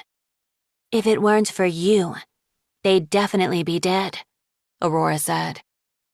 Platypus gave a little shrug. Umber tilted his head. Had he heard? Was that a noise outside Aurora's door? Like someone's there, listening. He waved to catch Aurora's attention and put one claw to his mouth, nodding at the door. She sat up with a frown. Platypus looked from her to Umber, to the door, and then rolled quietly off the bed and vanished over the edge of the balcony. Umber peeked after her and saw a flash of green swarming down the wall. As she ducked into another window, he nodded at Aurora again. Aurora slipped across the room and threw her door open. A dragon stood there, talon raised as if he were about to knock. He blinked innocently at Aurora, but Umber had the strongest feeling he'd been standing there for longer than he wanted them to know. "Oh, hey," Aurora said, lowering her shimmering pink and gold wings. "Come on in. Borealis, this is Umber. Umber, this is my brother." She went back to her bed and flung herself onto it again. "The drummer," Umber said, hoping he sounded normal. "You're amazing." Borealis turned light pink all across his pale white cheeks. "Thank you," he said shyly. "You're the new MudWing, right? The one running the training drills? Queen Beryl wanted me to go to those, but I haven't had time yet. Sorry." "He practices drums a lot," Aurora said fondly. "And then he also has to practice with me." Borealis glanced around the room. "What are you doing here?" "The Queen sent me to catch the ghost," Umber said. "I thought I'd check in here, just in case." "Huh." Borealis looked around the room again. Umber wondered if he knew Platypus had been here and if he thought Aurora was hiding her. "Why in here?" "I thought the ghost would expect it to be empty while the concert was on," Umber said. "But there's no sign of her." Aurora didn't say anything. She stayed curled on the bed, watching them both with her cool blue eyes. "Okay," Borealis said slowly. "I haven't seen her either, but good luck finding her." Umber dipped his head. "I'll go keep looking. Nice to meet you both." "Bye," Aurora said, waving. Umber went out the door instead of over the balcony, taking the spiral stairs down from the tower. Was that strange? Am I being paranoid about Borealis? What do I do with this information about the king's teeth? How much danger is Platypus in? And is there anything I can do to save her? He found Queen Beryl with King Snakeroot in the throne room, glowering down at Taipan, Dugong, and Royal. "You failed me too," she snapped as Umber came in. "She's one small dragon. How did you let her escape?" "I'm not sure, Your Majesty," Umber said. He had to pretend he knew less about all of this than he did. "Sorry, just so I understand, she's not really a ghost?" "She's a ghost to everyone else," said Beryl, her scales like smoldering rubies in the torchlight. "To you, she is a threat to me and the king, and you will find her and ensure that I never have to hear from her again." "I see," Umber said. "I think you mean, yes, Your Majesty," Taipan hissed. Umber bowed his head. "Yes, Your Majesty." "Blood," King Snakeroot muttered. "Secrets, lies." "Get back to training tomorrow," Beryl said to Umber. "As soon as the king's teeth are ready, I have a few other dragons I want you to hunt down." Umber felt sick to his stomach. Tuatara, Horizon, and Monarch, he thought. And then what happens to them? There must be blood, Snakeroot added, unfolding the dark green leaves of his wings. Yes, dear. You are all dismissed, said Beryl. But I'm not going to forget how you displeased me. Taipan whacked Umber with his spiky tail on the way past, and Royal sneered down his nose at him, but Umber was too tired and worried to care. He didn't think the dragons of the court were likely to stand up to Beryl and Snakeroot anytime soon. Maybe they just wanted to survive, or they were too scared, or they didn't think they could change anything. The only thing he could think to do was to break the enchantment so Platypus and the dragons in hiding could leave the island. It wouldn't get them the throne back, but at least they could go somewhere safe, far away from Beryl and Snakeroot. Maybe even Jade Mountain Academy, he thought wistfully. He wondered how Platypus would feel about history classes and assemblies. He stood outside the throne room, thinking, I have to find the object the original Animus Dragon enchanted to build this place. But how? I could search this castle from top to bottom, but I wouldn't know if I found it. I have no idea what I'm looking for. Maybe he should start with what he knew about the first dragons here. This castle was built much later, and so were the orchards. But when it was first created, he knew the prison must have had 1. The barrier, 2. The memory room, 3. The entrance gate. Oh! Umber suddenly realized, remembering the inscription over the entrance. For the safety and protection of all. That didn't mean this place will be a safe place for everyone. It meant we're putting you here to protect everyone else from you. That's kind of mean, I think. And there was one other thing that came with the original prisoners. The little metal dragons. The guards of this prison. Maybe they knew what the enchanted object was. Maybe Umber could figure out a way to communicate with them. Which means first, I have to find them. Chapter 15. Umber searched the castle for half the night, with no success. He hoped the castle wasn't growing extra hallways and staircases just for him to get lost in, because it certainly felt like it might be. I wish Mulberry were here. He wondered how long the prince would be gone. Umber didn't even want to ask him questions. He just wanted to look at Mulberry's face and listen to him talk and surprise him into laughing one of his real laughs. He'd be happy to wander the endless halls for months if Mulberry was next to him. Eventually, he had to go to sleep, knowing he'd be up early for training. He went back to his room with Sora and told her his theory about the metal dragons. She wasn't fond of it. I think you should stay away from those creepy little things, she said. Don't you wonder about them? He asked. Like, can they think? What do they do when they're not greeting new prisoners or yelling at dragons who hit the barrier? They lurk, Sora said. They pop out of shadows and hiss and are weird. Have you seen them do that? He asked. All the time, she said. They're obsessed with me. Okay, new plan, he thought, curling up on his bed.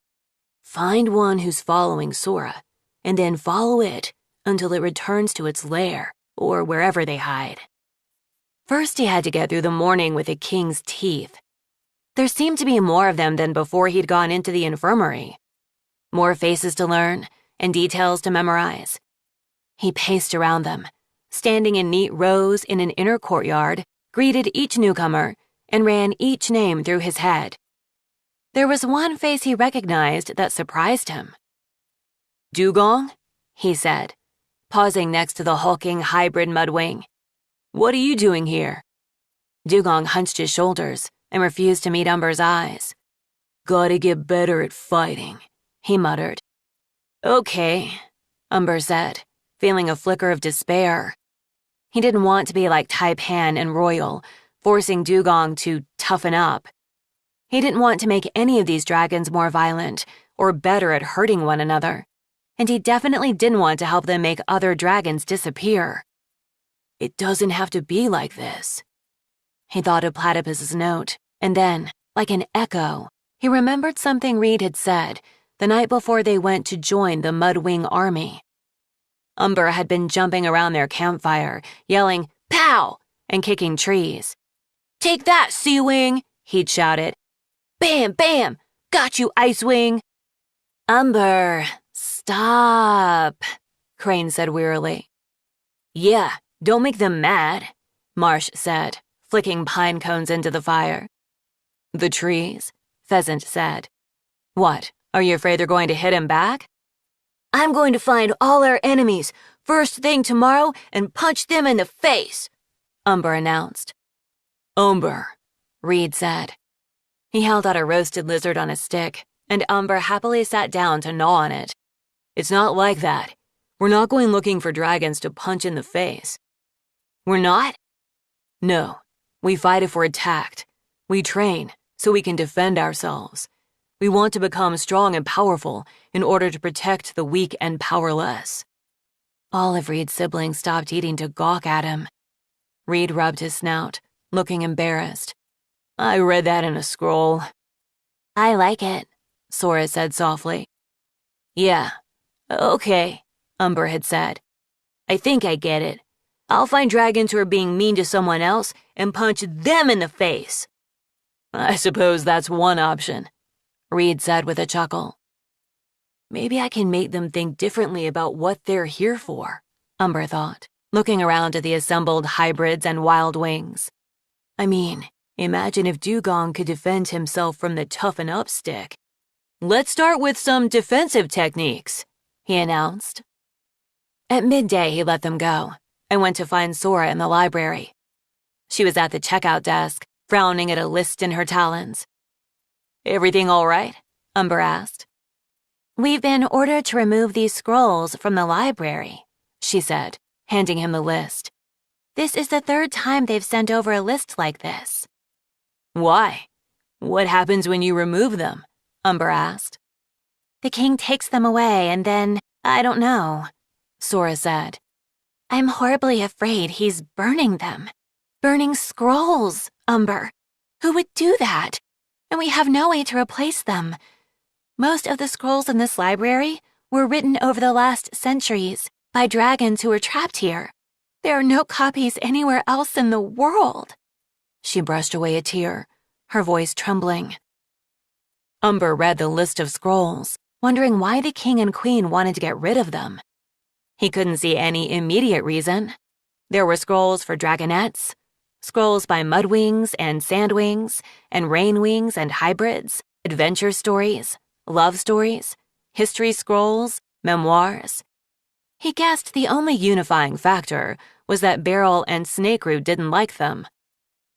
"Can you save any of them?" he whispered. "Say you can't find them, or make copies of them?" "I'm going to try," she whispered back. "Shh." She slipped the list into a box as another librarian went by. "Have you seen any of the little guards today?" Umber asked. Sora's eyes flicked up and to the right, and he followed her gaze to one of the library lanterns overhead. A tiny copper and silver dragon perched on the edge of it, glaring at Sora. "Oh, hello," Umber said to it. "How are you?"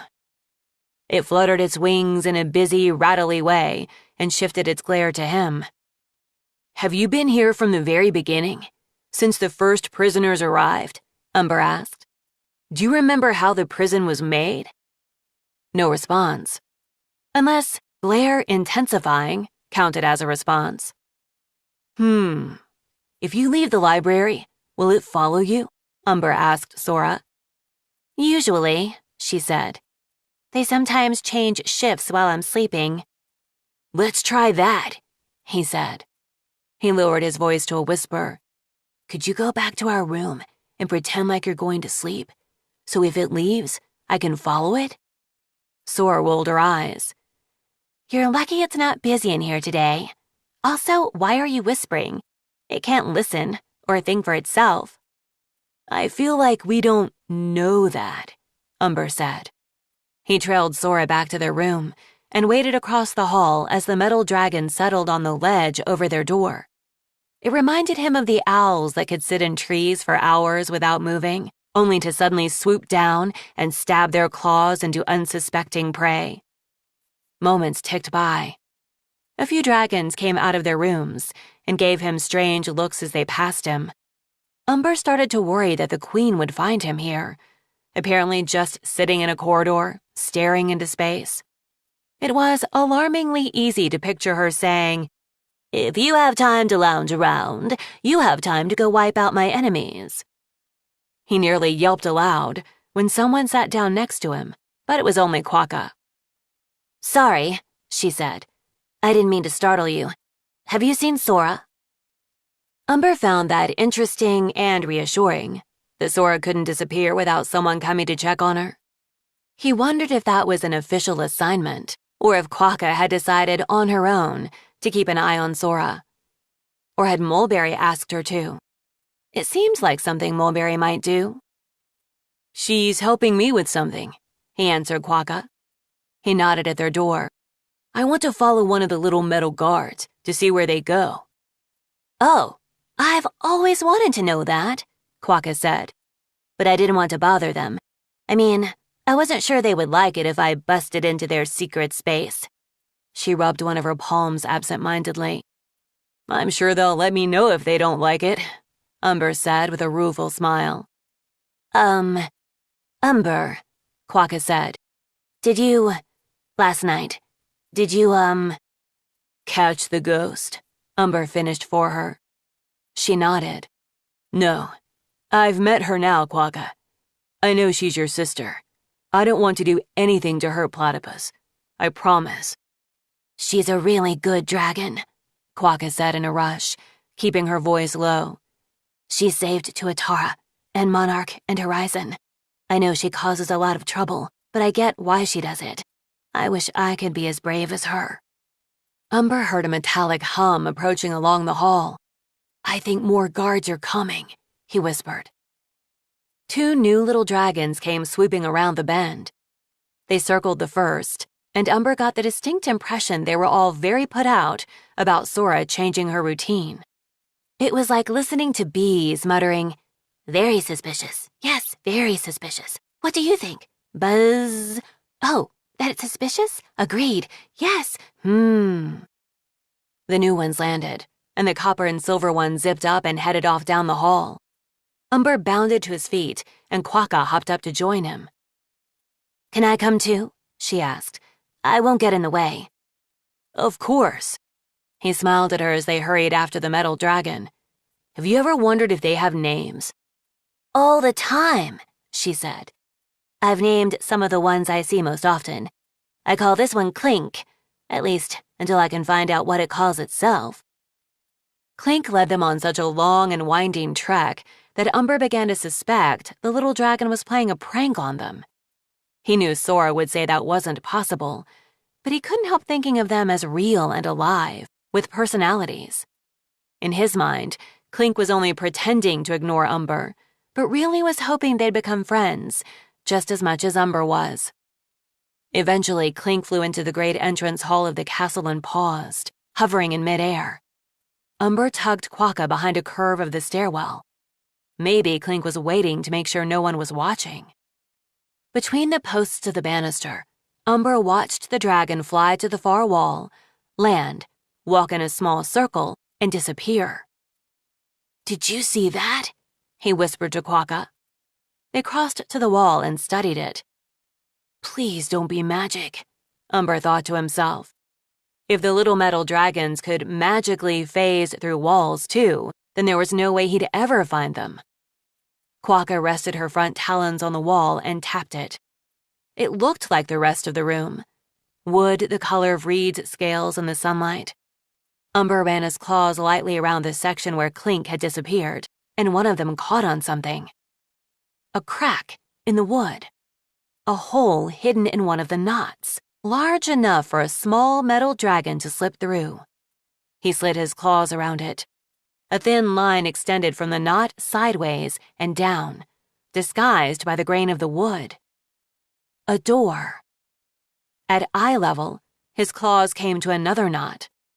When he pushed on it, the door slid gently back and then sideways, revealing a staircase going down. A faraway smell of the sea wafted up from below. "Wild stars," Quokka whispered. "I had no idea this was here. I don't think anyone knows." Umber wondered if it had been there before he went looking for it. He still wasn't sure if the castle's magic worked like that. They started down the stairs cautiously. There were torches embedded in the wall, which he lit with a small burst of flame as he reached each one. They were spaced far enough apart that most of the stairwell was shadows. The steps were made of a strange petrified wood that felt like stone underfoot. At the bottom, they stepped into a vast, cold room where the floor was a huge pool of water, with columns rising out of it in neat lines all the way across. Firelight flickered in the still reflections, creating a strange upside-down world that blended right into the real one. A marble walkway led between the columns toward two exits on the far side. Umber saw a flash of copper dart through the archway on the left. He pointed to it, and Quokka nodded. They hurried across the walkway to follow it. As they approached, he thought he heard a sound from the archway on the right. There were no torches in that direction, only darkness that rolled like a fog. But it sounded as though something was breathing raspingly in the distance far below. There was a smell, too. A wet, poisonous smell. Umber shuddered, glad the metal dragon had gone the other way. To the left, beyond the archway, a long blank hall, and then, at the end, finally, a room. A room full of metal dragons. Umber had been picturing miniature sleep houses, one for each metal dragon, but there was nothing like that. To the left and right, the walls were lined with shelves, and about 20 dragons perched all along the shelves in eerily even lines. The ceiling was dotted with holes. Umber guessed those led outside, so they could all swarm out to the barrier or the entrance quickly whenever they needed to. But the weirdest part was what filled the middle of the room. It looked like a sort of tower built from thousands of small random things. Chips of rubies and sapphires glimmered in between sunflower seeds, twigs, gray pebbles, snail shells, dark purple feathers, peach pits, dragon scales of every color, tiny rodent skulls, spoons, scraps of paper, needles, and more. It was like a magpie's stash of stolen treasures, each item small enough for one of the dragons to carry, but all arranged into one giant something. "What is it?" Quokka breathed from beside him. "They must have built it," Umber said. "Maybe they're trying to build their own castle inside the castle? Or could it be a kind of nest?"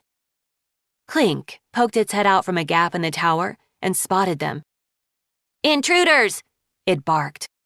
Every dragon on the shelves turned their head toward the door in exact unison. "Wait, wait," Umber said, holding up his front talons. "I just want to talk to you." "This space is off limits," Clink snapped. It flew over and jabbed one of its claws into Umber's palm. "No prisoners allowed." "Ow! Yikes!" Umber yelped. The pain was more than a pinprick.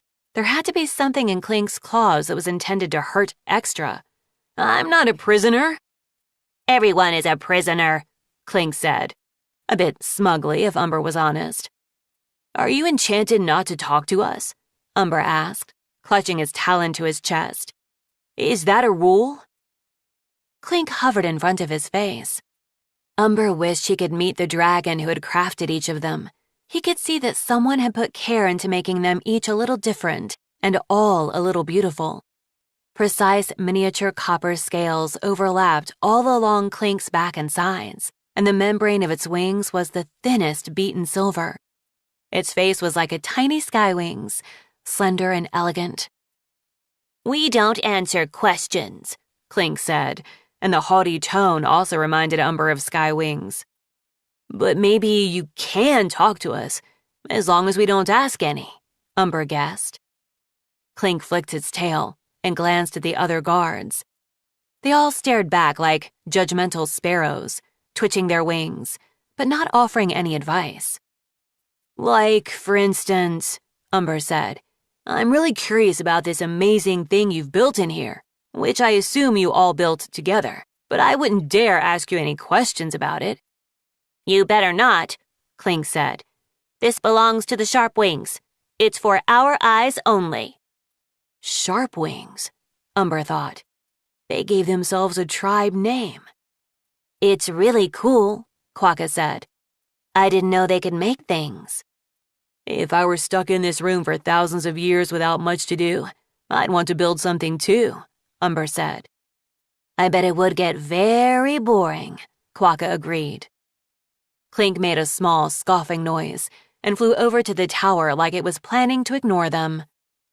Unless the animus who enchanted you added a never-get-bored element to the spell, Umber said. But I'm sure you all don't remember that dragon. All the Sharp Wings in the room clattered their wings, stamped their feet, and looked annoyed. You started this conversation with the squishy ones, one of them said to Clink from the top shelf. You set them straight. Of course we remember Precipice, Clink snapped at Umber. Precipice, Umber echoed. Wait, so the animus was that's so interesting, because Precipice sure sounds like a Skywing name. But Skywings don't have animus dragons. Probably an Icewing, Quokka agreed. They have animus magic the furthest back. Precipice was a Skywing, Clink growled. And a genius. Umber wondered if any of his Jade Mountain teachers knew that Skywings used to have animus dragons. So Precipice probably cast the spell to create the whole prison too, he said casually. I wonder what object they enchanted to do that. I mean, not that anyone here would know. We wouldn't, Clink said. The prison was created first, then us. Oh, Umber said, deflating. So much for that clever plan. He thought for a moment. I guess you probably don't know the spell Precipice used to make you either. Grrr, said Clink, and then recited in a toneless voice. I enchant these 25 dragons to come to life. I enchant them to guard the dungeon aisle, so that as long as there are prisoners here, they shall record their names and categories, and they shall prevent them from trying to cross the barrier. I enchant them to have a paralyzing toxin they can inject at will from their claws, and to know instantly whenever a prisoner arrives or one attempts to escape. That was interesting. Umber wondered what would happen to the Sharp Wings if he broke the barrier, or if there ever weren't any prisoners here. It seems to me, he said cautiously, that you are all trapped here just as much as the prisoners are. Shut up, Clink snapped. We have a purpose. The other little dragons hissed and shifted in their spots, claws digging into the wood. Umber glanced around the room again, hoping maybe there was another clue here. Or maybe the animus-touched object itself. It would make sense to put the guards in the same room with it, right? He really hoped it wasn't inside their miscellaneous tower. Or worse, one of the hundreds of bits and pieces that made up the tower. For the first time, he noticed that one of the metal dragons near him wasn't glaring and stamping in sync with all the others. Instead, it was curled up like a roly-poly bug, still and unmoving. Is this one, He stopped himself and tried again. This Sharpwing looks a little sick. It is broken, said the dragon next to it in a flat voice. A hawk tried to take it. Oh, poor dragon, Quokka said. Umber hesitantly reached out, and then, when no one attacked him for it, he scooped the limp dragon off the shelf into his talons. This one was dark blue and iridescent purple, with perfect little silver claws. Once he was holding it, he could see that one of its wings had been snapped at the shoulder. There was no way it could fly. The dragon opened its eyes for a moment and regarded him expressionlessly. Umber tried to imagine what it must feel like to have magic instructions calling you and be unable to respond. To have one purpose you were built for, but no longer be able to fulfill it. He wondered if the sharp wings could feel pain or despair or grief.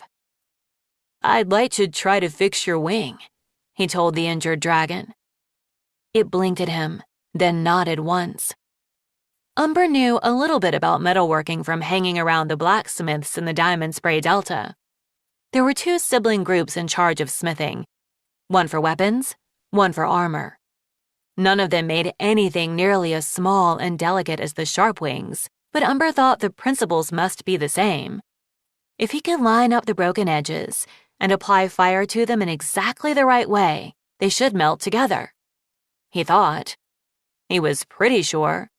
In exactly the right way was doing a lot of work in that sentence. "I need something to narrow my flame to a point," he said to Quokka. "Like a funnel, but for fire." She glanced at the tower, clearly wondering, as he was, whether the sharp wings would put up with anything being removed from it. But Clink was already hopping toward them, holding out a flat rock with a small hole in the center of it. "It won't work," Clink said gruffly. "But try this." "Thank you," Umber said. "I wish I knew this wounded dragon's name." Clink frowned at the little shape in Umber's talons. "That is 19, it said. It turned and hopped back to its perch, pretending to ignore them again. Umber set 19 on the stone floor, trying to make it as comfortable as he could. He carefully moved the broken wing back into alignment with the dragon's shoulder, positioned the rock with a hole right over the break, and breathed a small burst of flame onto it. The edges of the break bubbled slightly. Encouraged, Umber tried a bit more fire, and then a bit more, until the bits of metal had melted together and the break was gone, replaced by a small misshapen blob. "It's not super beautiful," he said apologetically, setting it back on its shelf. "But once it cools, I think maybe you'll be able to fly again." 19 regarded him for a moment, then closed its eyes. "If any other sharp wings needed help," Quokka said, "I hope they know they can come to one of us." "Go away now," Clink said, edging back into a hole in the tower. Umber turned with a sigh, and as he did, he saw a metal plaque next to the door, etched with writing. At the top it said, "Categories," and below that was a list. 1. Family of criminal. 2. Unwitting accomplice. 3. Intentional accomplice. 4. Petty thievery, nonviolent. 5. Grand thievery, nonviolent. 6. Harboring dangerous criminals, conspiracy to plan violence. 7. Assault, non-deadly attacks on other dragons. 8. Conspiracy to commit murder, treason. 9. Murder, non-royal. 10. Most dangerous criminals, murder, assassination, treason, extremely violent. "Oh no," Umber thought, his heart falling. He touched the list with one of his claws. "The categories do mean something. What did I say when they asked for Sora's? Didn't I say 10? The scariest prisoners. That's why they follow her around. They think she's the worst kind of dangerous, and it's all my fault." "Is there any way to change a prisoner's category?" he asked desperately. "Out!" Clink roared, rocketing back out of the tower. "Questions, intruders, out!" All the dragons except 19 let out small metal shrieks and leaped off their shelves.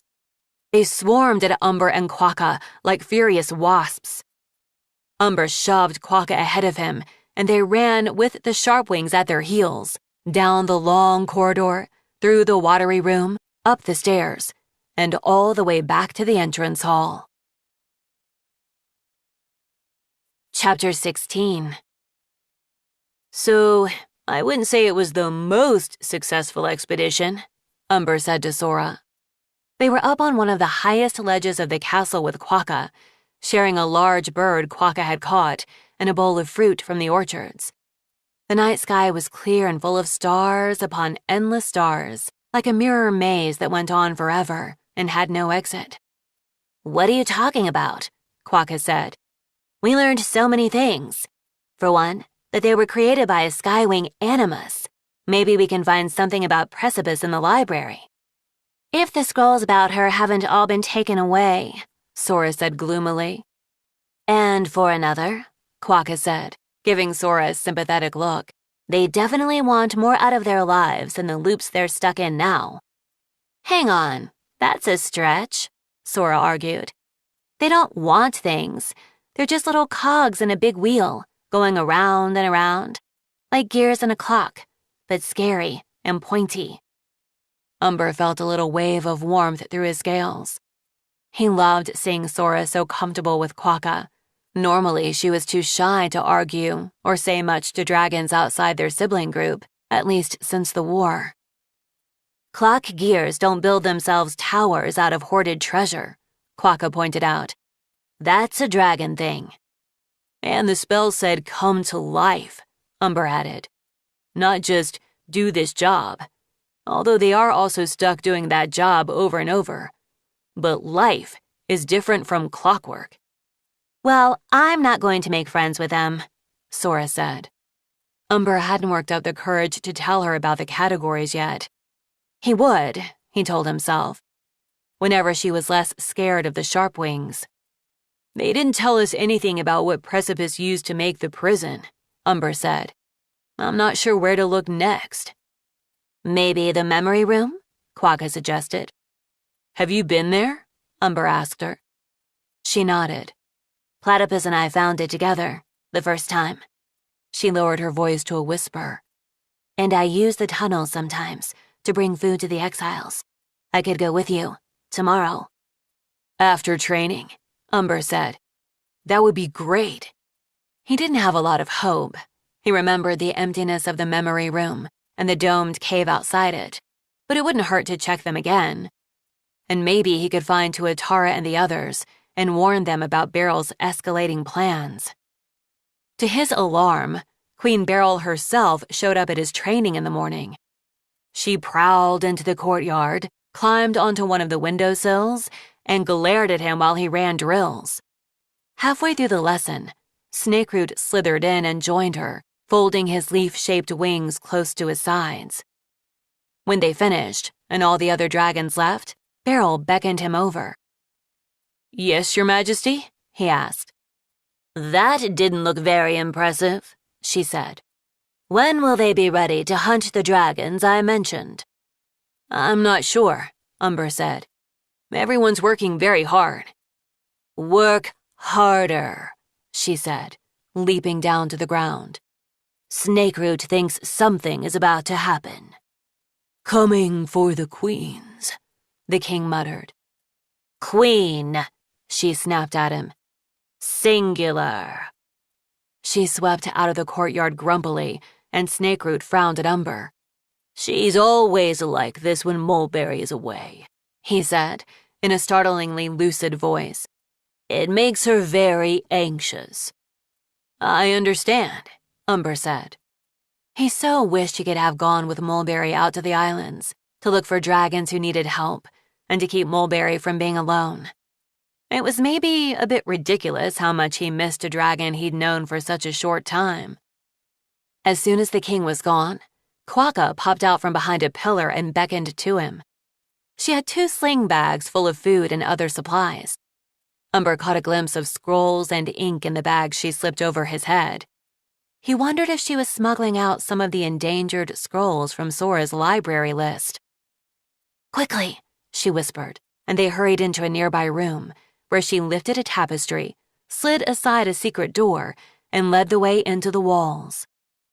The journey felt a little different from the one he'd taken with Platypus, but just as long.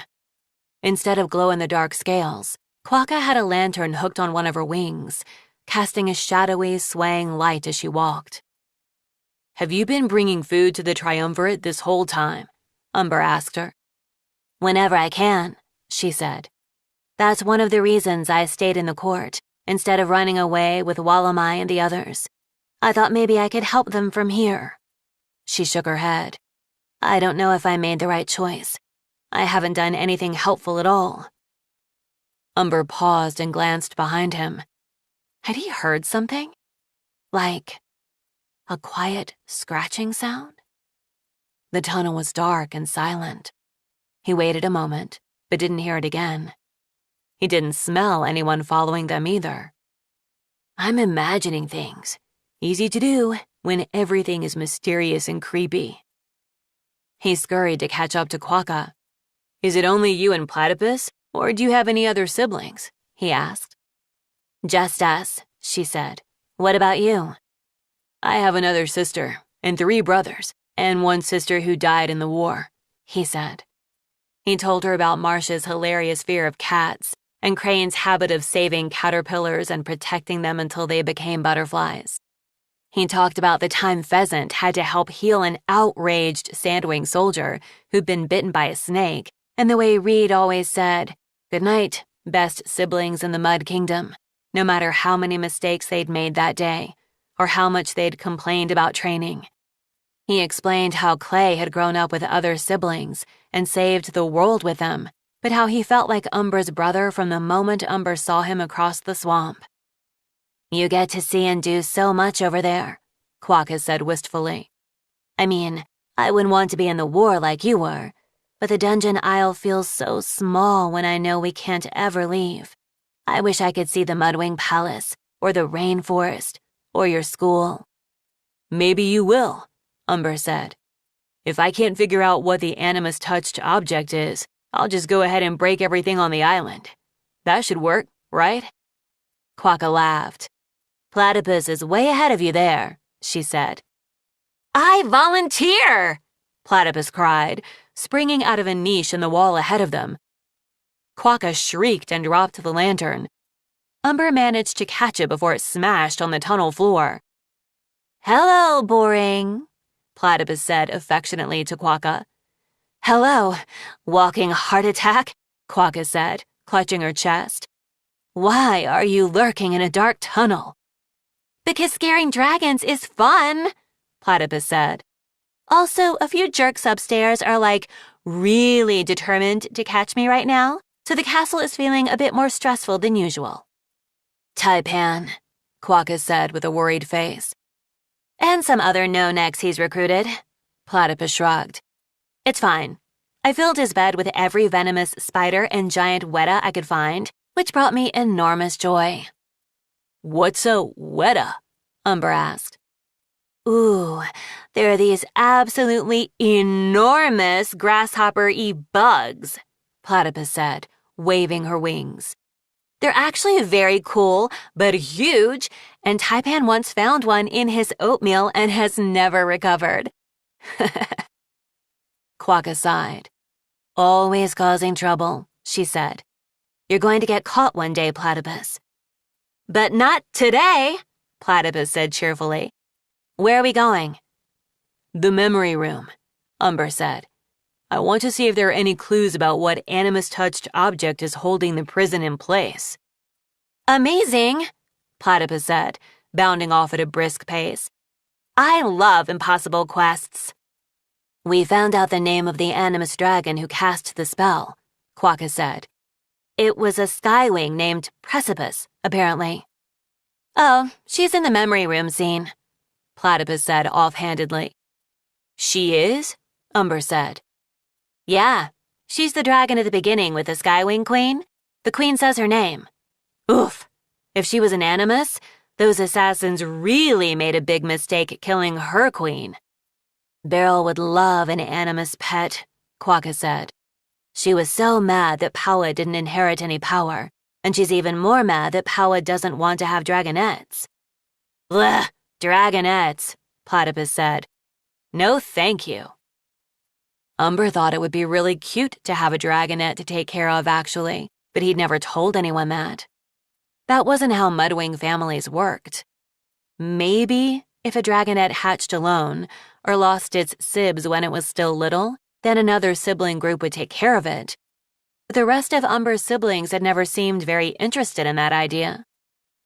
It's not fair to Paua, Quokka said. None of Waterfall's descendants have been animus dragons, so why would she be? Or her dragonettes? They emerged into the domed antechamber of the memory room.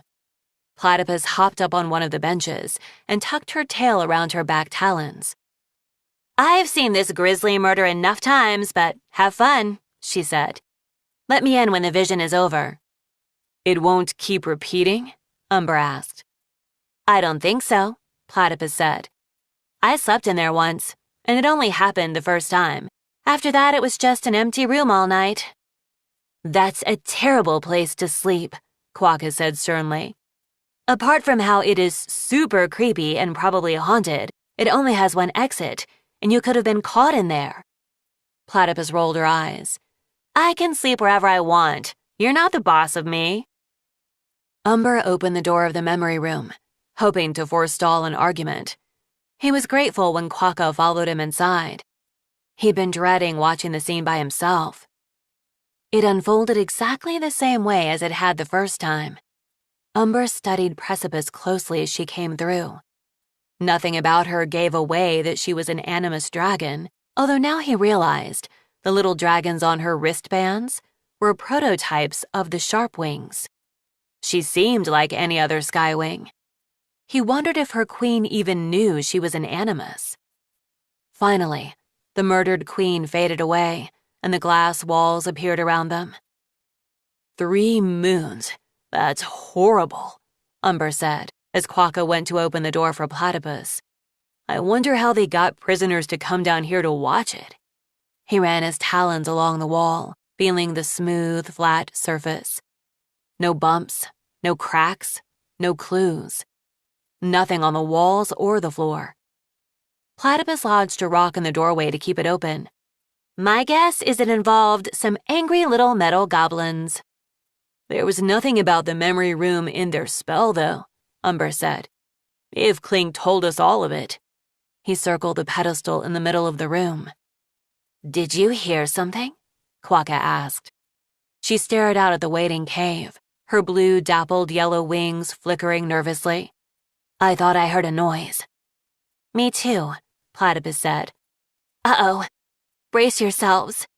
I think it was... your butt! You are such a brat, Quokka said, as Platypus fell over laughing. Umber crouched and looked under the curve of the basin.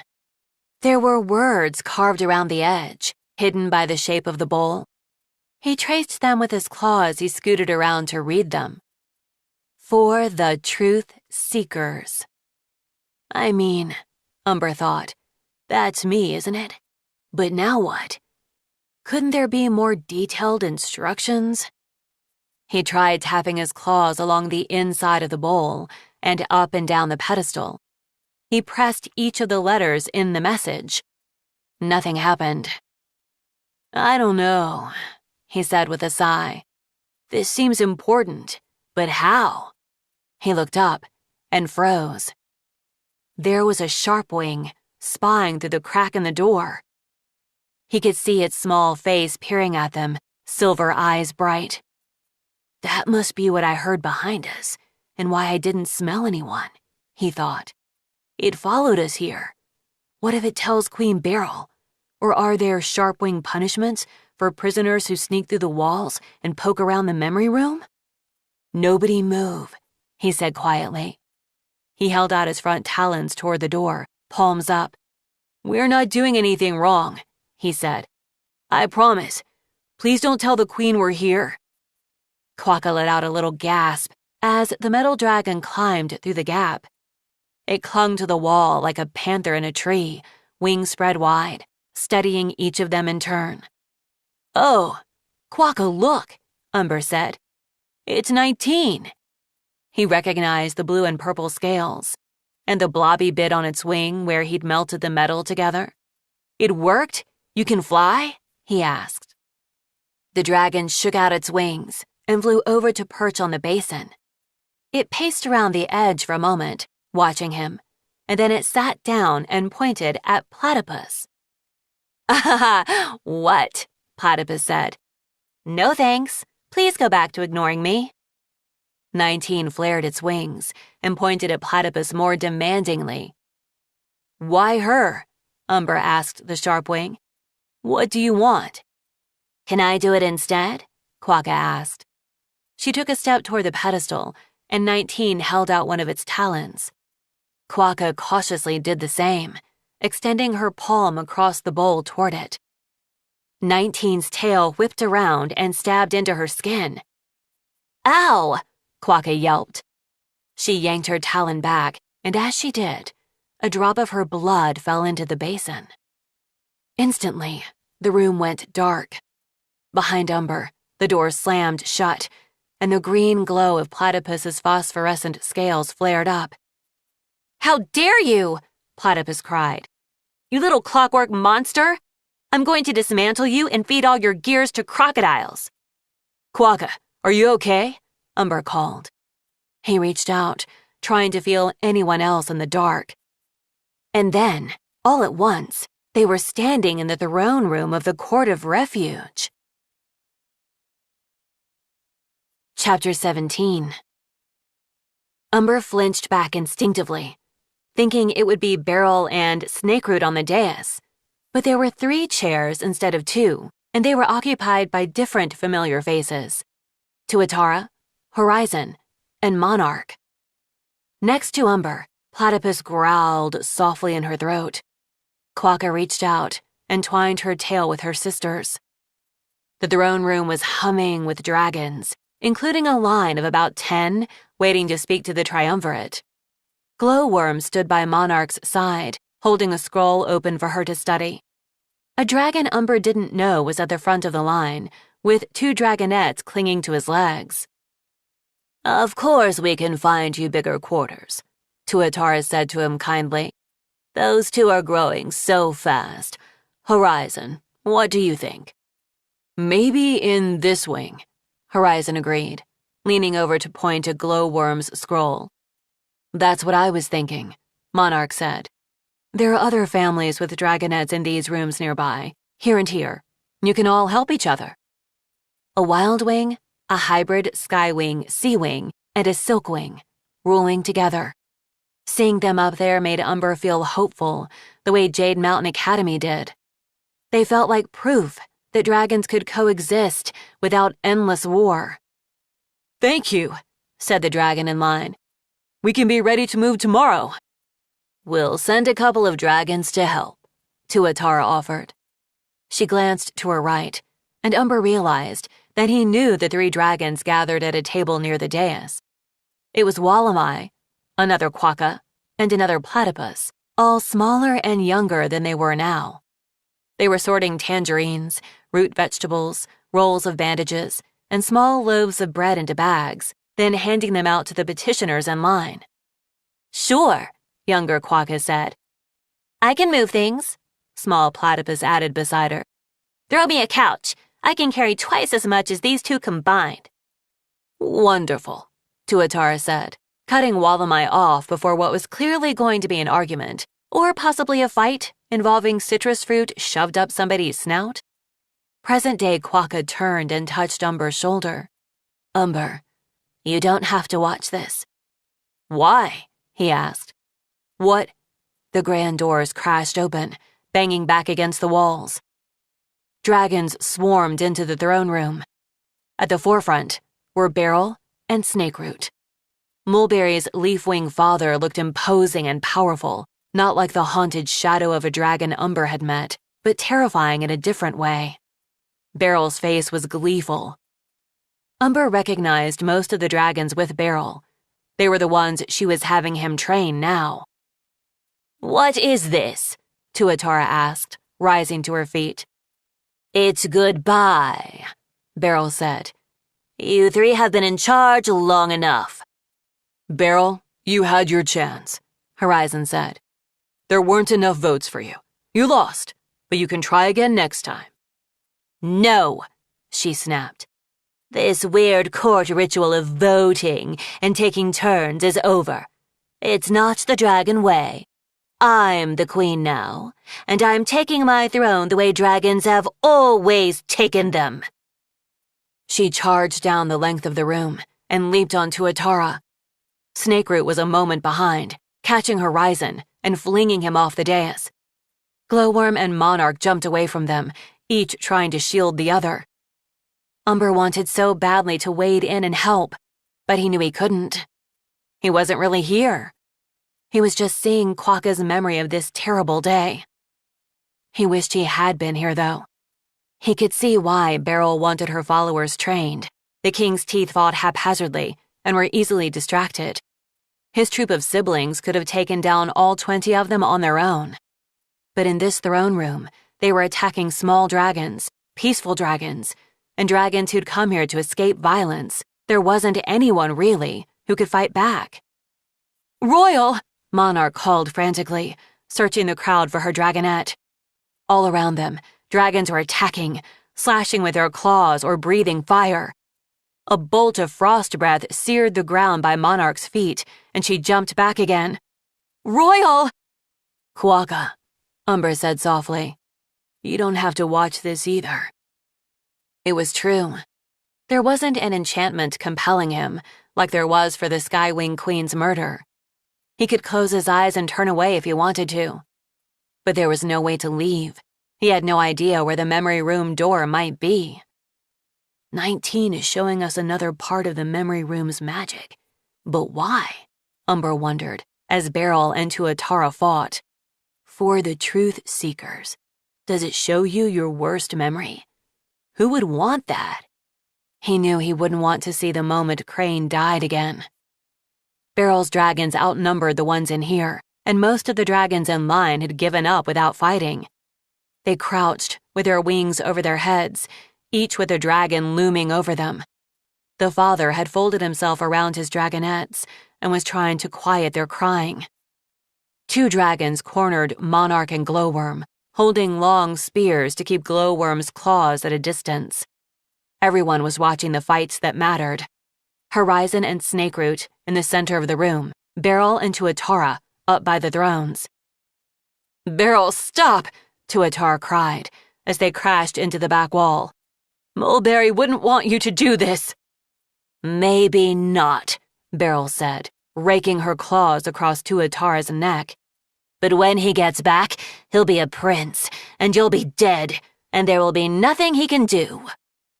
A turnip flew across the dais and clonked Beryl in the head. She whipped around, hissing. "You will never be my queen!" Platypus bellowed at her from atop the table. She wound up and flung a potato that clipped Beryl's ear. Below her, Quokka and Wallamai were under the table, huddled together. Beryl signaled one of her dragons to attack Platypus, but before he could get to her, Platypus leaped off the table, darted around the father and his dragonettes, and threw herself at Snakeroot.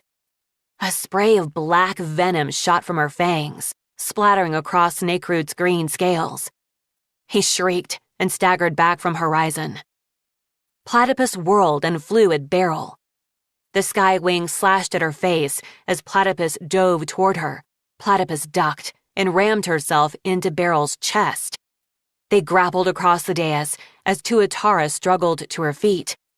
Platypus was barely a third of Beryl's size, but her claws glistened with venom, and she fought relentlessly. "Platypus!"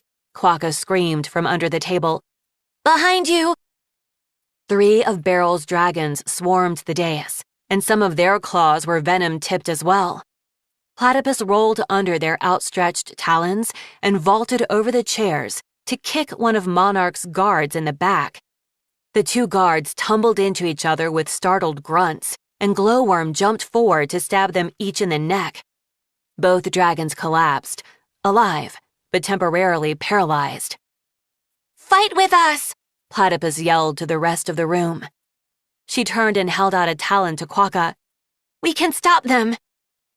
Beryl reared up behind her and slammed Platypus into the wall with her tail. Platypus scrambled to her feet, bleeding, and leaped at her again. The rest of Beryl's guards were converging on their fight. "I've got this one," Beryl said, seizing Platypus around the throat. "Kill the other 3. "No!" Platypus shouted. She slashed her claws across Beryl's arm and kicked her in the face with her back talons. Beryl dropped her with a roar of fury. Umber realized the glowworm had fought through the crowd of dragons to reach one of the large windows with Monarch. "But Royal," Monarch said pleadingly. "If we stay, you'll die," Glowworm said to her, clasping her talons in his. "If we run, we survive. That's what Royal needs. Living parents. Remember our escape from Wasp Hive. We have to fly so we can live." Monarch turned with a sob and leaped out the window. Glowworm stabbed another attacker with his paralyzing claws and then hurtled after her. Platypus was fighting 5 dragons now, spraying venom in an arc as they closed in warily. Horizon had fought his way to Tuatara's side. The old wildwing leaned against him, blood dripping from a wound on her head and smeared across her scales. Snakeroot stumbled across the room, kicked over the table, and dragged Quokka out. "The antidote," he growled, hunched in pain over the spots where Platypus's venom had struck him. "Now, or I kill him." He knocked Wallamai to the ground and pinned him under one huge talon. Quokka cast an anguished look at her sister, who was fighting too hard to notice. She looked down at Wallamai, who was gasping for breath as Snakeroot's talon pressed harder and harder. And then she grabbed one of the rolls of bandages, shot a tiny spray of venom from her own fangs onto a strip of fabric, and pressed it to Snakeroot's wounds. He let out a long hiss of pain and relief, and then he shoved them aside and headed straight for Horizon. Wallamai scrambled up and threw himself on Snakeroot's tail, trying to slow him down. "Follow Monarch," Tuatara said to Horizon. "Don't let them kill you." "I'm not letting them kill you either," he protested. Snakeroot kicked Wallamai off him and leaped onto the platform. Beryl seized one of the spears the guards had dropped and ran toward Tuatara from the other side. Platypus vaulted over the dragons she was fighting and threw herself at Snakeroot. She tucked into a roll under his feet, tripping him and sending him sprawling into Beryl's spear. He roared as it pierced one of his wings. Beryl's followers froze for a horrified moment, just long enough for Horizon and Tuatara to make a run for the window. "Snakeroot!" Beryl shrieked, yanking her spear back. He collapsed at her feet. There was blood everywhere. Platypus shoved Wallamai and Quokka toward the window. They caught up as Tuatara leaped out.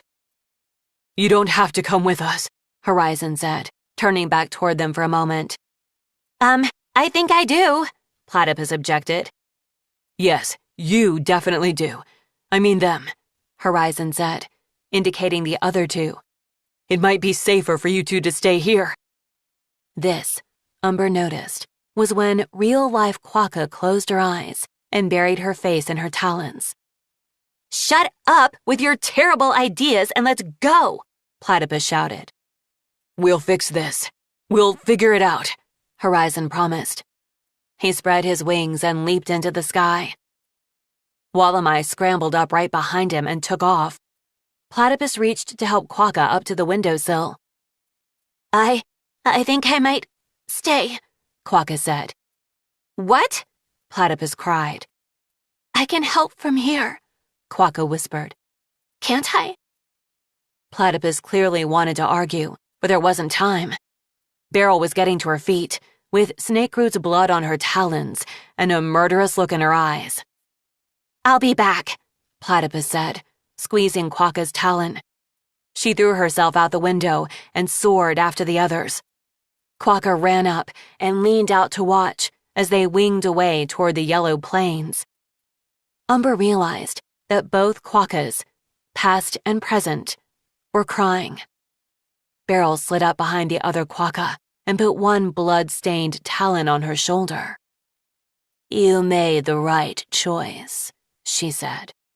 Her claws dug into Quokka's scales. It's no use fighting, or running or hiding. There's nowhere they can go that we won't find them. She pressed down until Quokka folded into a bow at her feet. All of those dragons are dead, and I'm the queen now. Say it. You're the queen now, Quokka whispered. Yes, Beryl hissed. Finally. The scene faded away there, and slowly, the greenish glass walls of the memory room appeared around them again. Platypus came over to Quokka and put her wings around her sister. I'm sorry, Quokka said. It's all right, Platypus said. It happened really fast, and you have been helping. I'll admit it, even if I would rather have you smashing things and punching bad guys with me. Platypus wrinkled her snout at Umber, as if she wanted him to say something. Something distracting, maybe? He said. So, wow, I had no idea you both have magical death spit. Platypus's eyes lit up. Yes, she said. That is what I have. Magical death spit. Quokka half laughed and wiped her eyes. It's just rain wing venom, she said. I know. That's what my brother calls it, Umber said. But only Platypus has the venom in her claws too, Quokka said. Like some hive wings. So why did we have to relive all that? Platypus asked. What was the point? They all turned toward the basin, where the sharp wing was still sitting. 19 clattered its wings together and looked very pleased with itself. Thank you, Umber said to it. I think. Can you tell us anything else? He didn't know why Clink could talk, and 19 apparently couldn't. He wondered if the hawk attack had damaged more than 19's wing. Did they have tiny voice boxes that could break? Blood magic in the memory room, Platypus said. Who knew? I mean, literally, did anyone know? Did the prisoners come down here and drip blood around and watch their own pasts? But again, why? Umber suddenly remembered Snakeroot murmuring, There must be blood. He shuddered. Had the king known they'd come here? Did he know about the basin? 19 pointed at Platypus. No thanks, Platypus said to the little dragon. I remember all my memories just fine. 19 curled its claws and pointed at Platypus again. I said no, Platypus frowned at it. Stop trying to boss me around. The sharp wing hissed at her, and Platypus hissed right back. Are you scared of it? Quokka asked. She displayed the palm that 19 had stabbed. The wound was just a small red dot now. It's not that bad. I'm not scared. I just don't feel like being experimented on by an enchanted metal gremlin, Platypus said. Besides, most of my memories are the same as yours. If it's looking for our worst day, it's going to end up in the same one, and I, personally, don't need to see it again. Umber was worried about the same thing. He didn't want to relive his worst day either, but he felt as though 19 was trying really hard to show them something important. Do you want mine? He asked the sharp wing. 19 waved at his talon dismissively and pointed at Platypus again. Fine, Platypus huffed. But if we end up back in the same memory, I'm going to sing really loud to drown it out, and then you will all be sorry. She held out her talon over the basin and scrunched her eyes closed. 19 inspected Platypus's claws for a moment, then climbed straight onto her talon. Platypus shivered a little, but held it still. The sharp wing flared its wings, pacing back and forth. Umber suppressed the urge to laugh. It felt as if the small creature was deliberately trying to build suspense, like a presenter on stage, about to bring out a troupe of traveling dragons and their trained tigers. Marsh had really not enjoyed that show. Finally, 19 stopped, squinted up at Platypus, and held up its front talons like, "Don't move." I know, Platypus growled at it. Just do it already. 19 swung its tail around and stabbed it into Platypus's palm. But instead of stopping, it stabbed again. Twice, 3 times, and then slashed a tiny X in her skin as if signing its work. Ow! Platypus yelled with outrage. A cascade of blood droplets rained from her talon into the basin as she shook 19 off and clenched her fist. What the? This time, the dark rolled up from their feet like a dense fog in a terrible hurry. It swallowed them entirely, so within a heartbeat, Umber felt as though he was drifting in an endless, silent sea. He couldn't even hear Platypus shouting anymore. When something touched his side, he almost screamed until he realized it was Quokka. "Where are we?" she whispered. "Inside a tiny metal goblin's nightmares," Platypus said, appearing on her other side. She clenched her wounded fist.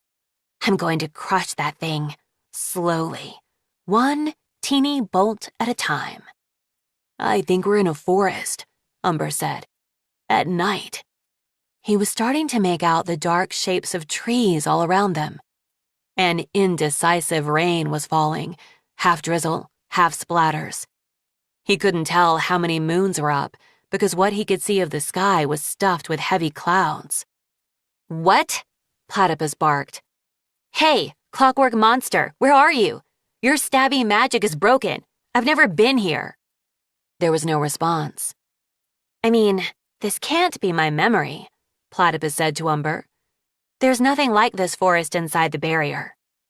"There's light, over there," Quokka said, pointing. "Let's go see what it is." They wove through the trees, brushing through wet foliage. Umber stumbled into a bush and startled a couple of very tall, grouchy birds with bright blue heads who clacked their beaks angrily as they stalked away. The light came from filaments of glowing silk, warm and golden orange, woven around and through the branches of a willow tree. The branches hung all the way to the ground, creating a hidden space inside. "That's flame silk," Quokka whispered to Umber. "Only a few silkwings and beetlewings have it." "Why isn't it setting the tree on fire?" he asked. "They have different kinds," she said. "They can make a silk that burns, or a silk that just gives off light." "Yeah, I definitely haven't been here," Platypus said. "And I've never seen those dragons in my life." She pointed at the 2 dragons inside the arms of the willow tree. One was an emerald green leafwing, wearing a crown of white magnolias on her head. The other looked a bit like the beetle wing assassin in the first memory room scene. But instead of dark purple, her insect-like wings were iridescent teal, and she held a shining ball of flame silk in her talons. "We should tell the other queens," said the leafwing. She leaned against the teal dragon's side, and they twined their tails together. "I think it's time, Euphoria. We can show them how beautiful harmony is." "I'm not sure they'll think it's beautiful," Euphoria said. "In fact, I'm pretty sure they'll be scared of the whole idea of it." "Happy dragons, peaceful families," the leafwing said. "They'd have to be missing hearts to find that scary. Besides, they don't have to live there. They can just leave them alone."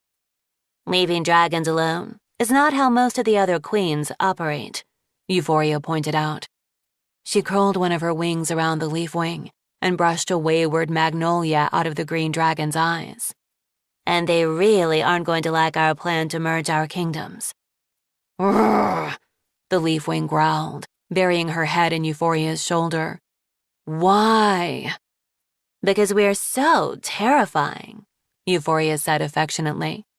"Imagine a vast forest kingdom full of dragons who take care of one another. Beetle wings and leaf wings living together instead of fighting over every acorn like our ancestors did. Everybody panic!" "Hey, Platypus," Umber whispered. "That beetle wing kind of looks like you." "Yeah, right," Platypus said. "No, she does," Quokka agreed. "Her eyes, and something about the shape of her face." "She looks more like you," Platypus objected. "Like all Friendly. Blah. Maybe we should wait a little bit longer, Magnolia, Euphoria said. Can we tell Queen Hibiscus at least? Magnolia asked. Then she can tell everyone that our merged kingdom is no threat to her rainforest right next door, so it shouldn't bother anyone else either. Euphoria sighed. I like that we're only the two of us right now. When everybody else knows, they'll be looking at us all the time. Darkling and Sorrel know, and they don't look at us a weird amount, Magnolia said. Shh. Euphoria lifted her head, peering out into the dripping trees. Both dragons stepped away from each other at the same time. Someone's coming, Platypus said. Umber realized he was holding his breath as two dragons came racing through the trees.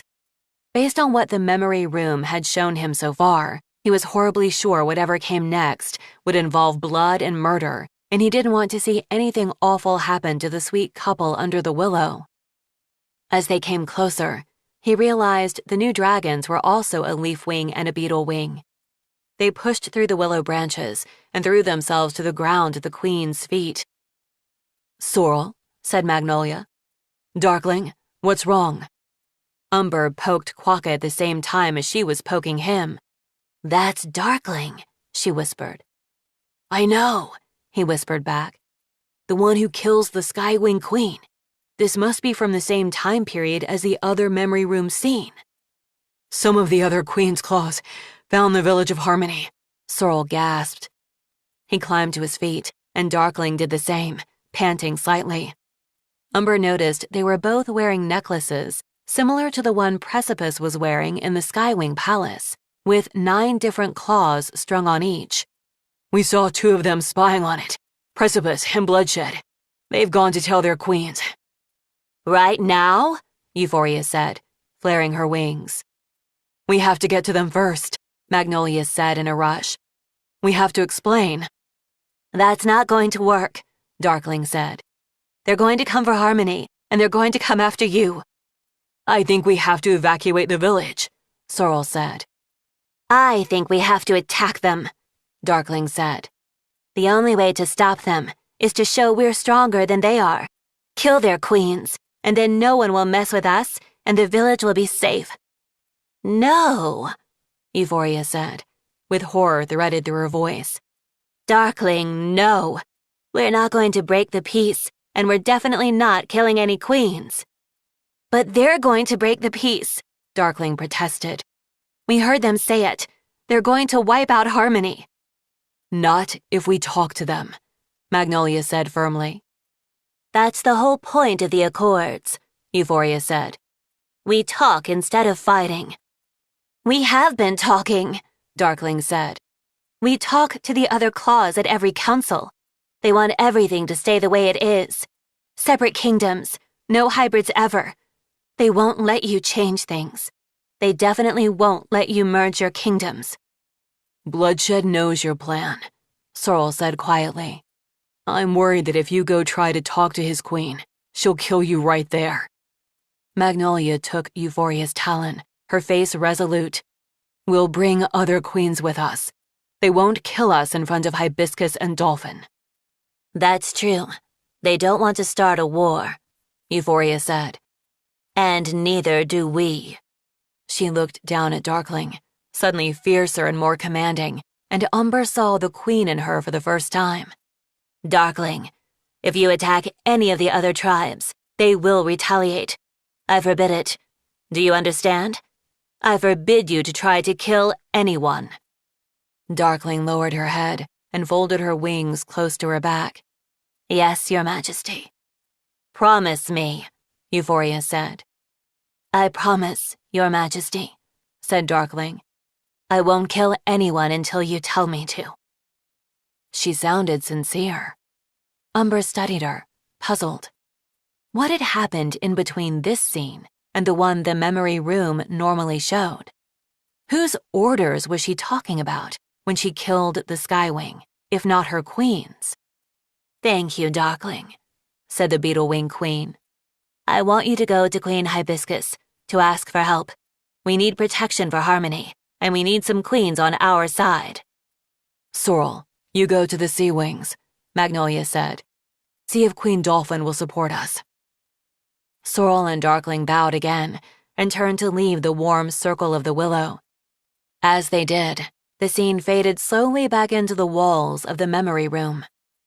Beetle wings and leaf wings, reaching out to rain wings and sea wings. This must be when it started. Those are the 4 tribes that were punished for the death of the Skywing Queen. What in the 3 moons? Platypus exploded. She turned to glare at 19. What was that?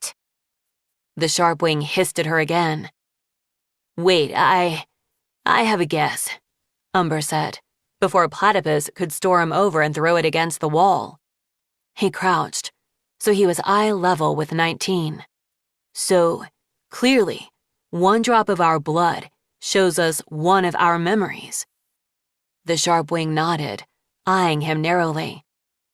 But 19 wanted us to see what happens when you use more drops, Umber went on. That wasn't supposed to be a glimpse of your own past, Platypus. I think more blood shows you a memory from one of your ancestors, and the dragons we just saw are the ones who ended up imprisoned in the dungeon aisle. Chapter 18. 19 sat up on its back legs and applauded, clattering its wings together at the same time. Oh, wow, Umber said, grinning. Right? That's so weird, Platypus cried. I don't like that. Ancient ancestor memories? Yeah. Platypus prefers to imagine that we sprang fully formed from, like, one of the moons or something, Quokka said to Umber. Our parents died when we were too young to remember them, so it's an avoidance mechanism. You're an avoidance mechanism, Platypus yelled at her. Quokka rolled her eyes. Well, I think seeing our ancestors is cool, and I bet we are descended from that beetle wing queen. But I don't really understand what we just saw, or how it's all connected. Do you? She asked Umber. I mean, it must be related to the other memory room scene, right? He said. Now we kind of know why Darkling wanted to kill the Skywing Queen. But did she disobey her queen to do it? Or did Euphoria change her mind? And why? This is the worst, Platypus announced. In case you were wondering, how can I drive Platypus into a murderous rage today? The answer is, trap her in a tiny room, show her awful things, stab her multiple times, and then stand around asking questions with no answers for 1,000 years. We've been asking questions for 2 minutes, tops, Quokka pointed out. And it's torture! Platypus bounded over to the door. I'm going outside. Gremlin, you are not invited. Its name is 19, Quokka called, but Platypus was already halfway across the outer cave. I'm sorry about her, she said to the Sharpwing. The part of a dragon's brain that's reserved for manners is just empty space in her head.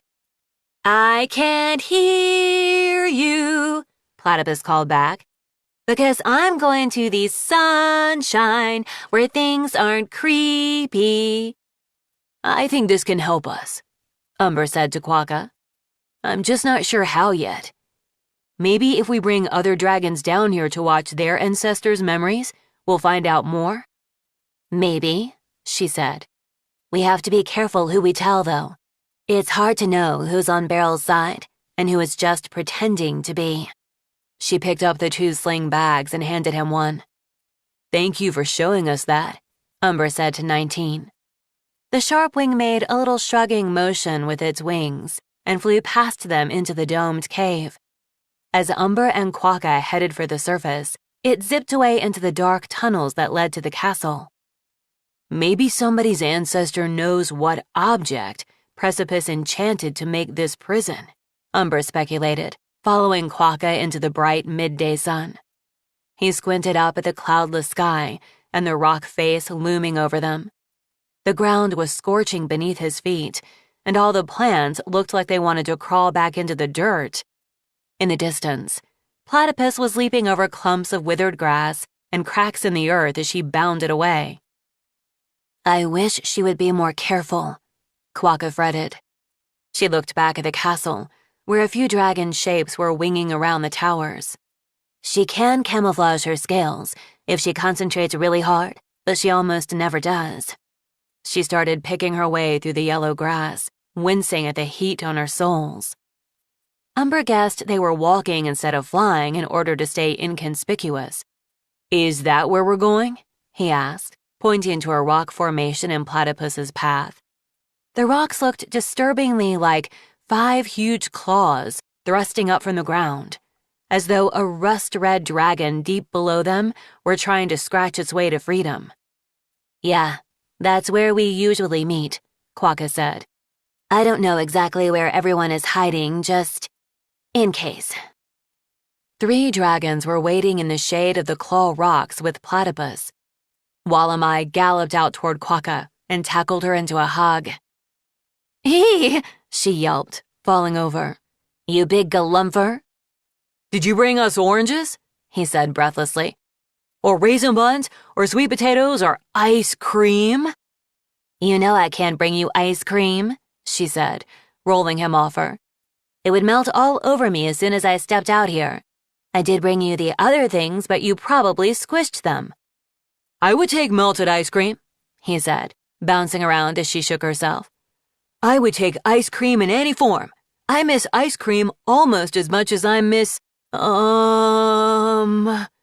His runaway words crashed to a stop, and he clapped his talons over his snout, looking mortified.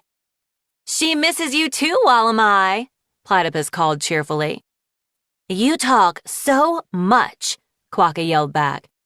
"Hi, Walamai. Ignore her." "She's right, though," Crescent observed, sliding around them and sticking her nose in the bags to see what they'd brought.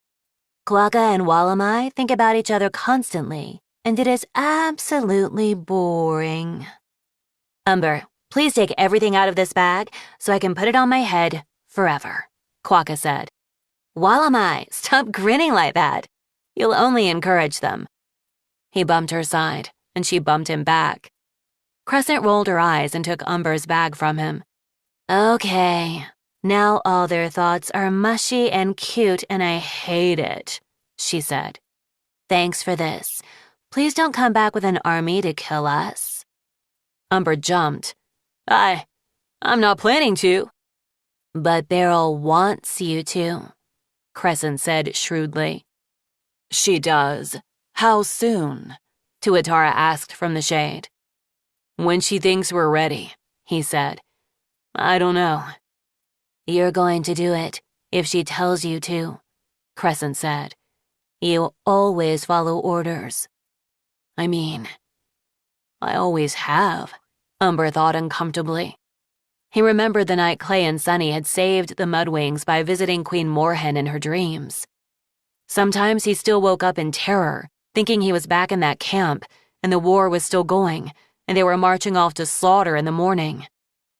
The whole army had been gathered, preparing to invade and destroy the Ice Kingdom. Those were their orders: a massive offensive to overwhelm them, kill as many Ice Wings as they could, and hope that it ended the war. He'd hated it. They all had. Reed and Pheasant hadn't been able to sleep. They were so worried about the attack. They were all terrified about losing another sibling, and Umber also felt sick at the thought of trying to wipe out the Ice Wings. He was sure the others did too, but they tried not to talk about it. Because what could they do? Orders were orders. Umber was loyal to Reed, and they were all loyal to their queen. They had to do as they were told. That was before they'd known about the Icewing Cliff that killed any other kind of dragon who crossed their border. Most dragons would never try to enter the Ice Kingdom, where it was too cold for them to survive, so the cliff had faded from memory for the tribes who once knew about it. Or, Umber sometimes suspected, maybe Byrne did know about it, but she didn't tell Queen Moorhen or Queen Ruby. He had this awful fear that her plan had been to throw the MudWings at it first and hope their corpses overwhelmed the wall so her army could sweep in after them, unscathed. If it wasn't for Clay and Sunny, if the army had attacked as planned, so many dragons would have died instantly, including, most likely, Umber and all his siblings. Should we have said no to our orders? Could we have said no? And that was a situation where I trusted my queen. What about when I don't? But it's not as easy as saying no. If I try, what will Beryl and Snakeroot do to me? Or Sora? Or to these dragons? I'm hoping it won't come to that, he said to Crescent, who looked profoundly disturbed by everything that had just gone through his head. I'm trying to find you a way off this island before it happens. Oh, Tuatara said with a chuckle. You're one of those. The great escapers, we say. Well, I wish you more luck than all the others. If Mulberry can cross the barrier, there must be a way you can too, Umber said. I don't know. He's very special, Tuatara said. He is, but why? Umber wondered. What makes him different from everyone else here? I should go, Quokka said regretfully. I've already been gone too long, and I promised I'd help set up for the concert tonight. What concert? Platypus demanded. Quokka winced. The rescheduled Northern Lights concert? Platypus, please don't sabotage this one. Beryl is so mad, and I think she thinks you and Aurora might be working together. You could get her in huge trouble. Everyone's in huge trouble right now, Platypus cried, lashing her tail. Evil dragons have stolen the throne and rule the court. We should all be sabotaging everything until we get it back. Quokka sighed. I know, but you know they're trying to catch you right now. Can you just stay away for this one concert? Platypus huffed, spun around, and took off into the sky. Umber watched her soar away south until she was a tiny dot in the endless blue. Isn't that what happens when you try to fight the dragons with all the power? You end up alone, throwing yourself against an outstretched spear over and over again. He admired her, but he couldn't imagine being her, waking up every day and hurling herself against a wall of spikes, always trying to change things, but with no one to tell you how or what to do. It sounded enormously stressful. Please convince her, Quokka said to Tuatara. It's so dangerous right now. I'll try, Tuatara said. Walamai hugged Quokka again, and then she and Umber flew back toward the castle. As they got closer, Umber felt a fluttering tug in his chest, like his heart had tripped over something. What was that? He did a roll in the air, doing a quick check in all directions, the way Reed had taught them to do. The flutter happened again, when his eyes traveled over the mountains northwest of the castle. If we catch a few rabbits for the gathering, we can say we were out hunting for the court, Quokka suggested. That's what I normally do. Sure, Umber said. Can you show me where the barrier is around here? It runs through the foothills of the mountains on either side of the palace, Quokka said. She swooped over the boulder-strewn landscape behind the concert pavilion and pointed out the charred line that trailed up into the hills. Umber felt it again. Tug, tug. I'm going to follow the barrier for a bit, Umber said. See you at the concert tonight? Be careful, Quokka said. Don't let any part of you cross that line. The consequences get worse every time you try. Umber rubbed his arms, remembering the sharp lightning strike pain. I'll be careful. He wondered if the barrier itself was luring him in. But that didn't make any sense. It had the biggest go-away energy of any landmark he'd ever met. The tugging feeling was friendlier and more hopeful than that. He stayed on the ground and well away from the barrier as he trekked uphill. It was still hot here, but there were more shrubs and even a few hardy trees stubbornly clinging to life. Little hopping furry things darted away from his claws. At one point, a scaly rock turned to look at him, and he realized it was a lizard, with the same spikes many of the wild wings had. It started to feel kind of peaceful, walking away from the Court of Refuge. He remembered the forest they'd flown over, on the far side of the mountains, way beyond the barrier. He wished he could get there. It probably had mud and mist and water and shade and new interesting things to eat. It sure was a choice that the animus dragon who made this prison had trapped everyone on the dry, sun-baked part of the island when there were other available areas teeming with life and resources. Had Precipice been hoping they would all die here? The scorched, dark line of the barrier radiated even more menace when he thought of her like that. He climbed over a pile of rocks that looked as though they had all tumbled down together, like MudWing dragonettes play wrestling, and found something that looked like a trail heading through a grove of olive trees. Umber followed it for a while until he heard the sound of running water up ahead. It was a waterfall, an actual cascading waterfall leaping down the rocks from higher up the mountain, droplets sparkling in the sunlight. It arced right over the barrier and into a deep pool 5 times as wide as Umber's wingspan. On one of the sun-baked rocks around the pool, Mulberry was curled up, with his leaf-shaped wings spread out to catch the light. The prince opened his eyes and saw Umber. "Oh, wow," Mulberry said. "It worked." Chapter 19. Mulberry! Umber felt as if the whole sun had melted into his scales and was beaming out through his face. "You're back!" He bounded down the hill toward the pool. Mulberry leaped off the rock and met him halfway. Their wings tangled as they tried to hug, and a wave of affection and worry rolled through Umber. He wasn't entirely sure how much of it was his and how much was Mulberry's. He didn't care. He was so happy to see him. The sparkle of gold scales danced in his vision as they stepped back and smiled at each other. "Could you hear me?" Mulberry asked. "I've been trying to call you here all morning, but my dragon speak doesn't usually work over distances. So maybe it was less like calling and more like hoping really hard." He made a, "Yeah, I just admitted that, and I feel silly about it," face. "I didn't realize it was you," Umber said. "I just had a feeling like I should come this way. What is this place?" "Come see."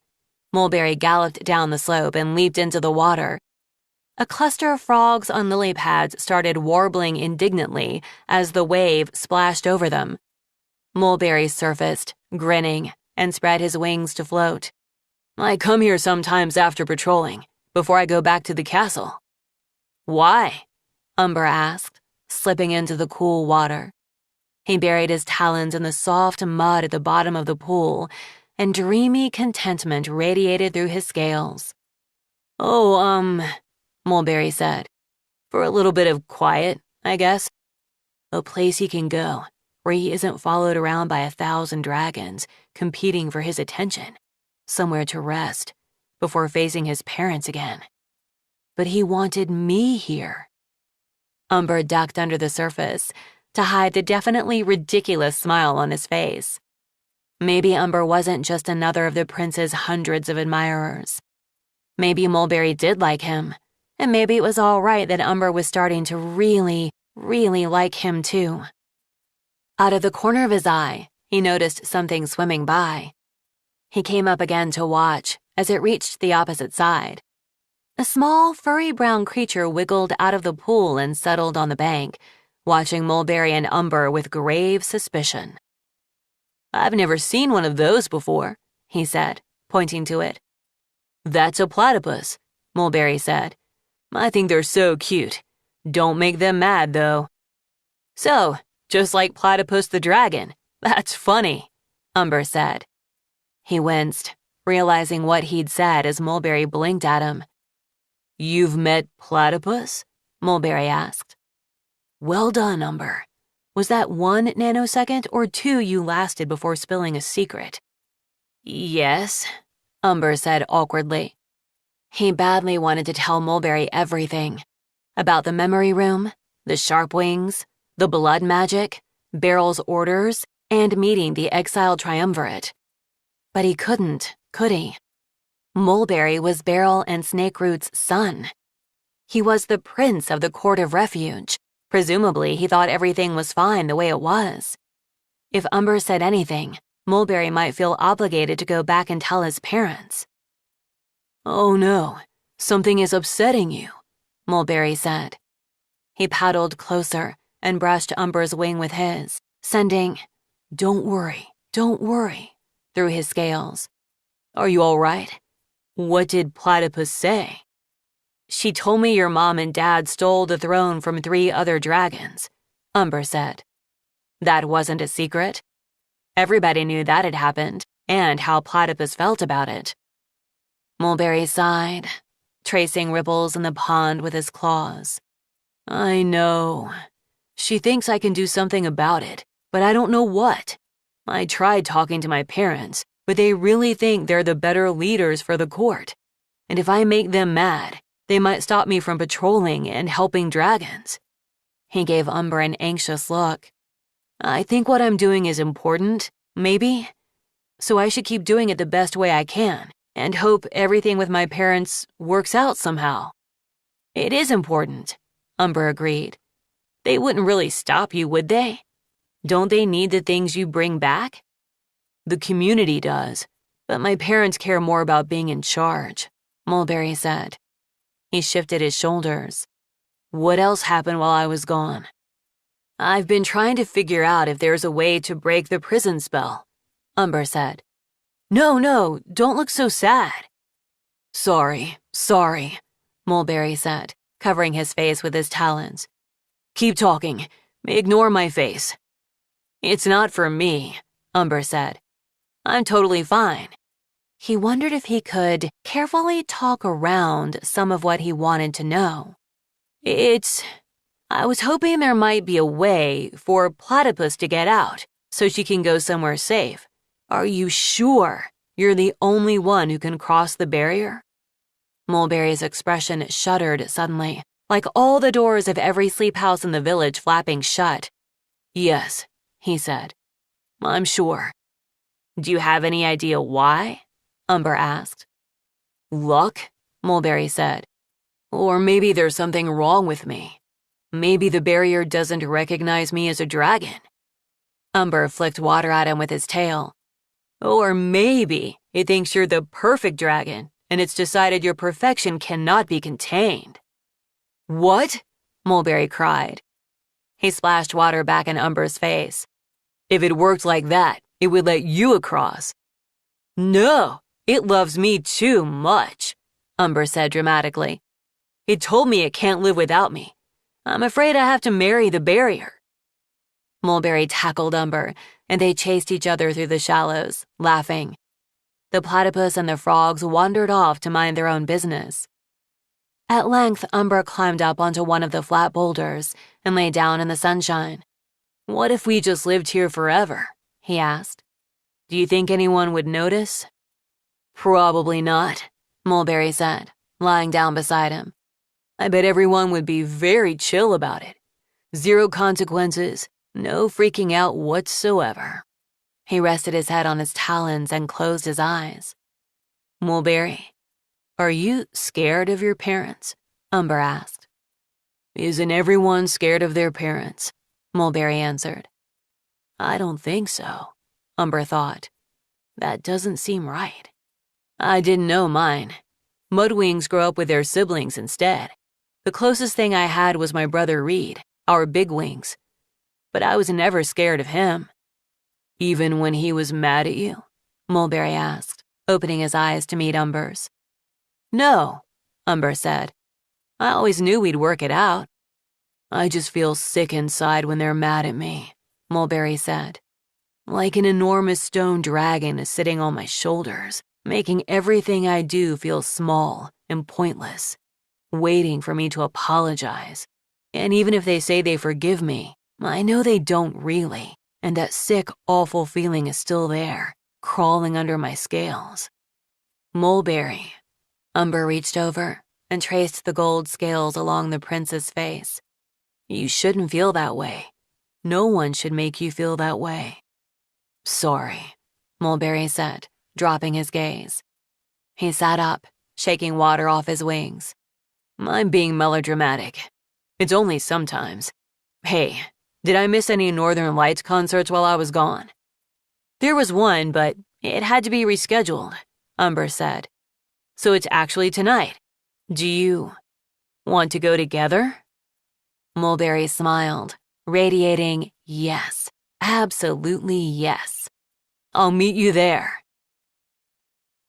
They returned to the palace separately, and Umber went looking for Sora in the library to tell her what he'd learned about the memory room. Once again, she was significantly less excited than he was. "I think those little stabby menaces were just looking for an excuse to stab you," she said. "They don't care what memories you see." "But if we can find a memory of the Animus dragon enchanting the prison," Umber said, "we'll know what she enchanted." "She was a skywing, wasn't she?" Sora said. "What if Mulberry is related to her? Could that be why he can cross the barrier?" Umber thought for a moment. "No," he said slowly. "That can't be it, because then Beryl would be related to her too, and she can't cross the barrier." "Oh, right," Sora shrugged. "Oh well, I found one interesting thing." She pulled out a scroll and spread it across the low table beside them. "It's a record of the early days of the prison, and it talks about the dragons who sentenced them here, which is most of the queens. Queen Summit, I assume that's a skywing, and Queen Retribution, that must be the Nightwing, were in charge of the trial. Then 5 others signed the sentencing document. See, Queen Icicle, Queen Dolphin, Queen Hibiscus." "Wait, Queen Hibiscus?" Umber interrupted her. He remembered that name from the memory of the queens under the willow tree. "So that must mean the Rainwings and Seawings didn't side with Queen Magnolia and Queen Euphoria after all. But there was a Rainwing assassin in the murder scene." "Okay," Sora said. And didn't Quokka say the first prisoners included Rainwings and Seawings too?" Umber asked.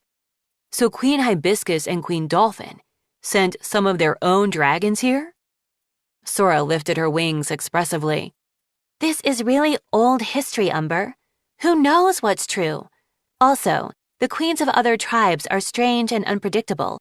It's pointless to try to understand them." Umber puzzled over this information as they headed to the concert, trying to move the pieces around so they fit. Darkling was told not to kill any of the queens, but she did, with the help of a Rainwing. But the Beetlewing Queen said not to, and the Rainwing Queen punished them for it. And Darkling said she was following orders. So, whose orders? A tapestry on the wall next to him billowed, and Mulberry appeared from behind it. "Hey," he said, smoothing the tapestry back into place and shaking out his wings with a smile. "Found you." "Hey," Umber said, smiling back. "Mulberry!" cried the 3 dragons coming up behind Umber. "Come sit with us." "Oh, sorry," Mulberry said. "I already promised Umber I'd sit with him. I'll look for you later, though." 2 of the dragons made exaggerated sad faces, and the 3rd one openly glared at Umber. Apologizing again, Mulberry arched one of his wings over Umber and gently steered him away. "Sorry about that," the prince said quietly. "There's nothing to be sorry for," Umber said. "You're allowed to choose who you sit with." The ripples of guilt ebbed, and Mulberry let out a soft exhale. "Do what I want?" he said, mocking himself. "Surely you jest." "Only for a little while," Umber said. "You can get back to the endless list of what everyone else wants tomorrow." He couldn't bear how solemnly Mulberry nodded, as if yes, of course that was what he had to do. Umber pointed at the sky as they went into the arena. "Look," he said. "The smallest moon is passing through the Capybara constellation. That means we each get a wish." He bopped Mulberry's face with his snout. "I wish that Mulberry had something that made him happy every day." Mulberry's true smile escaped, blossoming across his face as he bopped Umber back. I was going to say, I'm pretty sure there's no such thing as a capybara constellation, he said, but your wish came true. So who am I to question the great capybara in the sky? Oh, Umber said, flustered for a moment. Did Mulberry mean me? Is that what he meant? Right, yes. Don't ever question it, or it will make a classic "Who allowed you to speak?" capybara face at you. Mulberry laughed. I'm familiar with that face. He paused, then added, so quietly Umber almost didn't hear him. I missed you. I missed you too, Umber whispered back. Once again, Borealis had started on stage alone, playing what sounded like 10 drums at once. Sora waved to Umber from a row of seats she'd saved on one of the aisles. As they scooted in next to her, there was a muted scuffle in the row behind them, dragons trying to sit as close to Mulberry as possible. How are you, Sora?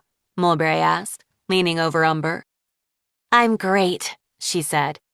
You don't have to worry about me. Umber does that enough for everyone. She grabbed Umber's talon suddenly, her wings whacking him in the face. Here she comes! Here she comes! But the dragon climbing onto the stage wasn't Aurora. Instead of her shimmering white and pink scales, his were dark green, and he wore a gold crown woven with thorny vines. A hush fell over the audience. Why is the king on stage?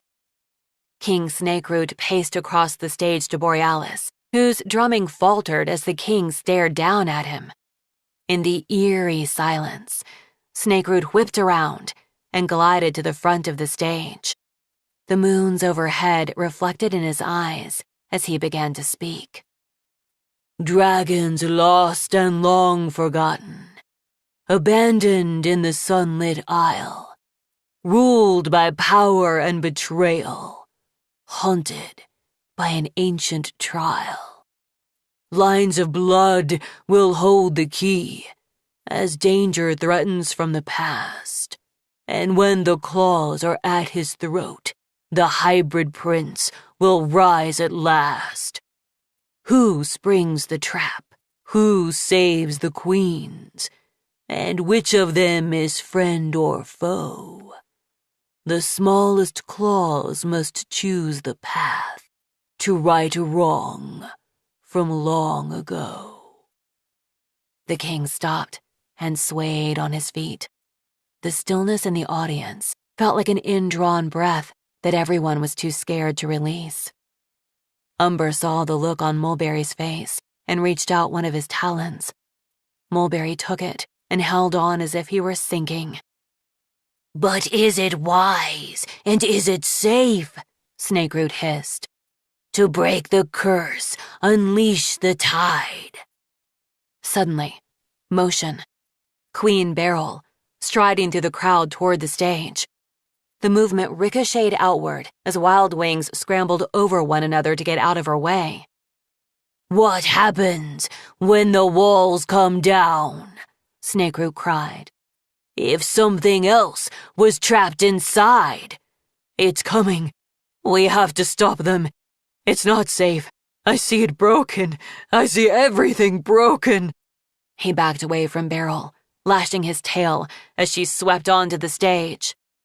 That was beautiful, dear, she announced, her voice ringing across the frozen arena. A lovely poem. I can't wait, dear Aurora set it to music. Thank you for that enchanting preview. She held out one talon to him. Yes, he said, shaking his head. No, there must be blood. It's too late. The end has begun. Beryl flicked her tail at Borealis, who began to play again, the drum beats cautious and a little ominous now. She curled one claw at Snakeroot. The king went to her side. She took one of his talons and patted it briskly. Yes, so talented. Enjoy the concert, my dears. With a gracious wave, she steered King Snakeroot off the stage and out of the arena completely. Sora's eyes were as wide as full moons. "What was that?" she said in a hushed voice. "Are you all right?" Umber asked Mulberry. "Are they?" Mulberry said softly. "Umber." He trailed off. Voices murmured all across the arena, dragons turning to one another and echoing the king's words. Many of them were pointing to Mulberry as they whispered. "The hybrid prince, the hybrid prince," rippled around them. "Maybe he wasn't talking about you," Umber said. "There are other hybrid princes." He couldn't think of any in Pyria, but he didn't know everything. There had to be others. Surely. "That was impossible, wasn't it?" Sora said. "What we just saw?" "He's gotten so much worse," Mulberry mumbled. He pressed his talons to his face. "I didn't know." "But he wasn't just talking nonsense," Sora said. "That was a prophecy, right? We all saw that? A real, actual prophecy?" "Was it?" Umber asked. "I thought Tsunami said there wouldn't be any more prophecies." "I mean, if she could boss them out of existence, I'm sure she would," Sora said. "But guess what? She can't actually stop dragons from seeing the future, no matter how fierce she is." "You think my father can see the future?" Mulberry said in a low voice, glancing at the gossiping dragons all around them. "How?" Umber asked. "He's a leaf wing. That's something only night wings can do." "Are we sure he's all leaf wing?" Sora asked. "Didn't his mother die before his father brought him here? Maybe she was a night wing." The puzzle started falling into place in Umber's mind. "Sora, that's it," he said. "I think you're right, and I think I know why Mulberry can cross the barrier." Part 3. Into the Past. Chapter 20. A wave of feelings rippled from Mulberry's scales into Umber through their connected wings. Disbelief, fear, curiosity, alarm, despair, worry. "It's all right," Umber said. "Mulberry, it'll be okay." "Sorry," Mulberry said, pulling his wings in close. "I can usually keep all that from crossing over." "I don't mind," Umber said. "Can we go somewhere quiet?" Mulberry looked around. Eyes everywhere, everyone looking, everyone wondering, what is he doing? What will he do? And stood up to leave, which set off another round of murmurs and stares. "But the concert," Sora said wistfully to Umber. "You can stay," he said. "I'll find you later." He trailed after Mulberry, trying to stay close. Dragons reached for the prince as he passed, like they always did, but there was a new strangeness to their smiles and questions, as though they were talking to him through a sheet of thin silk. He didn't know how Mulberry could do this all the time, but especially when it felt this weird. Even though the prince kept smiling, Umber could see his wings trembling with the effort. Finally, they made it out of the arena and into the halls of the palace, where there were fewer dragons out and about, although all of those wanted to say hello to Mulberry as well. Umber felt their hope and hopelessness as it eddied through Mulberry. "What did you bring us? What did you see? What is the world like? Tell us everything. Why are you like this? Why are you special? Am I real? Can you see me? Can you set me free?" He could see why Mulberry cared about them. Their emotions were as real and present to Mulberry as the prince's own, maybe more so. They weren't simply a crowd of clamoring faces to the prince. They were Kia and Cypress and Raspberry and Algae and every individual dragon in the palace, and all of them were real, and all of them mattered. It was so much to worry about every single one, but Mulberry couldn't help it. "There's hope," Umber tried to send to Mulberry as they climbed the central staircase. "We can help them." He hoped they could, if his theory was correct. "In here," Mulberry said, waving Umber into the infirmary. It was quiet and dark, with only one candle glowing by a window. They patted down the long room, checking that all the beds were empty. At the far end, Umber spotted Blob, Pawa's animus-touched octopus, draped over one of the pillows. Blob perked up and waved all his tentacles as they approached. "Aw," Umber said, picking him up and letting the octopus climb onto his shoulder. "I guess Pawa went to the concert without you." Mulberry patted Blob on the head and climbed onto one of the cushions by the window. The candlelight cast a warm glow over his autumn-colored scales. "So what do you think?" he asked. "What did you figure out?" "I think Sora is right, that your dad is half Nightwing," Umber said. He collapsed onto one of the other cushions. "Which means you're not just a Skywing Leafwing. You have Nightwing blood in you too.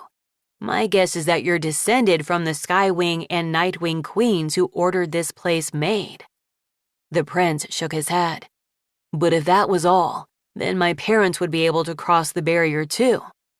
"Not necessarily," Umber said. "Not if the spell specified that only someone descended from both the queens could go through." "Oh," Mulberry breathed.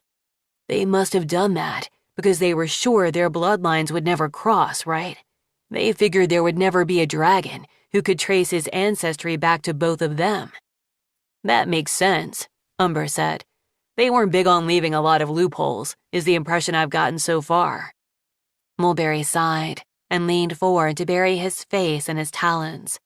"But if that's what it is, that doesn't help anybody else. I can't make everyone related to me. Oh, unless you think marrying them would work. Maybe I could marry everyone one at a time and get them across." "I feel like even the dimmest magic would catch on to that plan after about spouse number 3, Umber said. "But there's something else we can try, I think, except, I'm sorry, Mulberry. I'm kind of worried you might tell your parents." "Yeah, I would be too," Mulberry said. "I mean, I won't, but I understand why you'd worry about that." He tugged on a feather sticking out of the cushion under him, avoiding Umber's eyes. "My dad has been so angry lately. More unpredictable, more frantic about something. Maybe because of this prophecy. He could be having visions and not realize that's what's happening. And my mom. I don't believe either of them really are the right rulers for the Court of Refuge, but I can't say anything to them." Blob meandered down Umber's arm and across the cushions to wrap his tentacles around Mulberry's head. Mulberry laughed softly and patted the octopus again. "I promise, whatever you're doing," he said to Umber, "I won't stop you, and I swear on this octopus that I won't tell my parents." He held out his talon, palm up, and Umber rested his own talon on top, palm down. Mulberry closed his eyes, and a kind of skylight seemed to open in Umber's mind, letting him into Mulberry's heart. It wasn't much different from what Umber already knew of him. Kindness and worry, the pressure of Mulberry's ability, his fear of his parents. There was no deception. No plans to run and tell the king and queen everything. Only a fierce trust in Umber that ran like a thread through everything else. "All right," Umber said. Mulberry opened his eyes. "Let's go to the memory room." It was eerie to visit the memory room at night. The long underground path from the castle felt somehow unnaturally quiet. A feeling like someone in the next room had woken up and was holding very still, listening. Umber would have been thrilled to have Platypus jump scare him from the shadows and light up the dark, but there was no sign of her. "Have you been here before?" Umber asked Mulberry, as they reached the dome-shaped outer cave and the door to the memory room. Mulberry shook his head. "Dragons in the court know about it, but most of them avoid it. My parents said what's in there would scare me." Umber stepped closer and brushed his wing. "I'll be with you," he said. "And remember, it happened a long time ago." He stayed close to Mulberry as they went inside. As the Sky Palace scene unfolded, he watched it intently. Darkling looked the same as she had in the forest memory, determined and furious. Umber wished he could talk to her. "You're sure about this, Darkling?" whispered the Rainwing. "Yes," she said. "We have our orders. No mercy, Lemur. This is the only way." And then she killed the Skywing Queen. And then she said, "One down. Now we go after the Nightwing Queen." "Whose orders?" Umber wondered again. Why did Darkling think this would keep her tribe safe? The glass walls and floor appeared around them. Mulberry blinked, looking shaken. "Sorry, I know it's awful," Umber said. "I can't understand what they did," Mulberry said. "But I guess it's exactly what my own parents tried to do to the triumvirate." He sighed and walked over to the basin. 19 was sitting on the edge, preening its tiny metal scales. "Oh, hello. How did you get in here?" Umber asked it. "Or have you been waiting for us?" The Sharpwing gave him a look, and even on a tiny metal face, the message was clear. "Don't ask silly questions you know I can't answer." Mulberry studied the inside of the basin, which was as pristine and clear as if no one had ever spilled a drop of anything on it. He read the inscription Umber had found, and then he looked at 19. "All right," he said. "Please help us. We want to see all the way back to the dragons who made this prison." Mulberry held out his talon over the basin. "We think 2 of them were his ancestors," Umber said. "So we'd like to see the moment they cast the spell, if possible." Now 19's face conveyed, "And? What do you want me to do about it?" "So, we probably need as much blood as Platypus gave last time," Umber said. "But don't hurt him." 19 did the tiny metal equivalent of rolling its eyes, buzzed up into the air, and stabbed Mulberry's palm. A drop of blood fell into the basin. And the dark fog rolled in. The first thing Umber heard was crying. More than one dragonette crying, and the buzzing of angry Sharpwings. "Next," said Snakeroot's voice, and it was so loud and cold and close by that Umber's claws curled with fear. From one blink to the next, he found himself standing outside on the windswept yellow plain not far from the castle. Beryl and Snakeroot, each wearing a crown, sat atop a wide, flat rock, looking down over a crowd of dragons. They were steps from the barrier, its scorched grass glistening in the heat. A cloud of Sharpwings hovered overhead, humming furiously, like indignant hornets. Umber turned to look for Mulberry and saw that he still had his talon outstretched, although they could no longer see the basin. "Wait," Mulberry said. "No, don't show us this. This isn't what we're looking for." Below the rock, 2 of Beryl's guards wrestled a dragonette out of her father's arms. They carried her over to the barrier as 2 others held her father back. "Please don't," the father cried. "She's not like your son. I'm sure she isn't." Snakeroot flicked his tail, and the guards tossed the dragonette at the barrier. She hit the invisible wall with a shriek and fell back, clutching her scales and crying. Her father ran forward and scooped her up. "Next," Snakeroot said, with a bored expression. The guards grabbed another dragonette, but as they lifted her to throw into the barrier, a dragon came over the ridge on the far side. He had a silk bag slung across his chest, with purple and blue fruits poking out, and his red gold scales shone warmly. It was a smaller, less worried-looking Mulberry, peacefully collecting berries from bushes no one else could get to. Small Mulberry stopped short at the sight below him. His wings flared, and then he came running down the hill, leaping from rock to rock. "Father, stop! What are you doing?" Mulberry tumbled over the barrier and halted in front of the guards, his wings spread wide and his front talons outstretched. "Now, Mulberry, don't cause trouble," Beryl said. "We need to know if anyone else can do what you can," Snakeroot said. "You found out by accident, so perhaps there are others. It would be useful for the whole community for us to know." But you're scaring them, Mulberry protested. He lifted the dragonette out of the guard's talons. They glanced at the king and queen for permission, then let her go. Mulberry tucked her into his side, and she latched onto his leg, tears rolling down her snout. No, no, no, the present-day Mulberry whispered, closing his eyes. Can't we let dragons volunteer to test the barrier?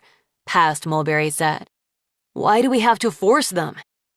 This is the most efficient way, Snakeroot said. He narrowed his eyes. Perhaps you can take them across. We all want to know if that will work. Show us something else, said the present Mulberry. He pressed one of his own claws into the wound 19 had left. Anything but this. Another drop of blood fell from his palm. It seemed to vanish in midair as the scene went hazy in front of Umber's eyes. Then, with a jolt, Umber stumbled sideways into a new, unfamiliar, terrifying place. It looked like a banquet hall. A skywing banquet hall, Umber guessed, open to the air and surrounded by mountains, with long stone tables covered in food. It did not smell like a banquet hall, however. It smelled like a battlefield, which was probably because of all the corpses scattered across the floor. The sun was rising in the distance, casting cold beams of light through the jagged peaks. Peach-colored clouds dotted a calm sky, but whatever birds would normally greet the sunrise had wisely shut their beaks and fled for safer perches. At one end of the hall were two giant gold statues of dragons, and at the other end were the two dragons themselves. One of them was bent over, trying not to be sick. The other, Umber recognized. It was Queen Scarlet. Queen Scarlet, before the venom scars Glory had given her. Queen Scarlet, wreathed in rubies, smiling with all her teeth at the carnage below her. A dragon came up the stairs from the kitchen below and paused at the edge of the hall. I thought, she said to Queen Scarlet, surveying the bodies, that you were going to use it to poison one dragon. Mother? Mulberry whispered. Umber realized he was right. The newcomer was Beryl, wearing old-fashioned tourmaline earrings and sheaths of many-colored vials under her wings. Umber edged his way through the distraction to stand next to Mulberry, twining their tails together. Scarlet waved one talon carelessly. I didn't know which goblet she would take, so I poisoned all of them. I see, Beryl said. How efficient? There was a hint of a skeptical question mark at the end of the word, and Scarlet tilted her head sharply. You agreed to betray my mother and sister, she snapped. I agreed not to murder your son, even if he annoys me, which frankly he is already. Canyon, stop making that disgusting horking noise. It makes me want to rip out your tongue. She smirked at Beryl. And I never promised I wouldn't do that. The dragon beside her clutched his snout closed and crouched lower, trying to be as quiet as possible. Better, Scarlet said. Beryl, I'm going to need more of that poison. For whom? Beryl asked. That's not your business, Scarlet said. Your business is making the poison and giving it to me. I know my mother used you as a secret advisor, but I don't need any advice. I'm going to be a thrilling queen and have a thrilling time making all my enemies pay. Yes, Beryl said. Your Majesty, she added, after just a half-second too long. Off you go, Scarlet said with a flick of her tail. Canyon, beloved husband, all muscle and no brain, say goodnight to your mother. Good night, Mother, he mumbled.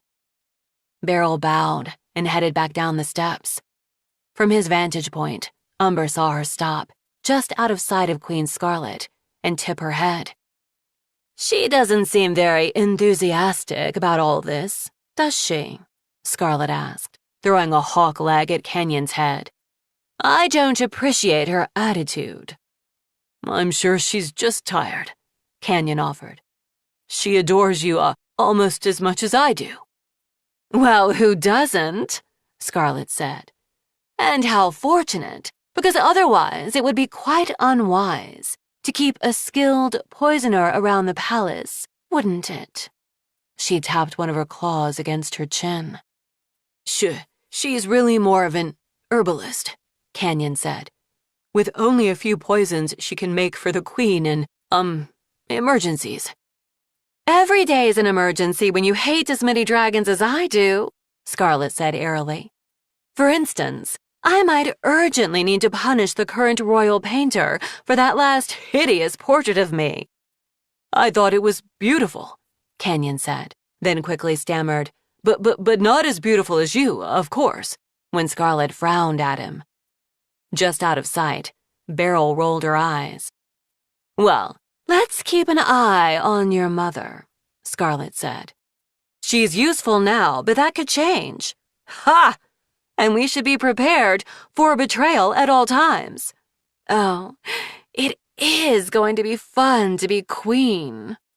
She poked Kenyon with one foot and patted the chain of jewels around her horns. Below them, Beryl stood looking thoughtful for a long moment. Finally, she shook her head and slipped quietly away down the stairs. Scarlet and Kenyon sat frozen, their images wavering and starting to blur. Wow, Umber said. Your mom had another son before she came here. Did you know that? Mulberry shook his head. His gaze was fixed in wonder on Kenyon, who was profoundly the opposite of Mulberry, as far as Umber could tell. So, your half-brother was married to Queen Scarlet, which means you're basically Queen Scarlet's brother-in-law. That is a lot to process. But not what we're looking for, Mulberry said, nudging his side. We need to go back further. He closed his fist over the wound, then opened it again and slashed a claw across his palm. Blood poured into the invisible basin. At least, Umber hoped they were still standing over the basin. That was too much, he said anxiously, reaching for Mulberry's injured talon. Mulberry, you're really hurt. It's all right, the prince said, although his face was tight with pain. He nodded at something behind Umber. Look, I think it worked. Chapter 21. They were in another castle, but not one Umber recognized.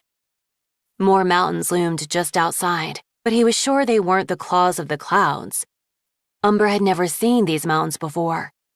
The pale claws of two crescent moons hung in a star-filled sky, with the third moon huddled low on the horizon.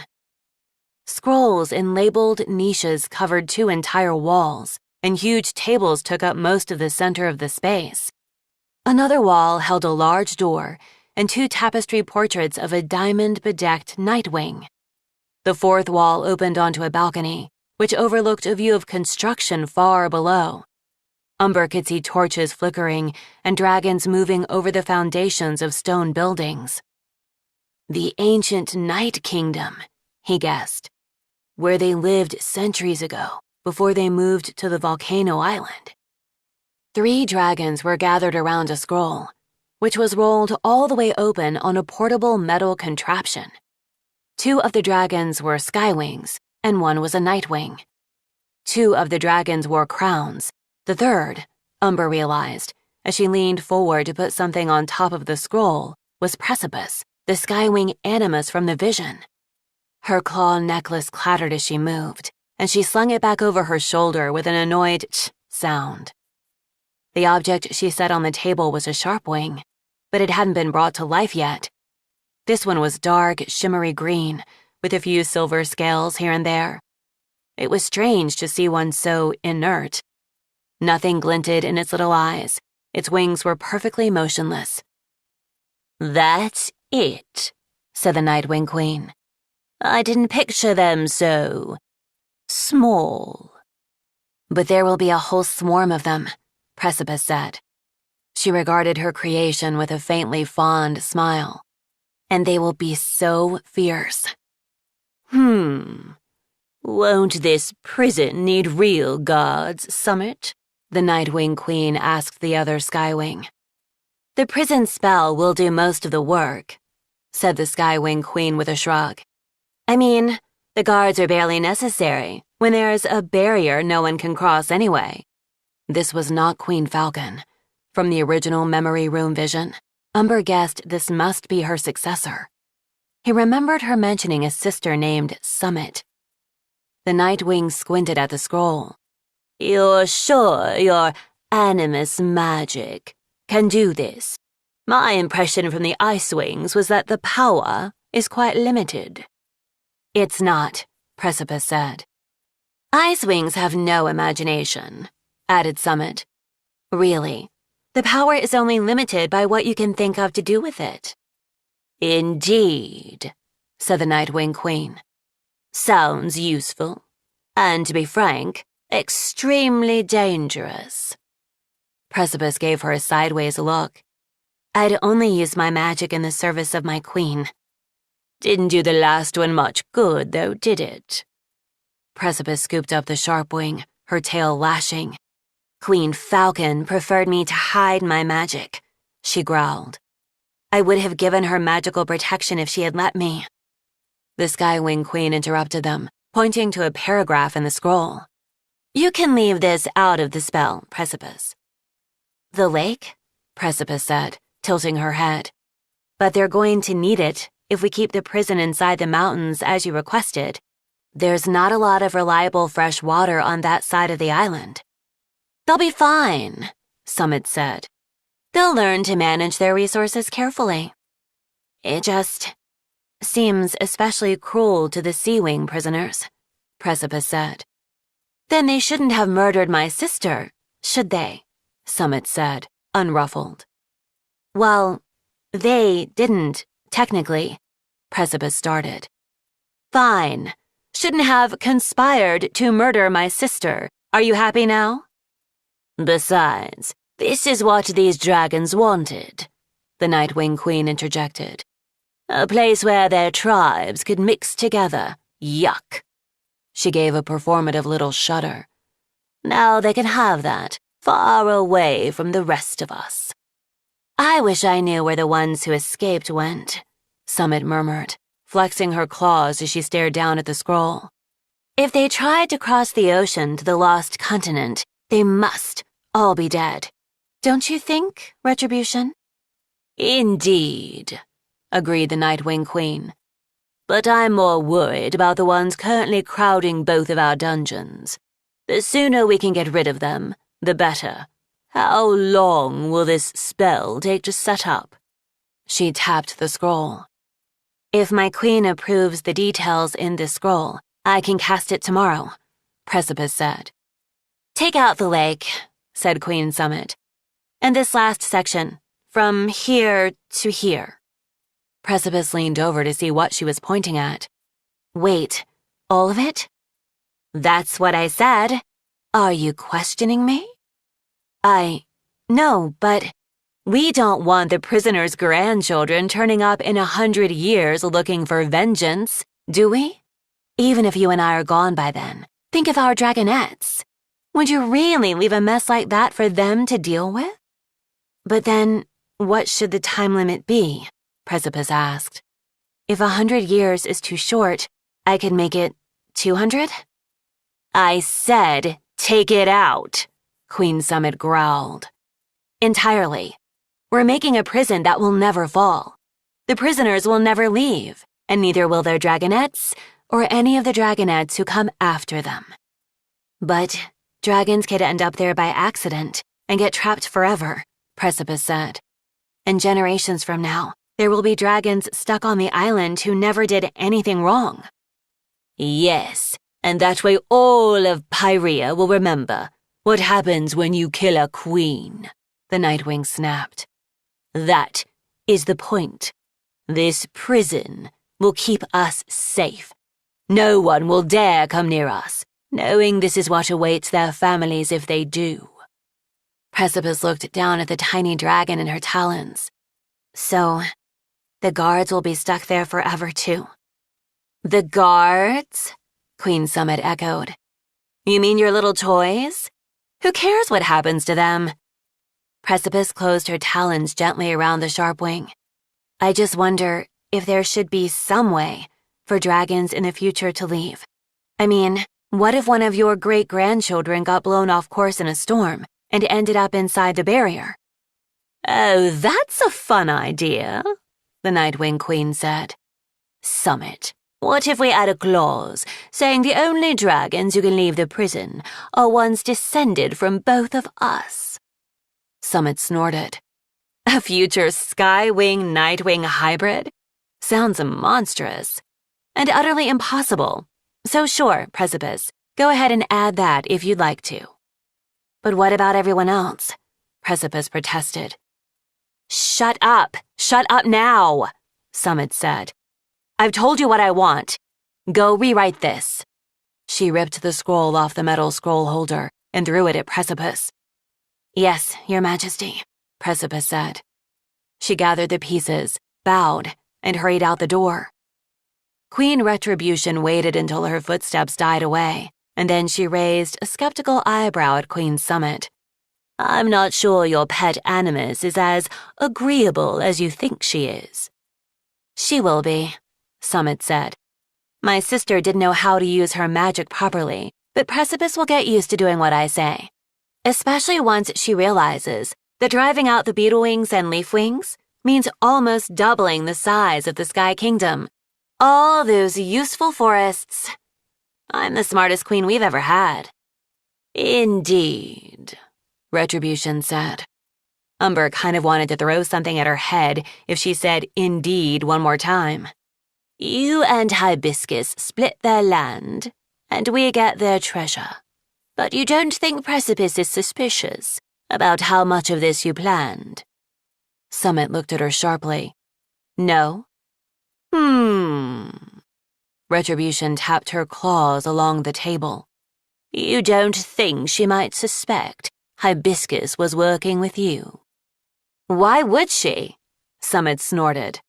Why would anyone think I'd have a secret plan with the Rainwing Queen?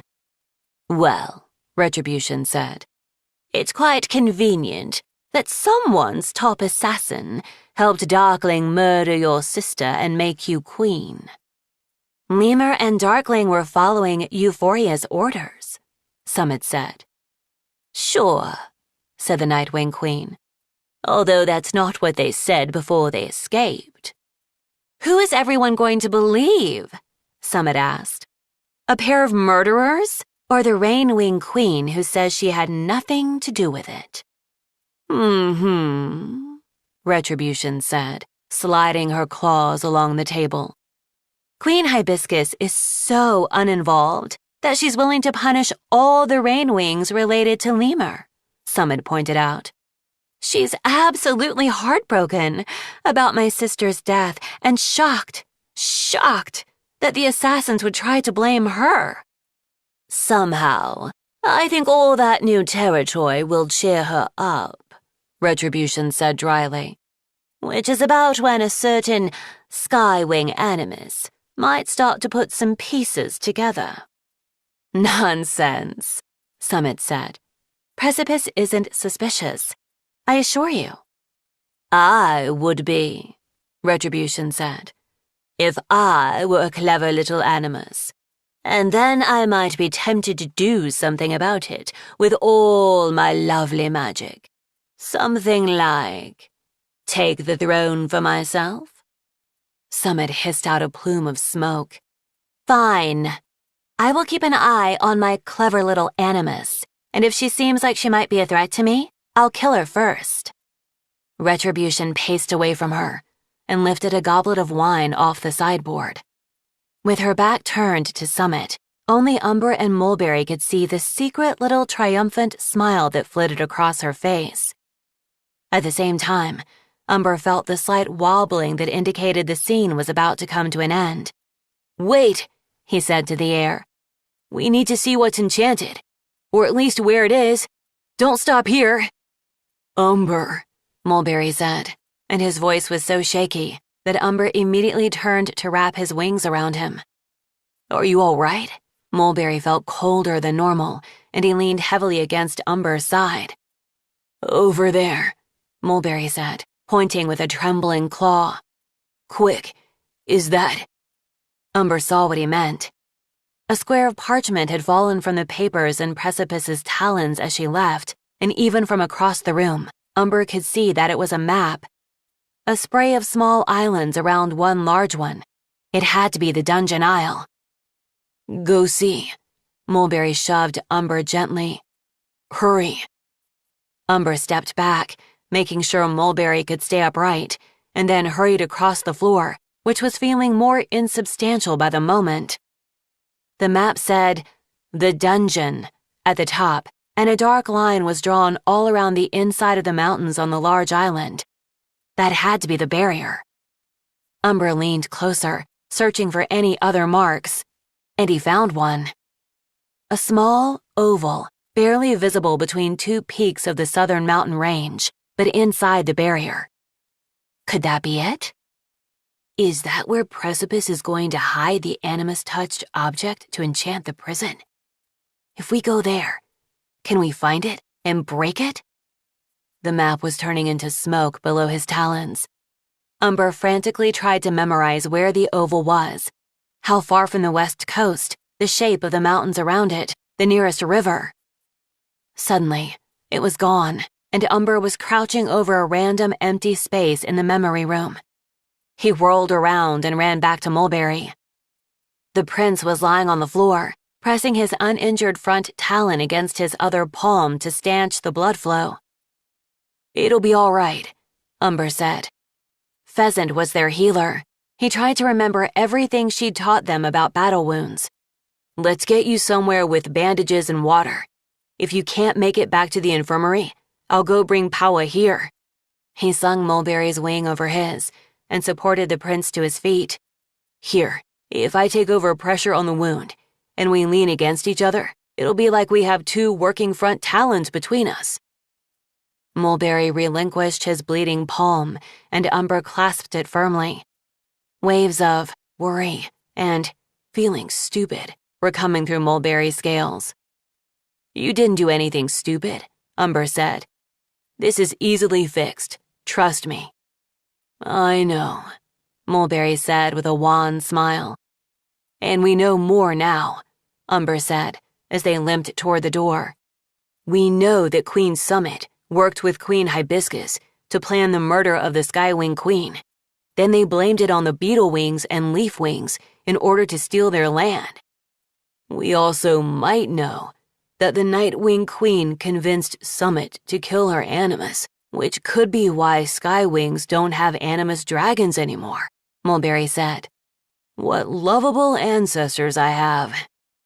And, Umber said, we know that Precipice marked a spot on the map of the Dungeon Isle.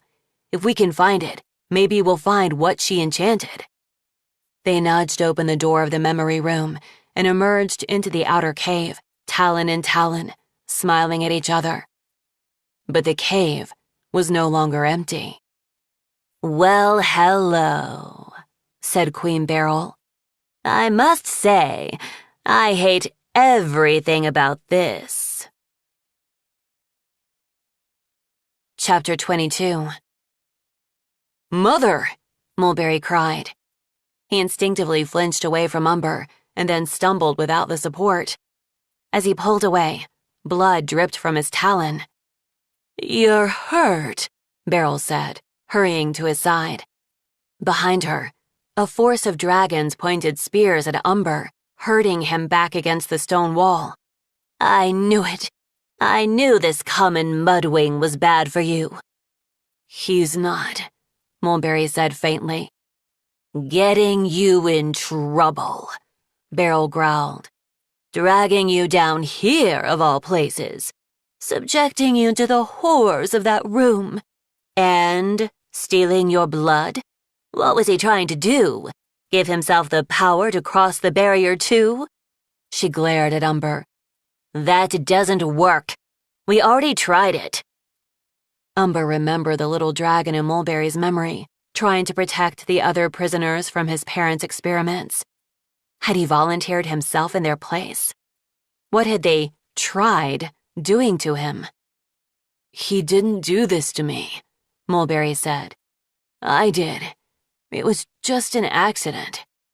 "It's all right, dear," Beryl said, stroking his face and putting one wing around him.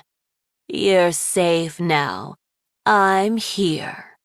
She snapped her claws at one of the king's teeth, and he passed her a sling bag of first aid supplies. Mulberry closed his eyes as she poured something from a vial over his cut and then started wrapping it in bandages. "Your Majesty, we just wanted to know more about—" Umber started. "Don't talk," Beryl said. "The sound of your voice makes me very inclined to kill you." "Mother, no," Mulberry said, opening his eyes again. He repeated himself more forcefully. "No, do not hurt Umber. Promise me." "One of my spies thinks he's working with the exiles," Beryl said to him. "Did you know that? He could have brought you down here to hand you over to them. Imagine my poor sweet Mulberry as a hostage, trapped in the grasping claws of those snakes." The king's teeth around Umber all nodded, murmuring, "How awful," and "Imagine," and "Our prince." "I would never do that," Umber said. "How can we trust you?" Beryl asked. "Go back to shutting up." "I trust him," Mulberry said woozily. "No, dear," Beryl said. "He's a bad influence on you. Look at you. You're avoiding your responsibilities, spending time with him instead of us, and risking your life following him to dangerous places. No one is good enough for my son, especially this distracting, disobedient upstart." Mulberry swayed and blinked down at the bandage on his talon. "Oh no. Mother, did you use sleep powder on me?" "Of course I did, dear," she said, as he slumped to the ground, unconscious. Eyes glinting, Beryl turned to Umber. "All right, MudWing. You seem a bit slow, which I should have expected for a dragon from your tribe, so I'm going to be very clear. Here are your orders. Kill the exiled dragons who are hiding from me. Tonight. I know you know who they are. It should be easy for a seasoned soldier like you, one who is good at following orders." "But," Umber started. "Shh, shh, shh," she said. "These are very simple orders. Kill them. Bring me proof that they're dead. And until you do, Mulberry is staying locked up, where I can keep an eye on him." She patted the prince's head, with an expression like she'd just stolen all the treasure from every other dragon in the world. Umber's heart sank. "You'd make your own son a prisoner?" "It's to keep him safe," she said, in a tone of oily sweetness. "From you." "Yeah," said one of the king's teeth, and she shot him a quelling look. "Take my son to my chambers," she commanded. A group of 5 gathered around Mulberry, lifted him like a precious, delicate carpet, and carted him away up the tunnel to the outside. Umber listened to their wing beats depart and felt as though half his soul was going with them. He imagined fighting all the king's teeth at once to get Mulberry back, but he knew there were too many, and he didn't stand a chance. And that word, orders, hung around his shoulders like a boa constrictor. "Now, give this one a spear," Beryl said, flicking a claw at Umber. "And off you go, MudWing. Remember, this is your one chance to prove your loyalty and set Mulberry free. Chop chop! We'll have some murder by morning, if you please." She smirked as someone pressed a spear into Umber's arms. Should I use it? Should I fight back now? What if I went for Beryl? I can't attack Beryl. That's Mulberry's mom, and then she swept after her son with all the other guards, and it was too late. For a moment, Umber stood there and considered what she'd said. His orders. Kill 6 dragons. That was basically what he'd been sent out to do during the war, although he'd never actually struck a killing blow himself, as far as he knew. He thought he could, if he had to. But he knew he couldn't if those dragons were Tuatara, or Walamai, or any of the other exiles. Umber's talons closed around the spear. No. No to Queen Beryl. No to these orders. I won't hurt the dragons who should be ruling the Court of Refuge and who have been nothing but kind to me. I'm going to set Mulberry free, and then we're going to find a way to leave this prison, all of us, together. Umber was running through the dark tunnels back to the castle when he heard a sound, a distant, small scraping sound. He skidded to a stop and pricked his ears, listening intently. Scrape, scritch, scrape. Platypus, Umber whispered. If it was her, he didn't think she'd hear him. The sound was too far away for a whisper to reach. But if it wasn't her, he didn't particularly want to attract the attention of something else down here. A buzz zipped by his face in the dark, and he stumbled back a step. It zipped toward him again, and he realized it was 19. The sharp wing circled his head for a moment before landing on his shoulder. Umber knew Sora would roll her eyes at him for the thought, but he could swear the little metal dragon seemed nervous. It kept making jittery, sudden moves, and its wings flickered oddly against his neck. That wasn't you making that noise. Do you know what it was? He asked. All right, I know. You can't tell me, and I should stop asking questions. He kept going, carrying 19 with him. The sound settled back into silence, and Umber tried to think about Mulberry instead. Where would he be? He said he slept in one of the towers near his parents, and Beryl said to take him to her chambers. Umber had a flash of memory. Platypus, the night of the first Aurora concert, pausing to throw smelly fruit through a tower window even while she was being chased. Could that be Beryl's window? It gave him a place to start at least. He reached the other side of the secret door to the infirmary and hesitated, listening. Silence from the other side. He slipped through quietly and scanned the room. Still empty, apart from Blob waving happily from his pillow again. Umber wondered how long he'd been gone and whether the concert was over. He tiptoed over to Blob and patted the octopus's head, thinking. Maybe there was something in here he could use. Sleep powder, said the voice of Platypus in his head. They use that stuff liberally around here. Umber gently disentangled himself from Blob's curious tentacles and ventured around the room, opening cabinets. In the third one he checked, he found a shaker with little holes in the top, labeled Rest, in neat handwriting. When he pried it open, it was full of the yellow powder he'd seen on his food the day he met Platypus.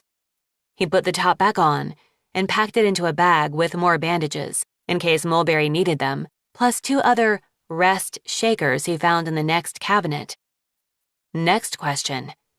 How could he get through the castle without being spotted by Beryl or one of the king's teeth? He'd have to use Platypus's secret passageways, although he didn't know all the ways in and out of them, and it was already hard to map the castle and the towers in his head. He went back into the wall, turned left, and squeezed through the narrow space between the walls. Tiny beams of light crisscrossed the hidden spaces from holes that peeked into various rooms. A common room lined with cushions where 3 wild wings were chatting. A kitchen where a mother and her dragonette were sharing roasted peaches. An art studio where 2 dragons were arguing over who had drawn the best picture of Aurora. Soon, he was hopelessly lost. None of the rooms he saw looked even remotely familiar, and safe places with exit doors were few and far between. Twice, he saw one of the king's teeth hulking grimly along a hall, as if they were patrolling, which made him afraid to pop out anywhere even to orient himself. It had to be past midnight, Umber guessed. He wanted to get Mulberry out before dawn. It would be easier for them to escape across the plain in the darkness. And he hoped that moving quickly would take Beryl by surprise, especially if she truly thought he'd be out hunting down the exiles right now. Finally, he saw someone he recognized through one of the spy holes, in a room with a secret door. Unfortunately, it was Dugong. On the plus side, he was alone. Dugong was flumped woefully across the floor of a small, empty room, filling almost the whole space. His head rested on his front talons, and he appeared to be just staring at their regular door. Is he waiting for something? Hiding? Meditating? Forming a deep spiritual relationship with the door? Umber rubbed his forehead. He couldn't risk trusting Dugong, could he? But did he have much choice? He had no idea where he was in the castle, and time was running short. Worst case scenario, if he tries to capture me or yells for help, I can throw sleep powder up his nose and run away. Taking a deep breath, Umber slid aside the secret panel in the wall and stepped gingerly into the small corner of space Dugong wasn't already filling. "Hey, Dugong," he said. Dugong turned his head in a slow, ponderous way, and his eyes went wide. "What?" he said. "Which part what?" Umber asked. "There's a secret door in here?" Dugong asked. "Has it been there this whole time?" "I assume so," Umber said. "At least since Platypus went into hiding." Dugong sighed. "She was loud," he said, "and talked too fast. But she would fight with Taipan. That was pretty great." He looked mournfully back at the normal door. "Dugong," Umber said, his intuition nudging him. "Are you locked in here?" "Yes." Dugong heaved himself to his feet and hung his head. "By Taipan and Royal?" Umber guessed. "They think it's funny," Dugong said. "So I can't go to the concert, because I was too annoying today, they said." "Does this happen a lot?" "Yeah," Dugong admitted. "I almost never get to see the concerts." He looked close to tears. Umber felt so sorry for him. "Don't you have any brothers or sisters?" he asked. "Who can take care of you?" Dugong shook his head. "Just me." A MudWing with no siblings. That's one of the saddest things I've ever heard. I wonder if his MudWing instincts led him to Taipan and Royal. If part of him is so loyal to them because he's looking for a sibling group, like MudWings are supposed to have. "You deserve better friends, you know," Umber said. "I wish I could take you to the Mud Kingdom and find you a group who would treat you better than those two do." Dugong shrugged. "If I could ever get to the Mud Kingdom, Taipan says I'd have to try and take the throne." "That's a terrible idea," Umber said. "You don't even want a throne. You just want friends and safety, right?" "But it's my throne," Dugong said. "That's what they say. My ancestor ran away instead of taking it when her sister died. If she had stayed, our family would still have it." "But you still wouldn't be queen," Umber pointed out. "You wouldn't even exist. Besides, we have a good queen now. You would like her, I'm sure of it." "Huh," Dugong said. He looked contemplative for a moment. "Not take the throne. Interesting. Huh." This train of thought seemed as if it might take the rest of the night. "Do you know the way to Beryl's tower from here?" Umber asked. "Yeah," Dugong said. "I'd show you, but I can't leave." "What in the Isles?" "Of course you can leave," Umber said. "Come through the secret door with me." Dugong looked back at the regular door. But won't they be mad? I have a wild guess, Umber said. How often do they forget and leave you here all night? Dugong sighed again. Once they forgot for 4 days. 3 moons, Dugong, Umber said. You definitely do not need to sit here and wait for them. Besides, imagine the looks on their faces when they open the door and you're gone, and they have no idea how. Wouldn't that be great? Huh, Dugong said. I guess that could be funny. He scrunched his face and thought about that. I am in a bit of a hurry, though, Umber said. Sorry to rush you. Okay, Dugong said agreeably, lumbering to Umber's side. Hey, do you know you have a pointy little dragon on your shoulder? 19 rattled its wings and buzzed at him. Yeah, Umber said. This is 19. Huh, Dugong said again. All right, let's go. The passageway was even more of a tight squeeze with Dugong leading the way, but after a moment, it seemed to ease out a little bit, as if giving them more space. Umber wondered whether he was imagining it, or if it was Waterfall's magic at work. Dugong muttered as they walked, apparently giving himself directions and counting off steps between rooms. At length he stopped, peeked through a spy hole in the wall, and grunted, Here. They emerged into something that was clearly not Beryl's chambers, or even the foot of the tower leading to her chambers. It was, instead, a pantry, full of barrels and jars and long shelves of stored food. Dugong beelined for the shelves, opened a bag, and began stuffing dried fruit in his mouth. Umber said. Dugong? Hungry, Dugong said. Sure, me too, Umber said. Always, but remember the part where I'm in a hurry? Dugong flung an apricot at him. This will help. This apricot? Umber asked, catching it. Being here. Dugong waved a talon at the rest of the pantry. She comes here a lot. She who? Umber said. Please don't say Beryl. The ghost, Dugong said. I know, because whenever I come to, borrow food, there's always more missing than I took. Pretty sure this is her favorite room to nibble from, because they don't check it often. He waved his talon again. You're saying you think Platypus will come here? Tonight? Umber asked. Okay, fine, I'm already here. Platypus burst out of a barrel, sending potatoes rolling in all directions.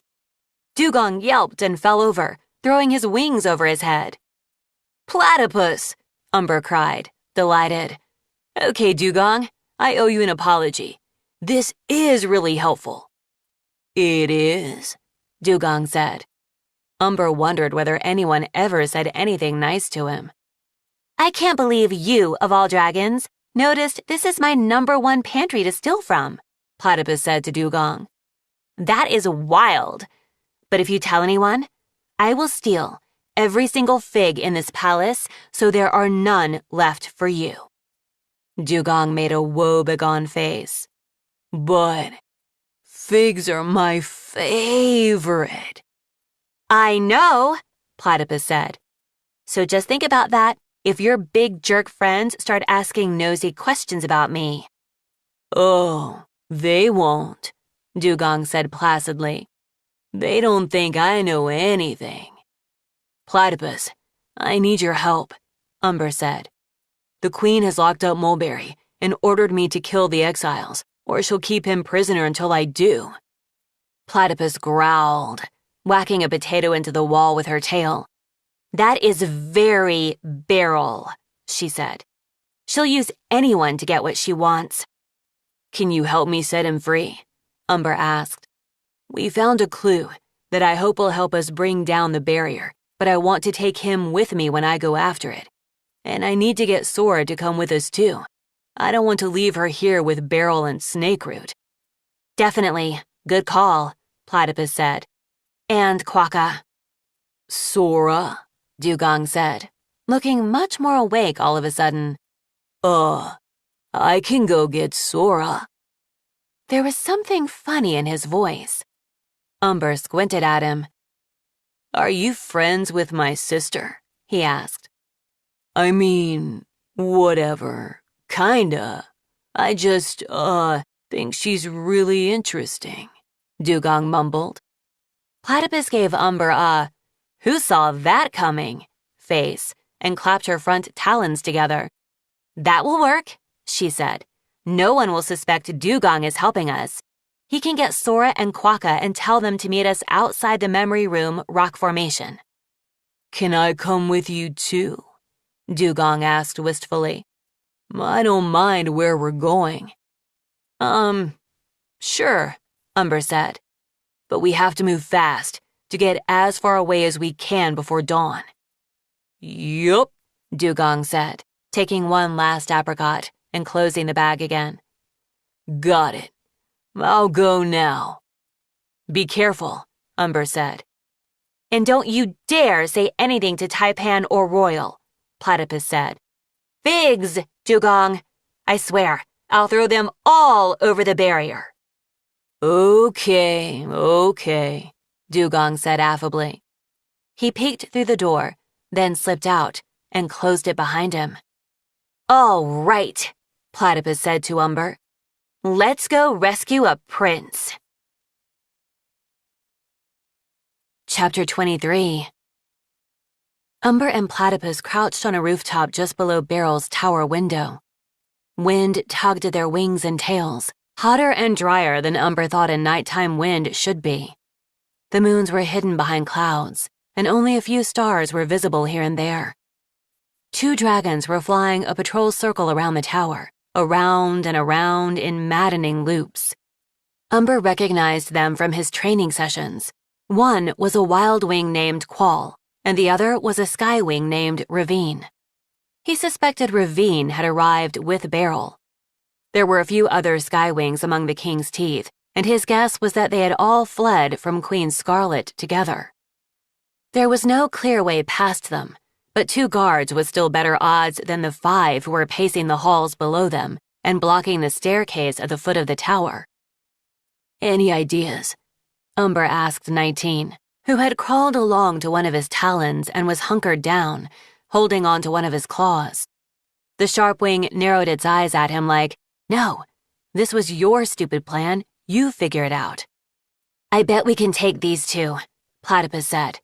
"How about I magical death spit Quall, and you go punch that skywing really hard, and then boom, we're done. Grab Mulberry, fly for the hills." "It'll be too loud," Umber said. "We need to get in and out quietly, without any other guards noticing. And someone will definitely notice a dragon shrieking his head off because you melted his scales." Platypus let out a frustrated snort. "Fine, but I can't think of a way to give them sleep powder other than, like, flying up and throwing it in their faces, which is also not the most stealthy plan." Umber regarded the jar of pickles he'd brought from the pantry. "I guess we can't just sprinkle this with sleep powder and leave it somewhere they'll find it?" "And rely on them being observant? No, we need someone to bring it to them," Platypus said. "Too bad they don't like either of our faces. Those grumble butts probably don't like any—" She stopped mid-sentence with a gasp. "What?" Umber whispered. "I have an idea," she said. "Wait here." She grabbed the pickles and a sleep powder shaker from him, scuttled away across the roof, dropped down into a garden, and vanished into the shadows. Umber didn't super love being left alone while guards were everywhere. He huddled closer to the roof, hoping his scales blended into the dark well enough to avoid notice. 19 clambered back up to his shoulder and tucked itself into the spot on Umber's neck that was most sheltered from the wind. What felt like a long time later, a tiny scrabble of claws on the roof announced Platypus's return. "I'm back," whispered the empty space beside him. Umber realized she was using her rain wing camouflage, like Quokka said she could. This will totally work. After a few moments, a dragon came gliding from one of the other towers, silvery in the faint starlight. Jewels winked from her claws, ankles, and neck. She smiled at the guards as she drew closer, and they nearly crashed into each other in midair. "Aurora!" Ravine cried. "You were amazing tonight," Qual said, clasping his front talons together. "So great," the Skywing agreed. "Oh, thank you so much," Aurora said. She tilted her wings to hover in the air beside them for a moment. "Is Queen Beryl in?" "No, sorry," Qual said. "She's with the king in the library." "I see. Can I leave these for her then?" Aurora held up a platter of something that smelled like chocolate and coconut, even from where Umber was hiding. "Someone made them for me, and I can't possibly eat this many." "What happened to the pickles?" Umber mouthed to Platypus. She whispered, "Aurora said nobody would want those." "Why?" he whispered, ruffled. "Pickles are the best." No one's allowed in her chambers tonight, I'm afraid," Ravine said. "Orders." "Oh, that's too bad," Aurora said. "But I understand. I guess I'll go leave them at the gathering." "Can I have one?" Qual asked. "Me too?" asked the other guard. "Oh, sorry, of course," Aurora said. "Have as many as you like." Qual had 3 of them in his mouth before she finished the sentence. "Our friends are on guard duty tonight, too," said Ravine, taking 3 as well. "Maybe we could bring the rest to them? Save you a trip to the gathering?" "That's so sweet of you," Aurora said, and Ravine looked delighted with herself. "Sure, if you really don't mind. Thank you so much." She passed over the plate, gave each of them a dazzling smile, and flew back to her tower. "Genius," Umber whispered. "Thank you. I know," Platypus said. "I mean, everybody likes her face." "Won't she get in trouble, though?" he asked. "When the guards wake up and Mulberry is gone, won't they figure it out?" "Hopefully not," Platypus said. "She can always say someone gave it to her, and she didn't know it had sleep powder on it. I'm not worried. She's clever and, too beloved. No one is ever mad at her." "I hope you're right," he said. "There they go," Platypus whispered. The guards were both yawning, their wings drooped heavily as they flew. "I'll take this into the others and be right back," the Skywing said sleepily, waving the plate around. "'Kay," Qual mumbled. Ravine drifted away toward a balcony, leaving Qual flying in slower and slower circles all alone. "Is he going to fall out of the sky?" Umber worried. "Should we do something?" "I have no objection to that bug-eating traitor falling out of the sky," Platypus growled. Qual shook his head blearily and tipped his wings to fly up onto the roof of Beryl's tower. He tucked himself onto a small balcony that jutted out above one of the windows and rested his head on his talons. Umber could hear him muttering, "Good idea, Qual. Keep watch from here. Smart," as his eyes slid closed. Umber and Platypus waited for a long moment to make sure no one was coming or ringing any alarms. Then Umber quietly crept to the edge of their roof and glided across to Beryl's tower. He caught on to talon holds in the stone and peeked in the window. Mulberry was there, and alone, and awake. And chained to one of the carved wooden columns in the room. Umber swarmed through the window and galloped across the floor to the prince. He skidded to a halt next to Mulberry, wrapping his wings as far around him as he could. "Umber," Mulberry said. "You can't be here. Mother is so mad." "I can't believe she put chains on you," Umber said. He tugged at the chains, which felt too tight to him. They were wrapped around Mulberry's neck and tail and the column, with a large padlock on the far side holding them together. I kind of can't either, Mulberry said. They're not usually like this, Umber. It must be the prophecy. It's making them both so agitated. Father is having some kind of recurring vision he can't stop. He keeps repeating what he said at the concert, and Mother hates it. All Umber could remember was the line, "The hybrid prince will rise at last." If that was Mulberry, maybe now was the time. Maybe this was what the prophecy meant, the moment Mulberry escaped his parents and chose something else. "We're getting you out of here," Umber said. "We?" Mulberry echoed. "Oh, right," said the empty air behind Umber. Platypus slowly shimmered back into view. Ta-da! "Hey, Platypus," Mulberry said, with an affectionate smile. "Nice to actually see you. I'm glad you're all right." "I will be more all right when we are off heroically fleeing across the desert to break an ancient spell," Platypus declared. "This chain situation is a bit of a problem, though." "Go without me," Mulberry said. "My parents won't really hurt me, Umber. You don't have to worry about me. I wouldn't be much help anyway." "I'm not going without you," Umber said, "and I'm not expecting you to help. You can be perfectly useless the whole time.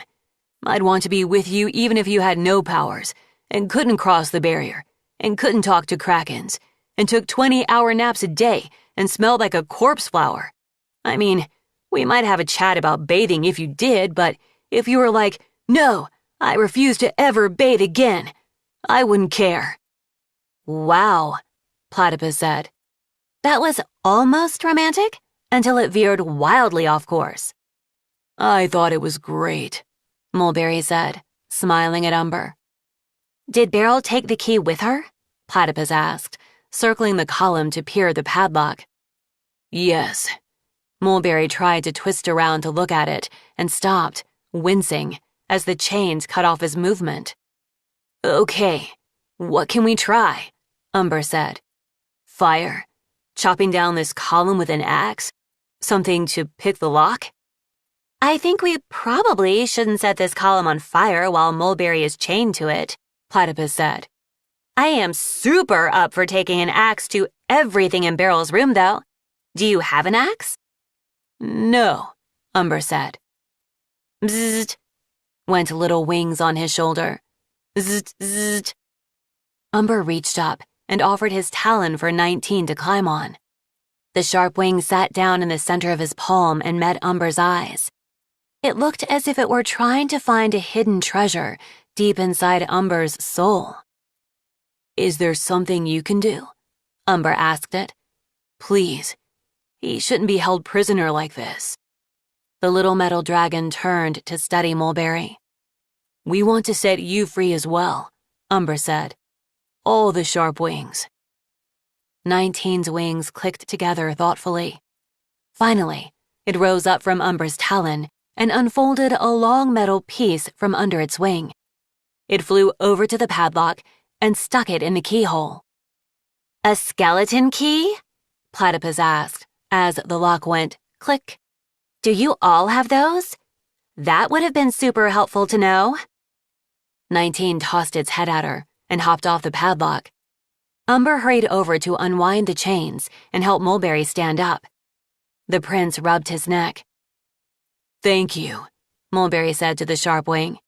"So much." "Let's get the others and go," Platypus said, herding them toward the window. Sora and Quacko were clearly surprised to see Mulberry and Platypus together with Umber, but they didn't argue when Umber said, "We have to hurry. We'll explain as we fly." He hoped the clouds covering the moons would also hide them as they took off, heading south. 19 clung to his shoulder, Platypus and Quacko flew side by side, and Dugong brought up the rear. "So, what are we doing?" Sora asked, flapping up next to Umber. "Dugong said something about figs?" Umber explained what they'd seen in the memory room. "So now, we're going to the spot that was marked on the map to see what's there," he said. "If I can find it." The island was feeling a lot bigger now that he was flying over it, instead of looking at it on a charmingly small map. He was also starting to worry that the little oval he'd seen was actually a slip of the claw, a random scribble that meant nothing. What if he'd turned them all into exiles, and there was no way out after all? We'd be exiles anyway, he thought. I would never do what Beryl asked, so we'd have to hide from her. This way, at least there's a little bit of hope. They flew all the rest of the night and kept flying as the sun came up. There was nowhere to hide. The dusty plain stretched flat below them in every direction, and the barrier blocked their way into the mountains. So they had to rely on speed and the hope that it would be a while before Beryl noticed Mulberry was gone and sent patrols after them. At that point, she'd have to guess which direction they'd gone in, and hopefully, Umber hoped, she'd guess wrong. That was a lot of hoping. He tried to speed up, but his wings were getting tired, which meant surely Sora's were as well. Of all his siblings, Umber usually had the most energy, which was something they always loved to grumble about. He wished Reed or Pheasant were here now. He'd take any amount of grumbling in exchange for someone who could tell him what to do. Wait. He pricked his ears. Had he heard a splash? His eyes darted across the landscape below them. Yes. Off to the west, he saw a small, rare pool of water.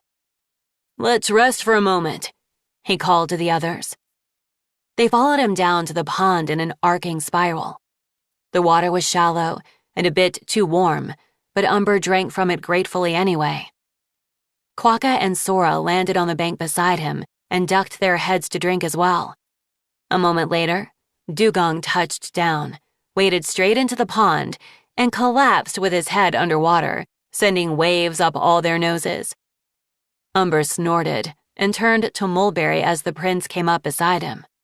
To be fair, Umber said, gesturing to Dugong, that was my first instinct too.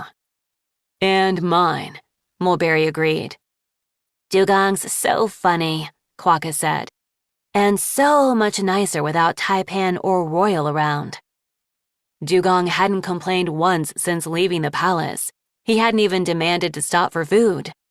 Umber wondered if he was on his best behavior for Sora. Sea Wing Tail! Platypus yelled, crashing into the water at top speed and drenching all of them. She barely missed landing on Dugong, who sat up in a hurry, dripping and confused. Ah! Platypus! Quokka yelped. Why? Just always, why? Because it's hilarious, Platypus said blithely, paddling from one end of the pool to the other. Dugong looked at Sora. Not under attack. Not under attack, she reassured him. He stuck his head under the water again and came back up with a fish. Hungry? He asked, offering it to Sora. Sure, she said shyly. We could share it? Okay, he said. Dugong splashed back out of the pool and crouched beside Sora as she started a small fire. Platypus gave Umber the look again like, do you see this? Can you believe it? What is happening here? How much farther, do you think? Quokka asked him. Umber sat up and shaded his eyes to squint toward the south. They could see the mountain range now, in the distance. That's where we're going, he said, pointing.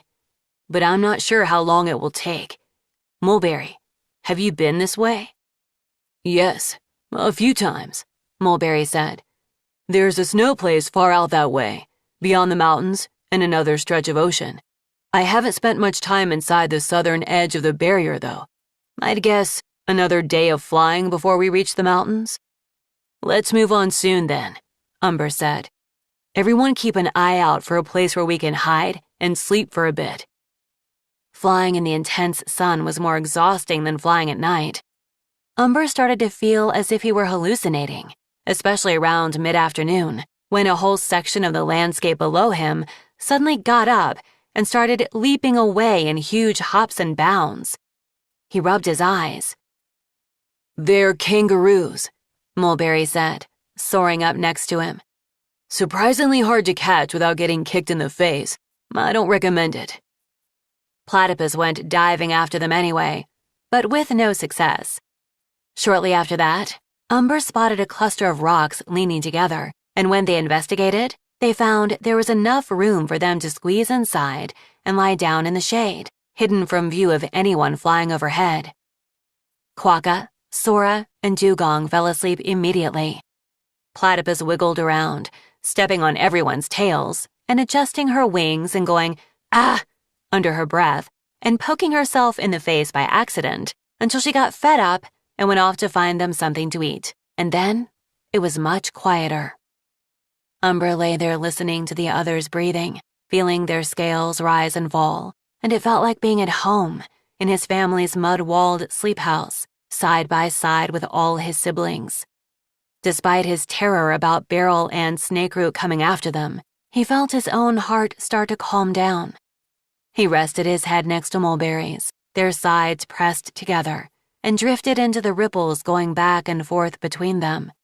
Safe, together, rest, peace, protect you. They woke as it was getting dark, or rather, they were woken by Platypus dropping a talonful of dead rodents on their heads. "You're welcome," she declared. "Eat fast and let's go." "This dragon," Sora said to Umber, "is like an even louder, grouchier version of that rainwing Moon like so much." "Kinkajou," Umber said. "That one talks too much, and this one talks too loud," Sora whispered. Umber thought Kinkajou's talkativeness was meant to be a kindness to shy dragons like Moon. She seemed much less chaotic than Platypus to him. He couldn't imagine her fighting off guards, or living in a ceiling, or splattering fruit all over a queen's bedroom, but then he hadn't had a chance to know her very well. They flew all night again. A few times, Umber glanced back and worried that he might be seeing flickering lights behind them. Was that skywing fire? Were Beryl and Snakeroot's dragons on their tails? Sora seemed even quieter than usual, barely responding when he flew by and flicked her wing. "Is everything all right?" he asked. "I had a kind of terrible realization," she said. "I'm not sure I should tell you about it." "Oh no," he said. "Now you have to. What is it?" "I don't want to crush your hopes," she said. "I could be wrong. It would be mean to cast you into despair based on nothing." "Sora, please tell me," he said. "It'll be better than me freaking out, wondering what the terrible thing is." She glanced around, but none of the others were close enough to hear them. "Well," she said reluctantly, "I was thinking about the spell Precipice cast, and how we're looking for the object she enchanted for the spell. And then it occurred to me, why would the object be inside the barrier? Surely Precipice cast the spell from outside, or else she'd be trapped here too." Umber's wings suddenly felt much heavier. "You mean, you think it's back in the Sky Kingdom?" She nodded. "You said you saw that whole scroll she was using to design this place. I bet she could easily enchant something to create the prison from a distance." Arr! Sora's logic made horrible sense. Precipice wouldn't have trapped herself here. She must have done the spell from outside the barrier. But maybe the object was still inside. Maybe she planted it here, flew to a safe distance, and then set off the enchantment? Umber wished he knew more about how animus magic worked and whether that was even possible. "I think it's still worth checking out this map spot," Sora said hurriedly. "Maybe I'm wrong. I hope I'm wrong." "Me too," he said. "But thank you for telling me." They flew on, lost in their own spirals of worry. Finally, soon after the sun began climbing the eastern peaks, they reached the foothills of the southern mountain range. The sky was pale orange overhead, and golden rays of light slipped between the bushes and rocks below. Umber turned them west and began flying slower and closer to the ground. "Look for anything unusual," he said. "The mark was inside the barrier, between two peaks, near a small creek running down the slope. It wasn't labeled, was it? Mulberry asked, swooping up to fly beside him. Umber shook his head. No, but it looked intentional to me, like it was marking something. He tried to picture the map and lay it over the earth below them. They landed a few times to investigate odd-looking outcroppings or funny-shaped rocks, but nothing seemed promising or quite matched the image in Umber's head. Until he smelled running water and spotted a small, half-dried-up riverbed running down from between two peaks. He put on a burst of speed and soared down to land beside the creek. He could see the barrier cutting across it halfway up the slope. Downhill, the creek jumped off a ridge and made a small waterfall, only about twice as tall as he was, which ended in a shallow, rock-filled pool. More rocks were tumbled all around it, as though a rock slide had come through here some time ago. Is this it? Mulberry asked from the other side of the stream. Maybe. Umber walked down to the waterfall, peered over, and hopped down onto one of the large rocks. I think there's a space behind the waterfall, but it's blocked by rocks. Not for me, Platypus said, hurling herself at a gap between two boulders. She wiggled halfway in, got stuck, flailed around, wound up upside down, and finally extricated herself with a disgruntled snort. Okay, never mind, she said. Yes, for me as well. Maybe I can help, Dugong said. He had immediately flopped into this pool too, but he stood up as he spoke. Moving rocks is like a thing I do okay. He demonstrated by picking up a rock the size of his head and depositing it gently on the bank. See? That would be great, Dugong, Umber said sincerely. If we move this one and this one, Quokka said, pointing, I think we can make a space big enough to squeeze through. The boulders were enormous, but the two Quokka had pointed out at least wobbled a little, so they weren't completely stuck in place. Umber, Dugong, and Platypus set their shoulders to the first one and managed to roll it away with a huge thud. The second one took all 6 of them, but at last they were able to shove it a dragon's length to the side, opening a shadowy gap into the space behind the waterfall. I'll go first, Umber said. This was my idea, so if it's dangerous, let me find out before you follow me. Mulberry brushed his wing. Be safe, be careful, come back. And Sora clasped his talon, and then he left both of them and went forward into the cool darkness. Chapter 24. First, there was a tunnel, 3 dragons long, with smooth stone walls on either side and mossy rocks underfoot. Then there was a cave, with a roof so perfectly formed into an oval that it must have been made with magic. Glowworms dotted the ceiling like stars, and an answering pale blue light radiated from the bottom of the pool that filled most of the space. In the middle of the pool was a small island, the size of a table, with a hollow indent as though a scoop had been taken out of the top. And nestled in the indentation were 2 dragon eggs. Umber stood there for a long moment, awestruck and bewildered. How long have these been here? Why haven't they hatched? Is this what Precipice enchanted to make the prison? That felt strange, and a bit awful. Was he supposed to break the eggs in order to break the spell? He hated that idea. And from everything he'd seen of Precipice, he found it hard to believe she'd make a choice that cruel when she could have enchanted anything. On his shoulder, 19 stirred, as if it had heard his thoughts and agreed with him. A dragon who had crafted the sharp wings so carefully and given them life. Would she have stolen someone's eggs and cursed them like this? Mulberry slipped into the cave beside him and inhaled softly when he saw the nest. Whose are those? He asked Umber. I don't remember anything about eggs in the visions we saw. Me neither, Umber said. He stepped forward, his talons touching the pool and sending little ripples across its glassy surface. Hello.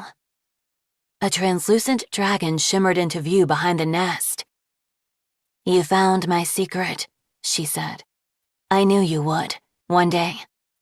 Precipice, Mulberry breathed. He stepped into the water with Umber and twined their tails together. She looks like an actual ghost, Umber whispered. Are you real? He asked her. Can we ask you questions? I'm leaving this here, without telling my queen about it, the dragon said. If she finds out, I may not live much longer, but I couldn't leave you trapped in this prison for all time, with no way to escape. I think it's just a message, Mulberry said. When you do escape, Precipice said, please take my little dragons with you. She opened her talons to show a pre-enchanted sharp wing cupped between her claws. I'm so sorry to leave them here, trapped by my spell. I hope they'll be free one day. She set the little dragon off to the side, where it disappeared from the vision, and gestured toward the nest in front of her. These eggs were taken by my queen from a settlement called Harmony. Sorry, I'm not sure why I said it that way. I know you remember Harmony. As I'm doing this spell, Summit hasn't found those dragons yet, so they may have made it to safety. I hope that's some good news for you. Maybe when you leave this place, you can find them and join them. I wouldn't recommend coming back to the Sky Kingdom. Once Summit and her daughters get their claws on the land they want, I don't think they'll give it back easily. Precipice took a deep breath and looked down at the nest again. These eggs were left behind when the dragons who lived in Harmony all fled, knowing armies were coming to kill them.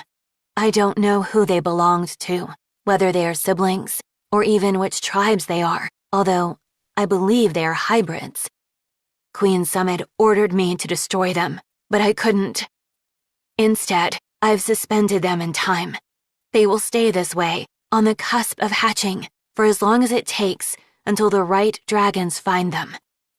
Are you the right dragons? She lifted her gaze, and Umber felt as if she could actually see him. Are you kind? How long has it been, and what are you like now? Tonight, as I cast these prison spells, I find it hard to imagine what it will do to you all. I hope it's not as bad as the queens want it to be. Summit can't see it, but I think this island is astonishingly beautiful. Maybe you'll take care of one another, like Queen Euphoria and Queen Magnolia always wanted. I hope you find some happiness together here. If you are kind and patient and gentle, these eggs are the key to unlocking your prison. Whoever takes them and raises the dragons that hatch will be able to cross the barrier and leave the dungeon isle. If these dragonettes are loved and cared for, in 3 years, they will be able to return and free everyone else. But if they are not loved, the prison will summon you back forever. I hope things are better in your time. I hope I'm not making a mistake, leaving you a way out. Please promise me you won't come looking for vengeance on our dragonettes and grand dragonettes. Good luck, and I'm sorry. Precipice faded away, leaving only the soft murmur of the water behind. She thought someone would find this much sooner, Mulberry said. Don't you think? It sounded like she only thought it would be a generation or two. Dragons who still remembered Harmony and might be dreaming of vengeance. She should have left better clues, Umber said, or told the sharp wings to guide dragons here. Maybe that is sort of what 19 was doing, Mulberry said. 19 clicked its wings together, but its face was inscrutable. All right. So, only the dragons who agree to care for these eggs can leave the island, Umber said. He waded over to the nest and gently touched each egg. One was pale yellow and warm, like sun-baked sand, and the other was gray and icy to the touch. "At least until the dragonets inside are older," Mulberry agreed, "when they'll come back and free everyone else." Umber scooped up the yellow egg and cupped it in his talons, imagining the dragonet inside and how much pressure that would be for a small dragon.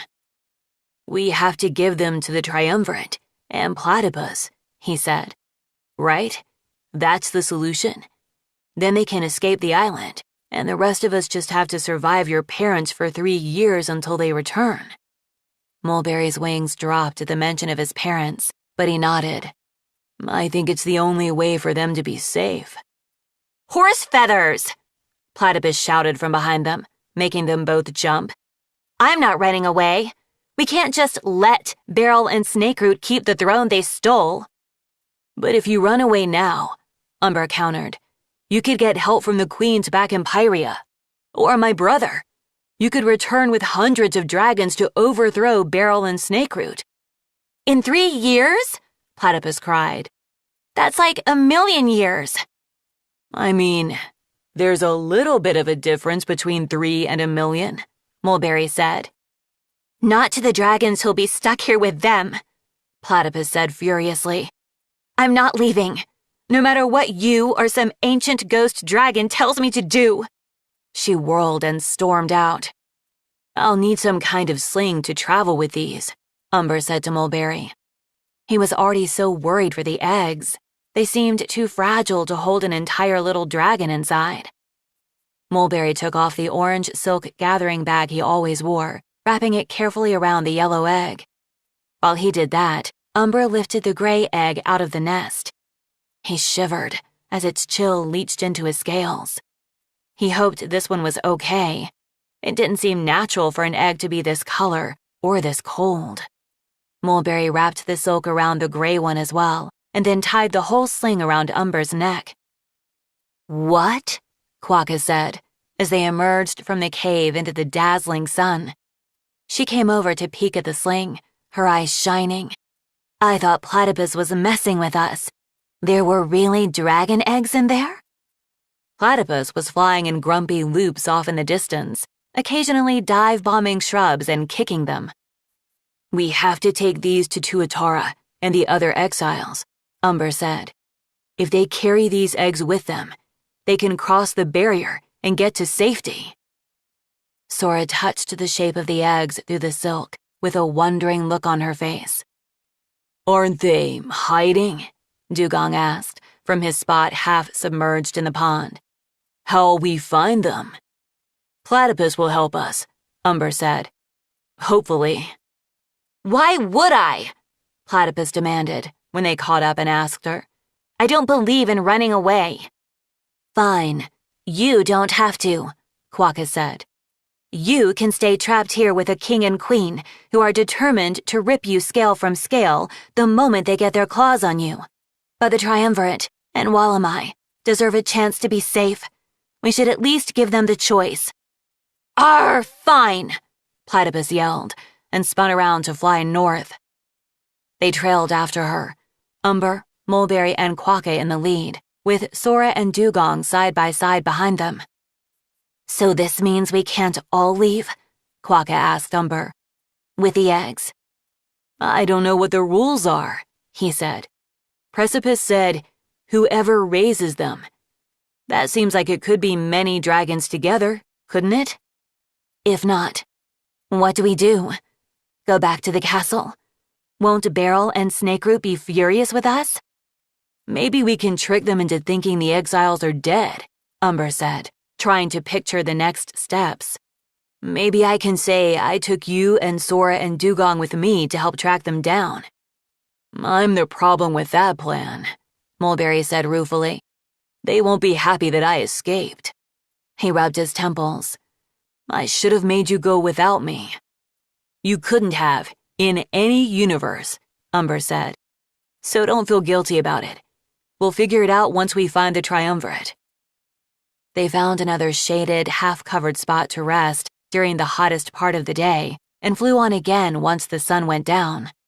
Platypus led them straight across the plain, away from the mountains, into what seemed to be the center of the island. Eventually, they saw more rock formations shaped like claws, but instead of just 5, there appeared to be over 100 of them scattered across the dry earth. By the light of the 3 moons, they soared down into the heart of the claw rocks. Umber landed as gently as he could, supporting the eggs with one of his talons. 6 figures stepped out of the pools of shadows around the rocks and approached. "Oh, wow. This one is mad," Crescent announced, pointing at Platypus.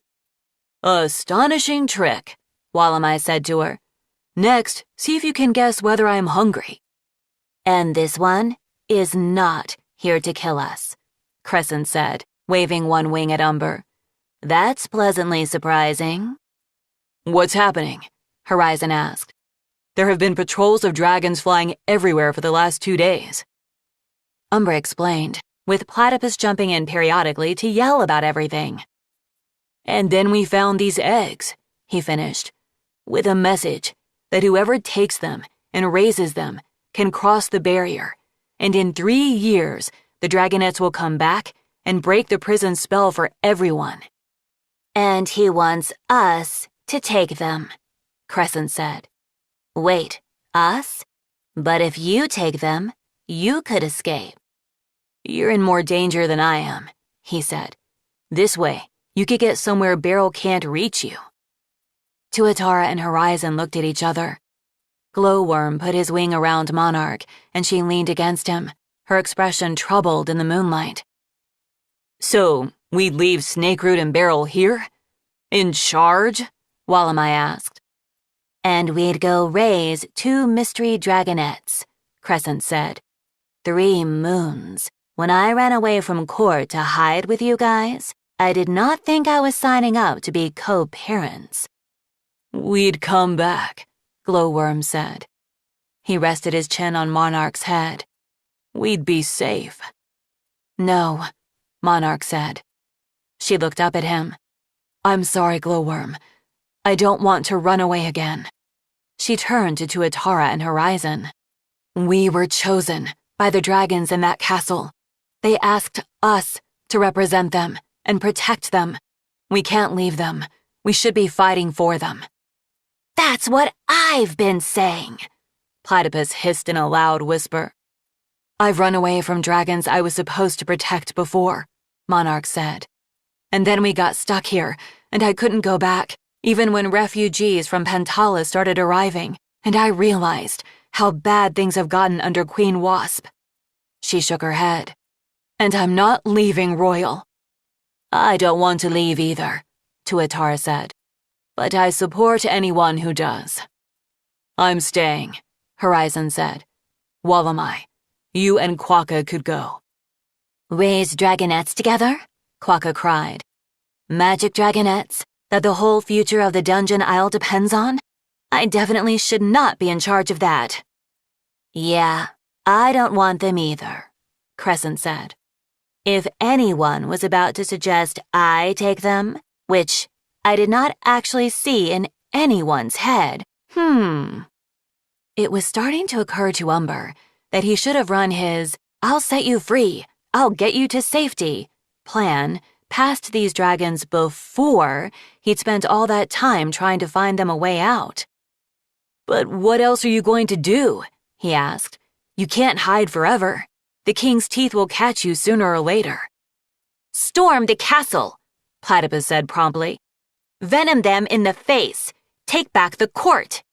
She lashed her tail. "Together, tonight." A sound caught Umber's attention. A breath, a scuff of claws on sand. He whirled and leaped into the dark outside the rocks. His talons hit the dragon who had been lurking there, spying on them. Umber tackled the intruder to the ground. "Wait!" the other dragon cried as they scuffled. "Stop!" Horizon and Platypus came bounding over and helped subdue the strange dragon.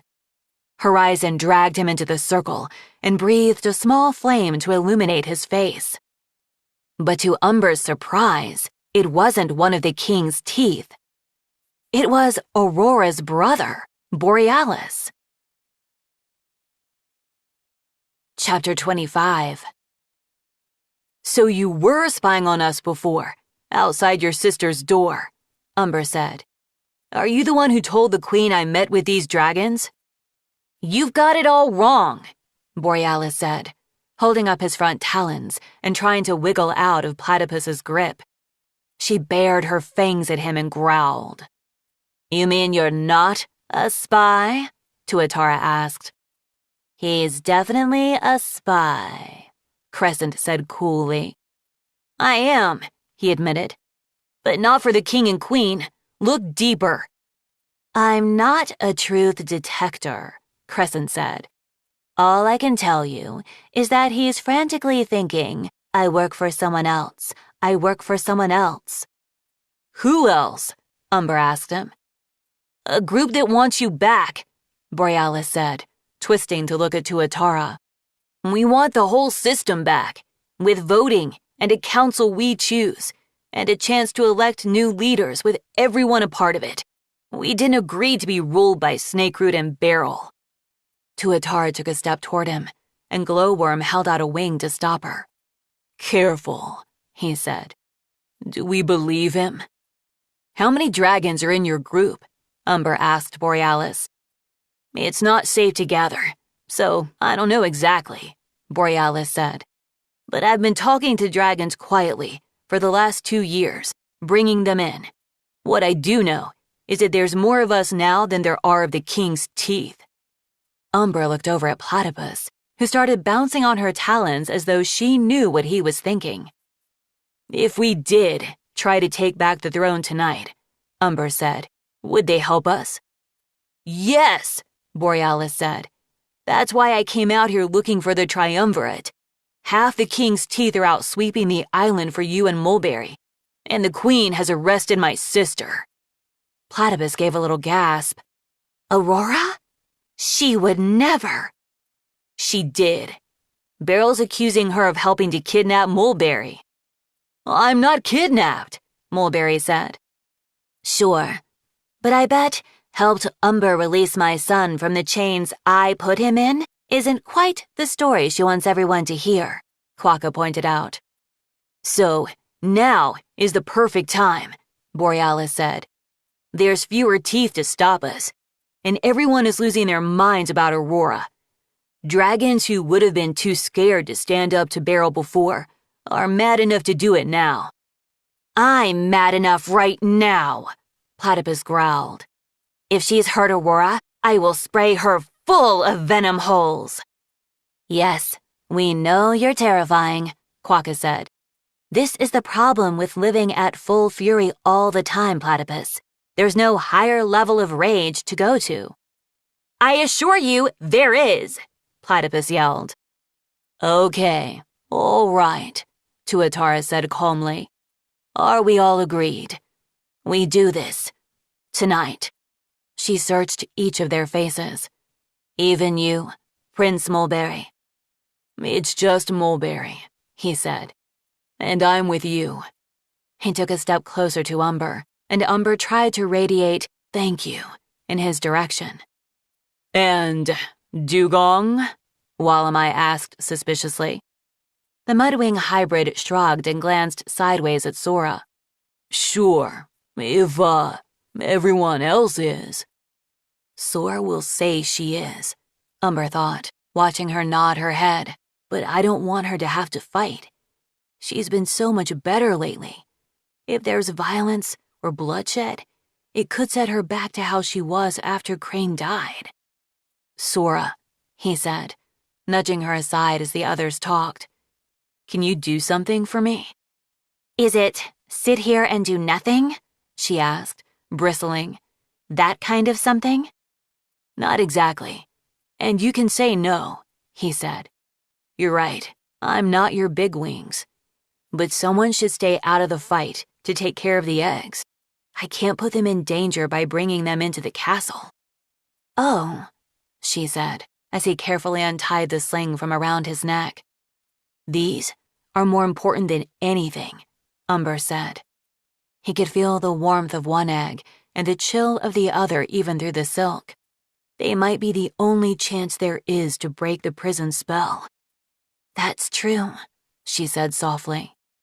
She held out her talons and took them with an awe-struck expression. If this doesn't go the way we want, he said, if we lose, you have to take these and fly away from here. Take them somewhere safe. Back to Reed and Pheasant, she said. No, he said. That's not. It is the right thing, Sora said. Whenever I leave here, I should turn myself in and accept whatever justice the queens choose for me. Like the dragon in Aurora's Mirrors song, I need to face what I did. He shook his head, fighting back tears. That's not what I want. It's still right, she said. But I promise, I'll take care of the eggs first. If it's up to me, I'll make sure the dragonettes are loved, like Precipice said. She took a deep breath. Except I won't have to, because you'll free Aurora and save the day and come right back to let me know. Right, Umber said. So, this is really all right. You don't mind staying with the eggs? You mean, do I accept the most important mission of the night? She said. Of course I do. I'll guard them with my life. Can I stay with her? Dugong asked. I'm a good guard too. Dugong, I want you to go help my brother, Sora said, touching one of her wings to his. And make sure our side wins, so you can make me those weird-sounding beet pancakes for breakfast tomorrow. He grinned at her. Yeah, okay. Soon they were all lifting off to fly toward the castle, whose lights were visible in the near distance. Umber glanced back at Sora, who had curled herself around the eggs and was whispering a story to them. Within a few wing beats, she had melted into the shadows, and he couldn't see her anymore. She'll be all right, he thought. She's still Sora. She's always been Sora, inside. My sister, who is more than the bad things she's done. My sister, who I trust. They took one of Platypus's secret ways into the castle, although Umber didn't think it was terribly stealthy to have 12 of them bundling through a hidden door altogether. Once inside the castle, Borealis peeled off. Give me 10 minutes to spread the word, he said. We'll meet you in the throne room. The council room, Tuatara corrected him. He smiled at her, nodded, and sprinted away. I could talk to my parents first, Mulberry offered. Maybe they'll see reason and give the throne back. Quokka stopped Platypus before she smacked the prince with her tail. I don't think you believe that will work, any more than I do, she said to him. He sighed. I know. 19 tugged on Umber's ear, went clatter, buzz, buzz, and zipped away without a backward glance. Umber wondered if the other Sharpwings would wonder where it had been for so long and whether they cared. Despite the late hour, voices were coming from the throne room, echoing down the hall as Umber and his friends crept toward it. It sounded like a lot of voices, a rising and falling murmur like the sea at the mouth of the Diamond River. Horizon held up one talon, and they paused outside the golden doors. Tuatara looked the doors up and down and rolled her eyes. I told you they were hideous, Platypus whispered. Everyone shut up, roared the king from inside the room. The babble of voices quieted. You are all being unreasonable and heartless, the queen said. I know Aurora is talented, but I thought you all loved Mulberry. We do, someone called out. In that case, you should applaud us for arresting Aurora, said Beryl. It's her fault he's missing. She stole him from you. What if we never see him again? There was a collective gasp from the crowd inside. Mulberry rubbed his head, looking deeply embarrassed, and Umber leaned gently against his side to reassure him. You can do this, he said. I know, Mulberry said, touching his snout to Umber's. I should have done something sooner. Thank you, Umber. He opened the doors and walked into the throne room. Mulberry! cried a dragon near the entrance. "The prince! Look, it's him! Mulberry!" "I'm right here," Mulberry's voice rang out. "I wasn't kidnapped. Aurora did nothing wrong." For a moment, a stunned silence rippled around the room. Umber wished he could see the looks on the king's and queen's faces. "Oh," Beryl said. "Mulberry, darling, I'm so glad you're all right. What an ordeal you've been through." "Conspiring to kidnap the prince," Snakeroot boomed. "That's Aurora's crime. Yes, even if she failed. Or maybe you escaped your kidnappers in some heroic way, son?" "No," Mulberry said. "The only dragons I had to escape were you." "Mulberry, don't make a fuss," Beryl said, as confused whispers skittered around the room. "Come here." "No," Mulberry said. "I'm not going to do that." He turned and beckoned to the doors. Umber entered, weaving through the crowd to Mulberry and standing beside him, wings touching. "I knew you were trouble," Snakeroot spat, glaring at Umber. "3 nights ago, my parents chained me up," Mulberry announced to the muttering crowd. "This dragon set me free." "Ha! What a wild story," Beryl said. She gave the dragons near her a pitying look. "Poor Mulberry hasn't been quite himself since that MudWing arrived. You know what I mean. No time for any of the rest of us when we have loved him so much for years." "Yeah, true. Hours," murmured a few dragons. Umber scanned the room for threats and allies, trying to guess what each dragon felt from their expression. He noticed at least 10 of the king's teeth on guard close to the thrones, more than the royals normally had around them. Think of them the way Mulberry does. They each have a name. They each have something they care about. Several expressions in the crowd changed suddenly, and Umber saw dragons reaching to clutch one another's arms. The whispers changed too. "Is that them? They're still alive. I knew they'd come back. Where have they been?" Beryl and Snakeroot stood up, looking thunderous. "Silence!" Snakeroot yelled. "Hello, Beryl," Tuatara said. She walked past Umber and stopped in the center of the room. Horizon and Monarch followed, pausing on either side of her. "I'm afraid your turn on the council is up now." Beryl hissed. Smoke wreathed her horns, and her claws sank into the platform below her. "I almost killed you before, Tuatara," she said. "Thank you for coming back so I can finish the job."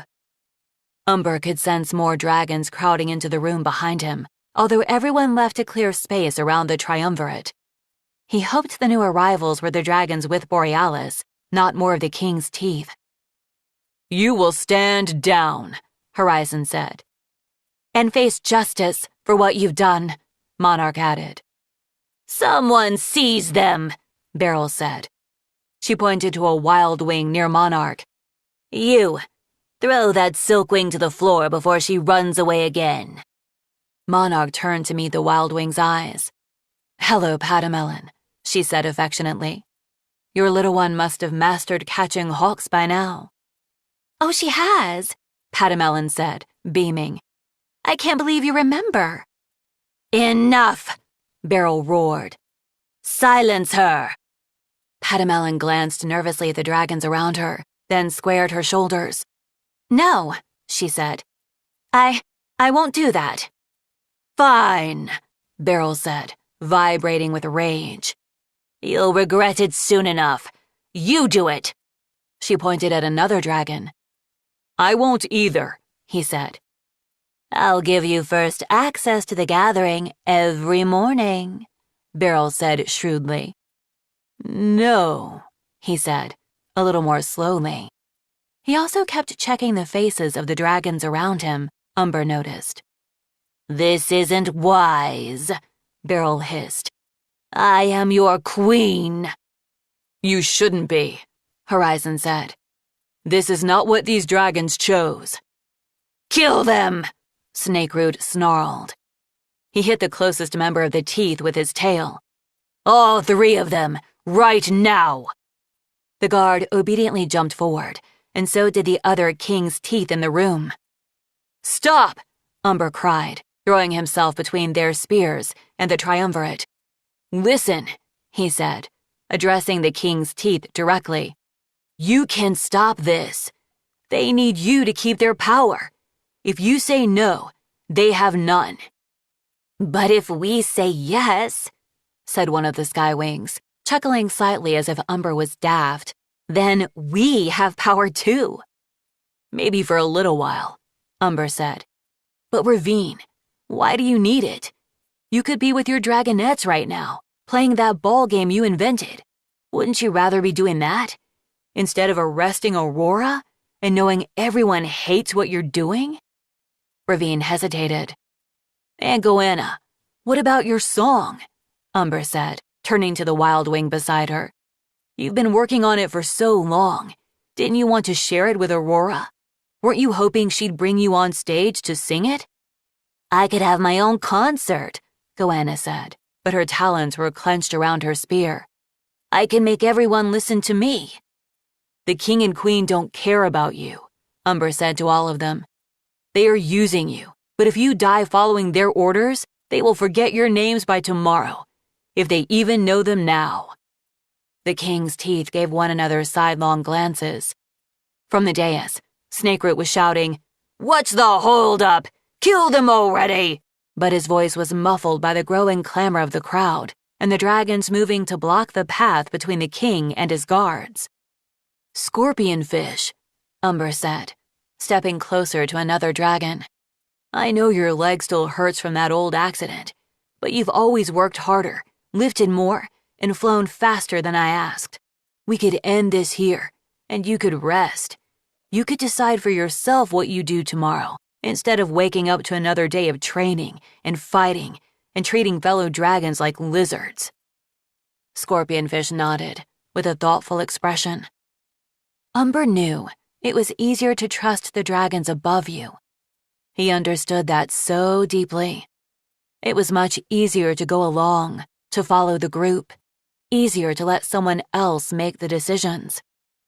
He looked around at the guards he had trained every day, all the dragons he'd worked so hard to remember and understand. They weren't just a mass of obedient ants with sharp objects, stabbing whatever they were told to stab. They were each their own dragon. They could make a different choice. Scorpionfish put her spear on the floor. I'm not killing anyone today, she said to Umber and Snakeroot and all the dragons around her. Probably not tomorrow either, unless you keep looking at me with those sappy cow eyes, Corella. I'll try not to, Mother, said a dragon in the crowd, beaming at her. If Scorpionfish is out, so am I, said another wildwing. Me too, said Ravine. They both set their spears down. Cowards, Snakeroot roared. I'll do it myself. He leaped over the heads of the dragons pressing around the throne and came down right in front of Tuatara. Dragons scattered away from them, screaming.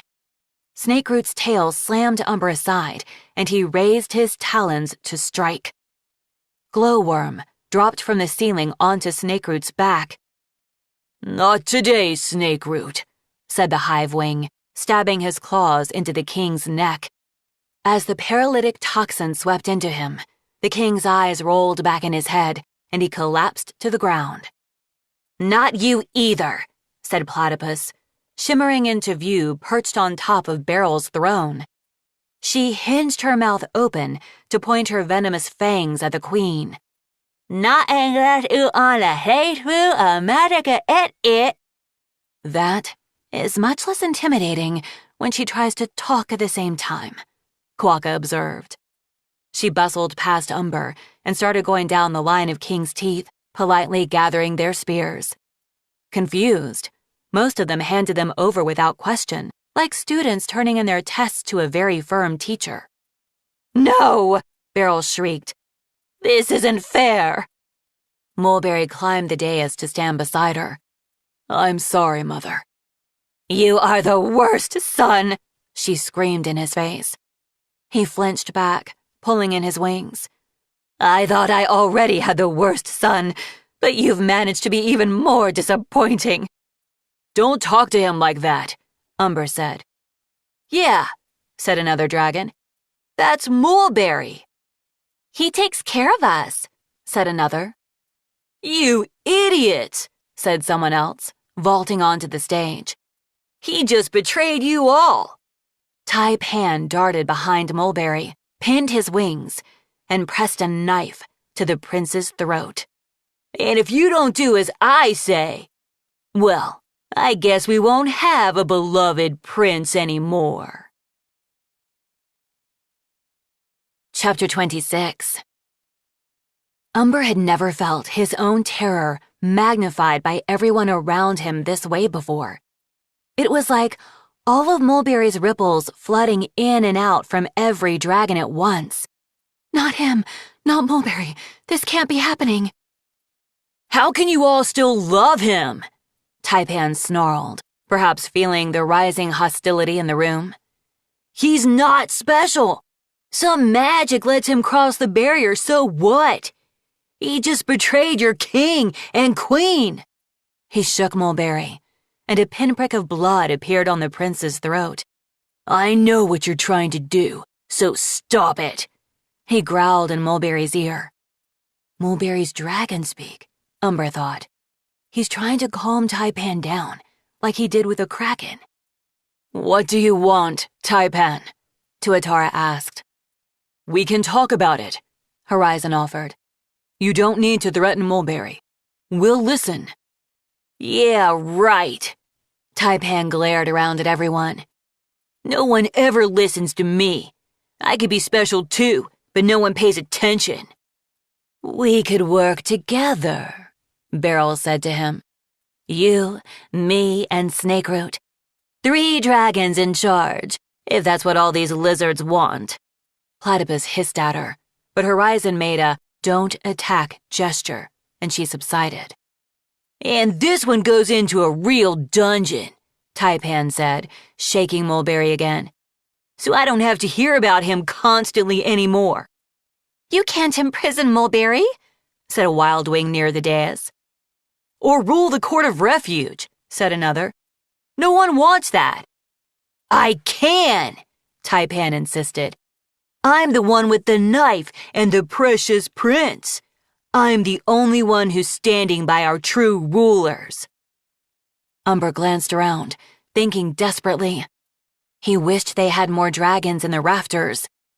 No one was close enough to get to Taipan before he hurt Mulberry.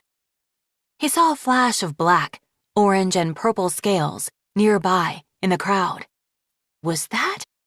He edged closer, trying to move slowly to avoid catching Taipan's attention. The wildwing was explaining how everyone had wronged him and disrespected him, starting with Mulberry, but including everyone in the room. "Royal," Umber whispered. The hive-wing silkwing hybrid looked down his long nose at Umber and narrowed his eyes. "What?" "Can you stop him?" Umber asked. "Maybe talk to him? He'll listen to you, won't he?" "Why would I bother?" Royal said. "He's doing a fine job of embarrassing himself. I do not need to get dragged into this." "For your parents?" Umber tried.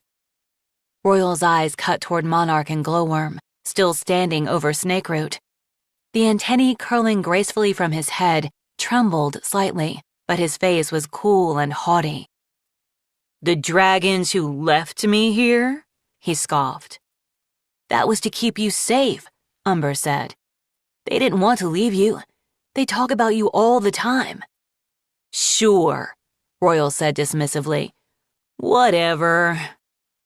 "Imagine if they were back in charge instead of Beryl and Snakeroot," Umber said. "Then you'd basically be the prince here, wouldn't you? Instead of Mulberry?" Royal's wings twitched. He stared at his parents for a long moment, then back down at Umber. Interesting, he said. Taipan's not going to succeed, Umber said. There's too many dragons against him, and he can't hold a knife to Mulberry's throat forever.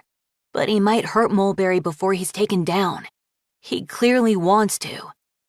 True, Royal agreed. So you could be the dragon who stands by while that happens, Umber said. Or you could be the hero who stops him. Royal snorted. I don't care about being a hero. Nice try, MudWing. I'll do it, Dugong said from behind Umber, startling him. I'll stop him. He put his head down and started muscling his way through the crowd toward the dais. Oh, now look what you've done, Royal said in a bored voice, which Umber was beginning to suspect he put on whenever he was hiding a real emotion. Here comes disaster. I guess I'd better clean this up. He swept away from Umber, following Dugong. Hey, Dugong said to Taipan, marching up the steps toward him. Let Mulberry go. Right? Now. Taipan laughed. Oh, are you here to stop me, you big manatee? You? Seriously? Yeah, Dugong said. Wanna fight me? Go sit down, Taipan sneered. This is out of your league. Dugong puffed up his shoulders. No, it isn't. I'm from the royal MudWing bloodline, he said. You always tell me that. So? Taipan said. So maybe you should listen to us for once, Royal said, gliding onto the stage. He nudged Dugong aside and gave Taipan a condescending face. If royalty is so important to you, technically Dugong and I are both princes and you're not. Shut up, Taipan yelled. The hybrid prince, a dragon near Umber whispered to her friend. What if it's one of them instead? You're so boring, Taipan, Royal said cuttingly. You're so petty and small and proud of your own stupid cruelty. Imagine getting on stage to whine to the entire court about how no one pays attention to you. A few dragons in the crowd laughed. Shut up! Shut up! Taipan shouted again. He swung Mulberry round to face Royal. Nobody laughs at... As soon as his back was turned, Platypus whipped around and sprayed her venom at Taipan. It splattered across his wings and he shrieked, dropping the knife and Mulberry as he flailed backward. Dugong jumped to catch Mulberry as Umber leaped toward the stage. Royal took out the toughen up stick and stood over Taipan in a pose that said, I do have better things to do, but I suppose someone has to do this. Wait, Beryl cried, holding out her front talons toward Dugong and Royal. You're right. You are both of royal blood. You could rule with me instead. You could be my princess instead of my disloyal son. Oh, no thanks, Dugong said. I don't actually care about that royal bloodline stuff. Royal shrugged elegantly. Seems like too much work. Umber knelt beside Mulberry. Their wings and tails tangled as he checked Mulberry's throat. There was a bleeding scratch, but nothing worse. Mulberry clasped his talon, and Umber could sense that he felt both relieved and ridiculous. Dragons surged onto the stage around them. They stayed where they were, in a momentary bubble of peace. Umber didn't see who ended up taking Beryl, Snakeroot, and Taipan off to the dungeons. He heard Platypus arguing with Quokka, and Quokka ignoring her to tend to Taipan's venom wounds. He heard Monarch and Glowworm both crying as they threw their wings around Royal. It sounded as though 100 dragons were asking the triumvirate questions. Dugong squirmed through the crowd to find Umber. Can I go get Sora? He asked. Please, please? Of course, Umber said, smiling at him. Dibs, I get to free Aurora! Platypus shouted. This had the opposite of its intended effect, as half the dragons in the room all bolted for the door, vying to be the first one to Aurora's cell. What are you all doing? Platypus hollered. I said me! I'm going to do it! Out of my way! Mulberry and Umber started laughing. Are you sad? Umber asked him. That you're not a prince anymore? Mulberry shook his head. Not at all. I'm sorry your mother yelled at you like that. Umber touched his forehead to Mulberry's. Maybe I don't care, Mulberry said. I'm going to try not to care. I think I did the right thing. Me too, Umber said. He looked around. Someone had already found the third council seat that had been removed, and 3 dragons were hauling it onto the dais to put it back in place. Tuatara, Horizon, and Monarch were hugging dragons and making suggestions and trying to listen to everyone at once. Out in the halls, someone started singing a Northern Lights song, and several dragons joined in. I want to fly through the fire. I want to touch the lights in the sky. I want to breathe in the gold and the green. I wish we could be seen, could be free. Chapter 27. 6 months later. Umber! Quokka came flying into the room. Umber, it's happening!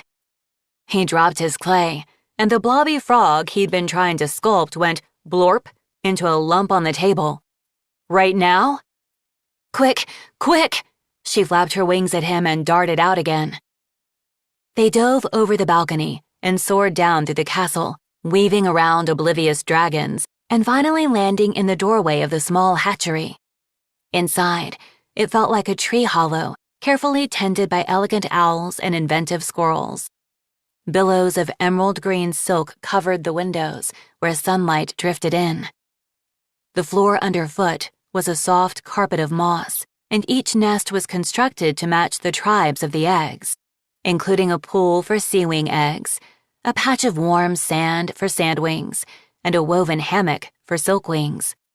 Art made by dragonettes in the castle school hung from the walls, a rainbow of colors to welcome new hatchlings. Since they didn't know what tribes the ancient eggs were from, they'd put them in a wild-wing nest lined with moss and leaves and mud. Sora was crouched beside it, peering at them intently. Mulberry hurried in just after Umber with Powa right behind him. The sea-wing healer had Blob on her back, flapping his tentacles in what looked like wild excitement.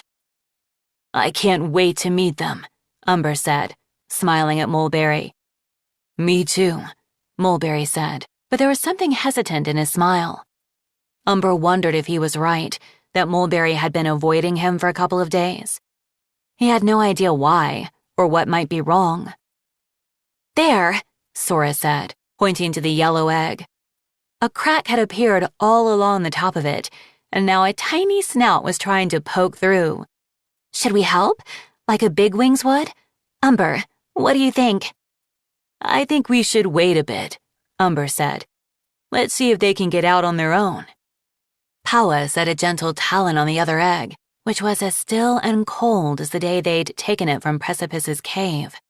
Nothing from this one? She asked. Sora shook her head. Poor baby, Powa murmured. They're probably not siblings, Quokka said. They could hatch at different times. That one may just take longer. Powa nodded, but her face was still sad. Crack, went the other egg. Crickle, crick. Umber held his breath as the dragonette inside wiggled, poked, rocked, and wrestled with the eggshell. At last, little claws hooked through one of the cracks and started peeling the shell away. Moments later, a small dragonette sat in a chaos of eggshell bits, blinking up at all of them. She had leaf-shaped wings, a curling tail, webs between her claws, and tiny antennae waving between her horns. She was all the colors Umber had ever seen, red and gold and blue and green, shimmers of rose and lavender, silver spirals along her wings and tail. She lifted her green eyes to meet Umber's, and her scales slowly, wonderingly, turned warm mahogany brown, like his. "Oh, wow," he breathed. He held out his front talons, and she climbed into them, nestling into a ball. "She's so tired from all that work," Mulberry said, lightly stroking her forehead. The dragonette went, "Snooze," closed her eyes, and fell asleep. "Aw," Quokka said. "Okay, Umber, now you can't move until she wakes up." "Of course," he said. "I'll sit right here. Wait, are you joking?" "Maybe," Quokka said, her eyes twinkling. "Aw, think of all the little friends she's going to make." Mulberry exchanged a look with Powa and bowed his head. "Would you guys mind if I talk to Umber alone for a minute?" "Sure," Powa said. "Come on."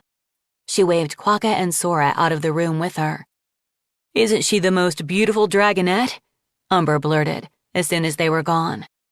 Maybe if he kept them talking about the baby, he could stop Mulberry from saying whatever was making him look so worried. "I thought of a name for her." "Oh yeah?" Mulberry said, smiling as the dragonette wiggled into a sillier sleep position. "What is it?" "Harmony," Umber said. "Do you think that's all right? Or too sad when we eventually tell her about the village?" "No, I think it's perfect," Mulberry said. "Umber, I have to tell you something." Umber's wings drooped. "What did I do?" Nothing, Mulberry said. "It's not anything you did. It's the prophecy." "The prophecy?" Umber echoed, thrown. "My dad's prophecy." Mulberry shifted his wings. "And the message Precipice left." "What about them?" "There are some dragons who think Harmony shouldn't grow up here," Mulberry said. "And the other dragonette, if that egg hatches." "What?" Umber cried. "Why?" He cuddled the dragonette closer, and she made a hiccuping purr kind of noise. "Because Precipice said they have to be taken away, over the barrier, and that they'll come back in 3 years, Mulberry said. "And because of the line in the prophecy about danger rising from the past, they think that's about the dragonettes." "How could it be?" Umber said. "They're only babies. And Harmony is perfect," he thought mutinously. "She could never be dangerous. Look at her little nose. How could a little nose like that ever do anything bad?" "I know," Mulberry said. "But a lot of dragons signed a petition, and the Triumvirate decided I should talk to you about it. They think someone should take Harmony and the other dragonette across the barrier to raise them somewhere else." "That's so unfair," Umber said, fighting tears. "A petition? Has everyone been planning this without telling me? They expect her to come get them out of prison, but they don't trust her to live here with them?" "I think they're just worried," Mulberry said. "They want to follow the, admittedly vague, millennia-old instructions exactly to make sure the spell gets broken." "But I don't want her to leave. I love her little claws and her little sweet face already." Umber's eyes were prickling, but he couldn't reach up to rub them without dislodging the sleeping dragonette. "I want to take care of her and watch her grow up." "I know," Mulberry said. "That's why everyone thinks it should be you who takes her." Umber blinked a few times. "Me? By myself?" All those worries about having to be Sora's bigwings. Multiply those by 1,000,000. How could he raise a dragonette alone? He'd have no idea what to do. On the other hand, now that he'd met her, he couldn't imagine letting her go without him. "No," Mulberry said. He cupped his talons under Umber's. "I said if you left, I'd go with you." "But you can't," Umber said, even though his heart was suddenly thumping with hope. "You're the only connection they have with the outside." "I'll come back regularly to check on them," Mulberry said. "But I'll live with you and Harmony. There's an island, southeast of here where we could go. It's beautiful and safe. There's nothing dangerous or poisonous there, and it's full of the coolest weird birds and giant ferns. You'll love it, I think. Maybe? Umber said. The last time you offered me a beautiful, safe island, there turned out to be a bit of a catch. I know, Mulberry said guiltily. This one is different, I promise. Or we could go back to Pyrea, if you'd rather. You could introduce me to your siblings. Maybe we could take her to your school. He looked down at the tiny dragonette. Maybe when she's a little older. Pyrea should be pretty safe now that the war is over, Umber said. I mean, how many world-ending prophecies could there be in one dragon's lifetime, right? He grinned at Mulberry. I'd love to take you to meet Reed and Clay and Pheasant. They'll love you. Although, I do want to see these weird birds first. And we can bring other dragons, Mulberry said. Anyone you want. I mean, I don't know how many of us can cross the barrier with her, but if you're worried about being lonely, or there's anyone else you think could help us raise her, that's okay with me. I'll ask around, Umber said. Thank you, Mulberry. The idea of leaving the Court of Refuge, now that he'd finally settled in, was sad, but he knew he could come back. 3 years wasn't so long, and then it wouldn't be a prison anymore. It would be another amazing place for dragons to live or visit. And this new picture in his head, of him and Mulberry in a forest full of silver ferns, taking care of a tiny rainbow dragon together? That sounded pretty wonderful, actually. What do you think about the other egg? Mulberry said. He picked it up gently and touched it to his snout, then tucked it into the nest again. I'm worried about it. We all are, Umber agreed. I think we should take it with us. I worry about traveling with an egg, Mulberry said, tracing a gentle pattern along its shell. I'm afraid it could get broken on the way. Don't you think it would be safer here? Harmony wriggled around again and closed one of her talons around Umber's claw. He looked from her sweet, roly-poly perfection to the lonely egg left behind and felt like crying again. Can't we wait until it hatches? He said. I don't want to separate them, and I want to make sure the other dragonette is all right. Mulberry leaned against him. What if it never hatches? He asked. I'm so sorry to say that out loud. Do you think the petitioners can wait a bit longer? Umber said. We could give it another month, and then if that egg doesn't hatch, we'll take Harmony away like they want us to. But we'll leave someone here to watch it. Someone who can bring the dragonette to us if it does hatch eventually. I think that's fair, Mulberry said. He rested his talon on the cold egg. I hope you come on out, little dragon. There's a family waiting for you. That's us, Umber thought, feeling Harmony's wings fluttering in her sleep and the ripples of affection echoing through Mulberry's scales. A family. Umber and Mulberry soared toward the barrier, and Umber felt a shiver of fear, remembering the lightning strike pain. What if this doesn't work? Will it hurt me even worse? Mulberry was carrying Harmony, just to be safe.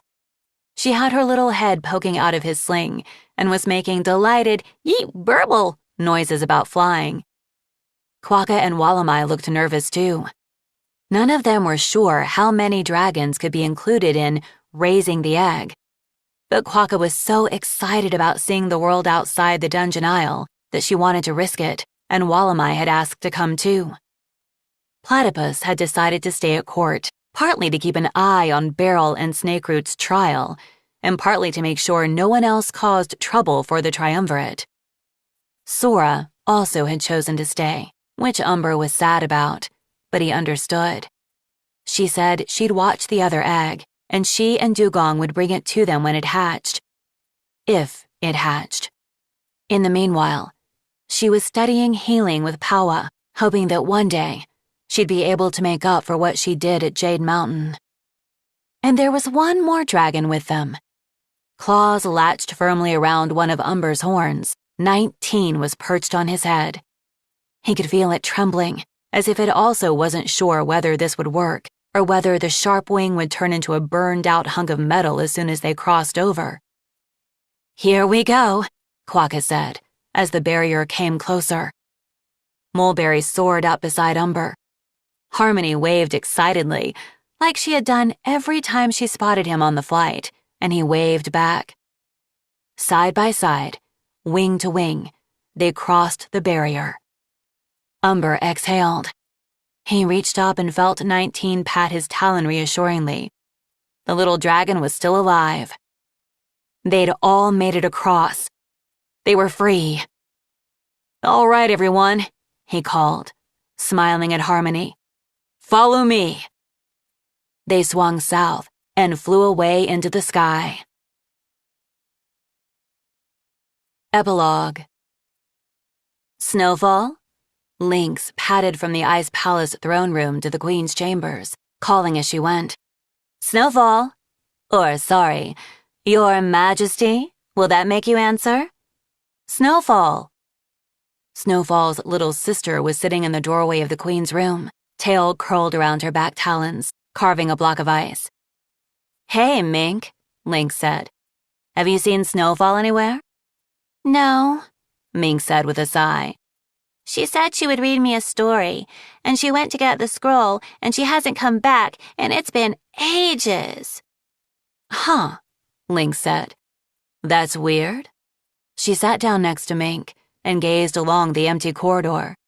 I wonder where she went. Smolder set the tray on Queen Thorn's desk and declared, Ta-da! Which was not a word he remembered ever using before Thorn came along, but it felt appropriate to the situation. She looked up from the list she was making. What in the... Thorn had been trying to use her queen voice around him as practice. Smolder, dear, what is this? New candy, he said proudly. I've been experimenting. Oh, yay, Thorn said faintly, but she was fighting back a smile as she studied the concoctions on the tray. Are they supposed to be that color? That's part of the genius, he said. You can tell the ingredients by the color. Like that green one is cactus. No, wait, that's the other green one. I'm going to need you to taste test all of these first, Thorn said. For poison, of course, not because I suspect they will taste extremely strange or anything. I would be happy to, he said, with great dignity, because they will all taste amazing. Hang on, I made tea to go with them. He bustled out to the hall and back with the second tray, neatly set with a pot and 2 teacups. But when he returned, no one was at the desk. The tray of candy sat abandoned. A corner of Thorn's scroll flapped in the breeze from the window. Thorn, he said, puzzled. Are you hiding? I promise the candy's not that bad. No response. He set down the tea tray and circled the room, checking behind the tapestries. Thorn? Smolder went to the window and looked out. There was no sign of the Sandwing Queen. Had she actually run away from him? But why? Thorn, he said again, his voice echoing in the otherwise silent room. A piercing shriek ricocheted through the Sky Palace, a shriek Jasper recognized. He dropped the toy he was mending and sprinted to the throne room. Halfway there, he collided with Prince Cliff, pelting toward him, still shrieking. Cliff, Cliff, Jasper said, dropping to his level and catching the dragonette in his arms. What's wrong? What happened? Daddy, Cliff sobbed. Mommy disappeared. What? Jasper tried to wipe away the prince's tears, but they were coming too fast. What do you mean? She disappeared right in front of me. I was singing her my bestest new song, and it's really long and really great, and I was at the part that goes, if I were a bird, I'd be the kind that could eat you, and if I were a fish, I'd be a super huge whale, and if I were a... Got it, Jasper interrupted him. Sounds great, little bug, but then what happened?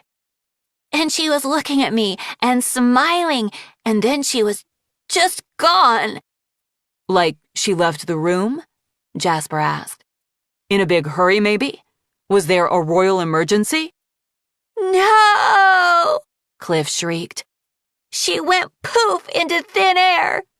He burst into tears again. Cliff had a vivid imagination and a tendency to exaggerate, but Jasper believed he wouldn't melt down like this unless something really had happened. He stood up and beckoned to a nearby soldier. "Summon the rest of the guards," he said. "Search the palace for Queen Ruby, and let me know the moment she is found." "It's not like Sequoia to be late for a meeting," Cricket said to Sundew. "In fact, according to my notes, she has only ever been late twice. Normally, she's here before us." "Wow, lucky someone is taking detailed notes about that," Sundew teased. "You, on the other Talon, are almost always late," Cricket observed, giving Sundew a mock stern look over her glasses. She shaded her eyes to look up at the trees Sundew had grown since yesterday.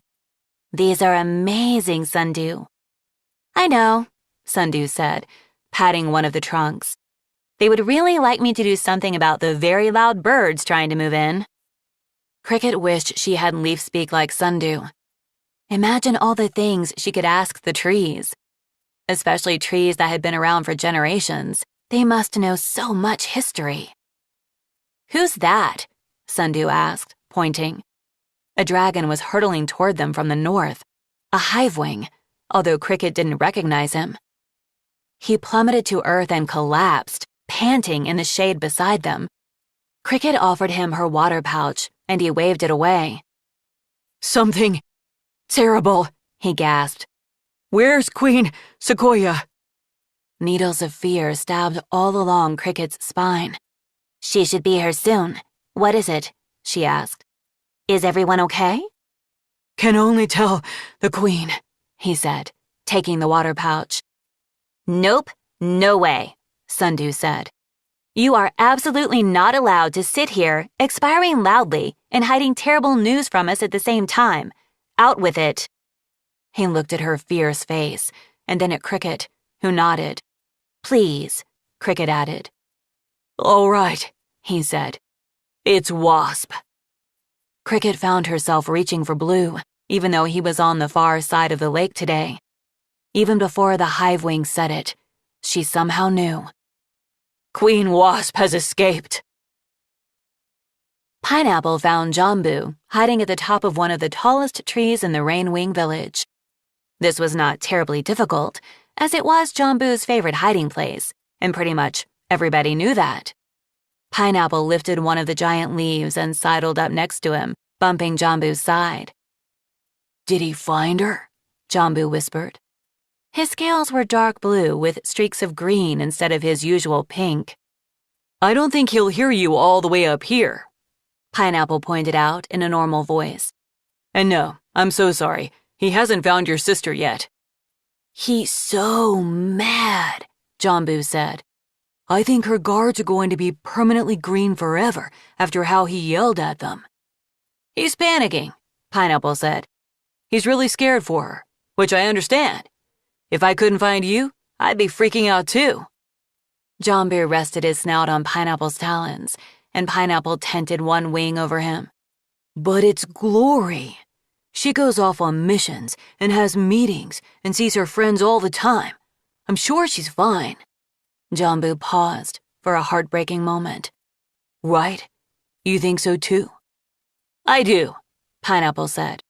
"She's really good at taking care of herself." They were silent for a little while, each trying not to think of all the things that might happen to a young queen with many enemies. "It is weird, though," Jambu said, that little noisy Rainwing is gone too." "I know," Pineapple agreed. "They're probably on a quest together, right? That seems like something they would do." "Right," Jambu said. "They'll be back any moment," Pineapple said. "Yup," Jambu said, in a more wobbly voice. "So we don't have to worry," Pineapple said. "I mean, even if someone kidnapped Queen Glory, who in the world would also take Kinkajou?" Sora stepped into the hatchery, and examined the lonely egg in its nest. Still cold. No change in the month Umber had been gone. She sighed and patted it gently. Down the hall, Dugong called, and she hurried out to catch up with him. The egg was left alone. Night fell. The sounds of dragons in the distance faded, as most of them went to sleep and others went night hunting. The halls were quiet. Quiet, except for something breathing. Something that came through the door Umber had taken to find the sharp wings. Something that slipped through the silent, deserted halls. Something that reached the door of the hatchery. A shadowy figure crept up to the nest. Gray talons closed around the egg. "I know you're in there," it whispered. "You're mine now." The mass of shadows slithered away, taking the egg with it. The hatchery was left still and empty in the moonlight. The Forgotten Isles Prophecy. Dragons lost and long forgotten, abandoned in the sunlit isle, ruled by power and betrayal, haunted by an ancient trial. Lines of blood will hold the key, as danger threatens from the past, and when the claws are at his throat, the hybrid prince will rise at last. Who springs the trap? Who saves the queens?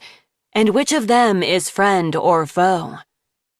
The smallest claws must choose the path to right a wrong from long ago. But is it wise, and is it safe, to break the curse, unleash the tide? What happens when the walls come down, if something else was trapped inside?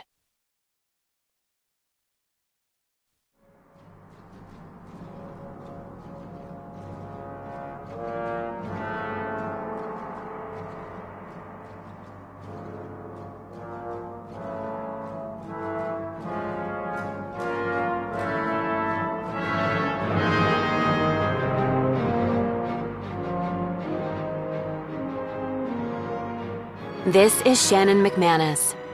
We hope that you have enjoyed this production of Wings of Fire, Book 16, The Hybrid Prince, by Tui T. Sutherland. This audiobook was produced by Dion Audio and directed by Jared Jeffries. Executive producer Melanie Gagne. Print edition published by Scholastic Press, an imprint of Scholastic Inc. Text copyright 2026 by Tui T. Sutherland. Production copyright 2026 by Scholastic Inc. All rights reserved.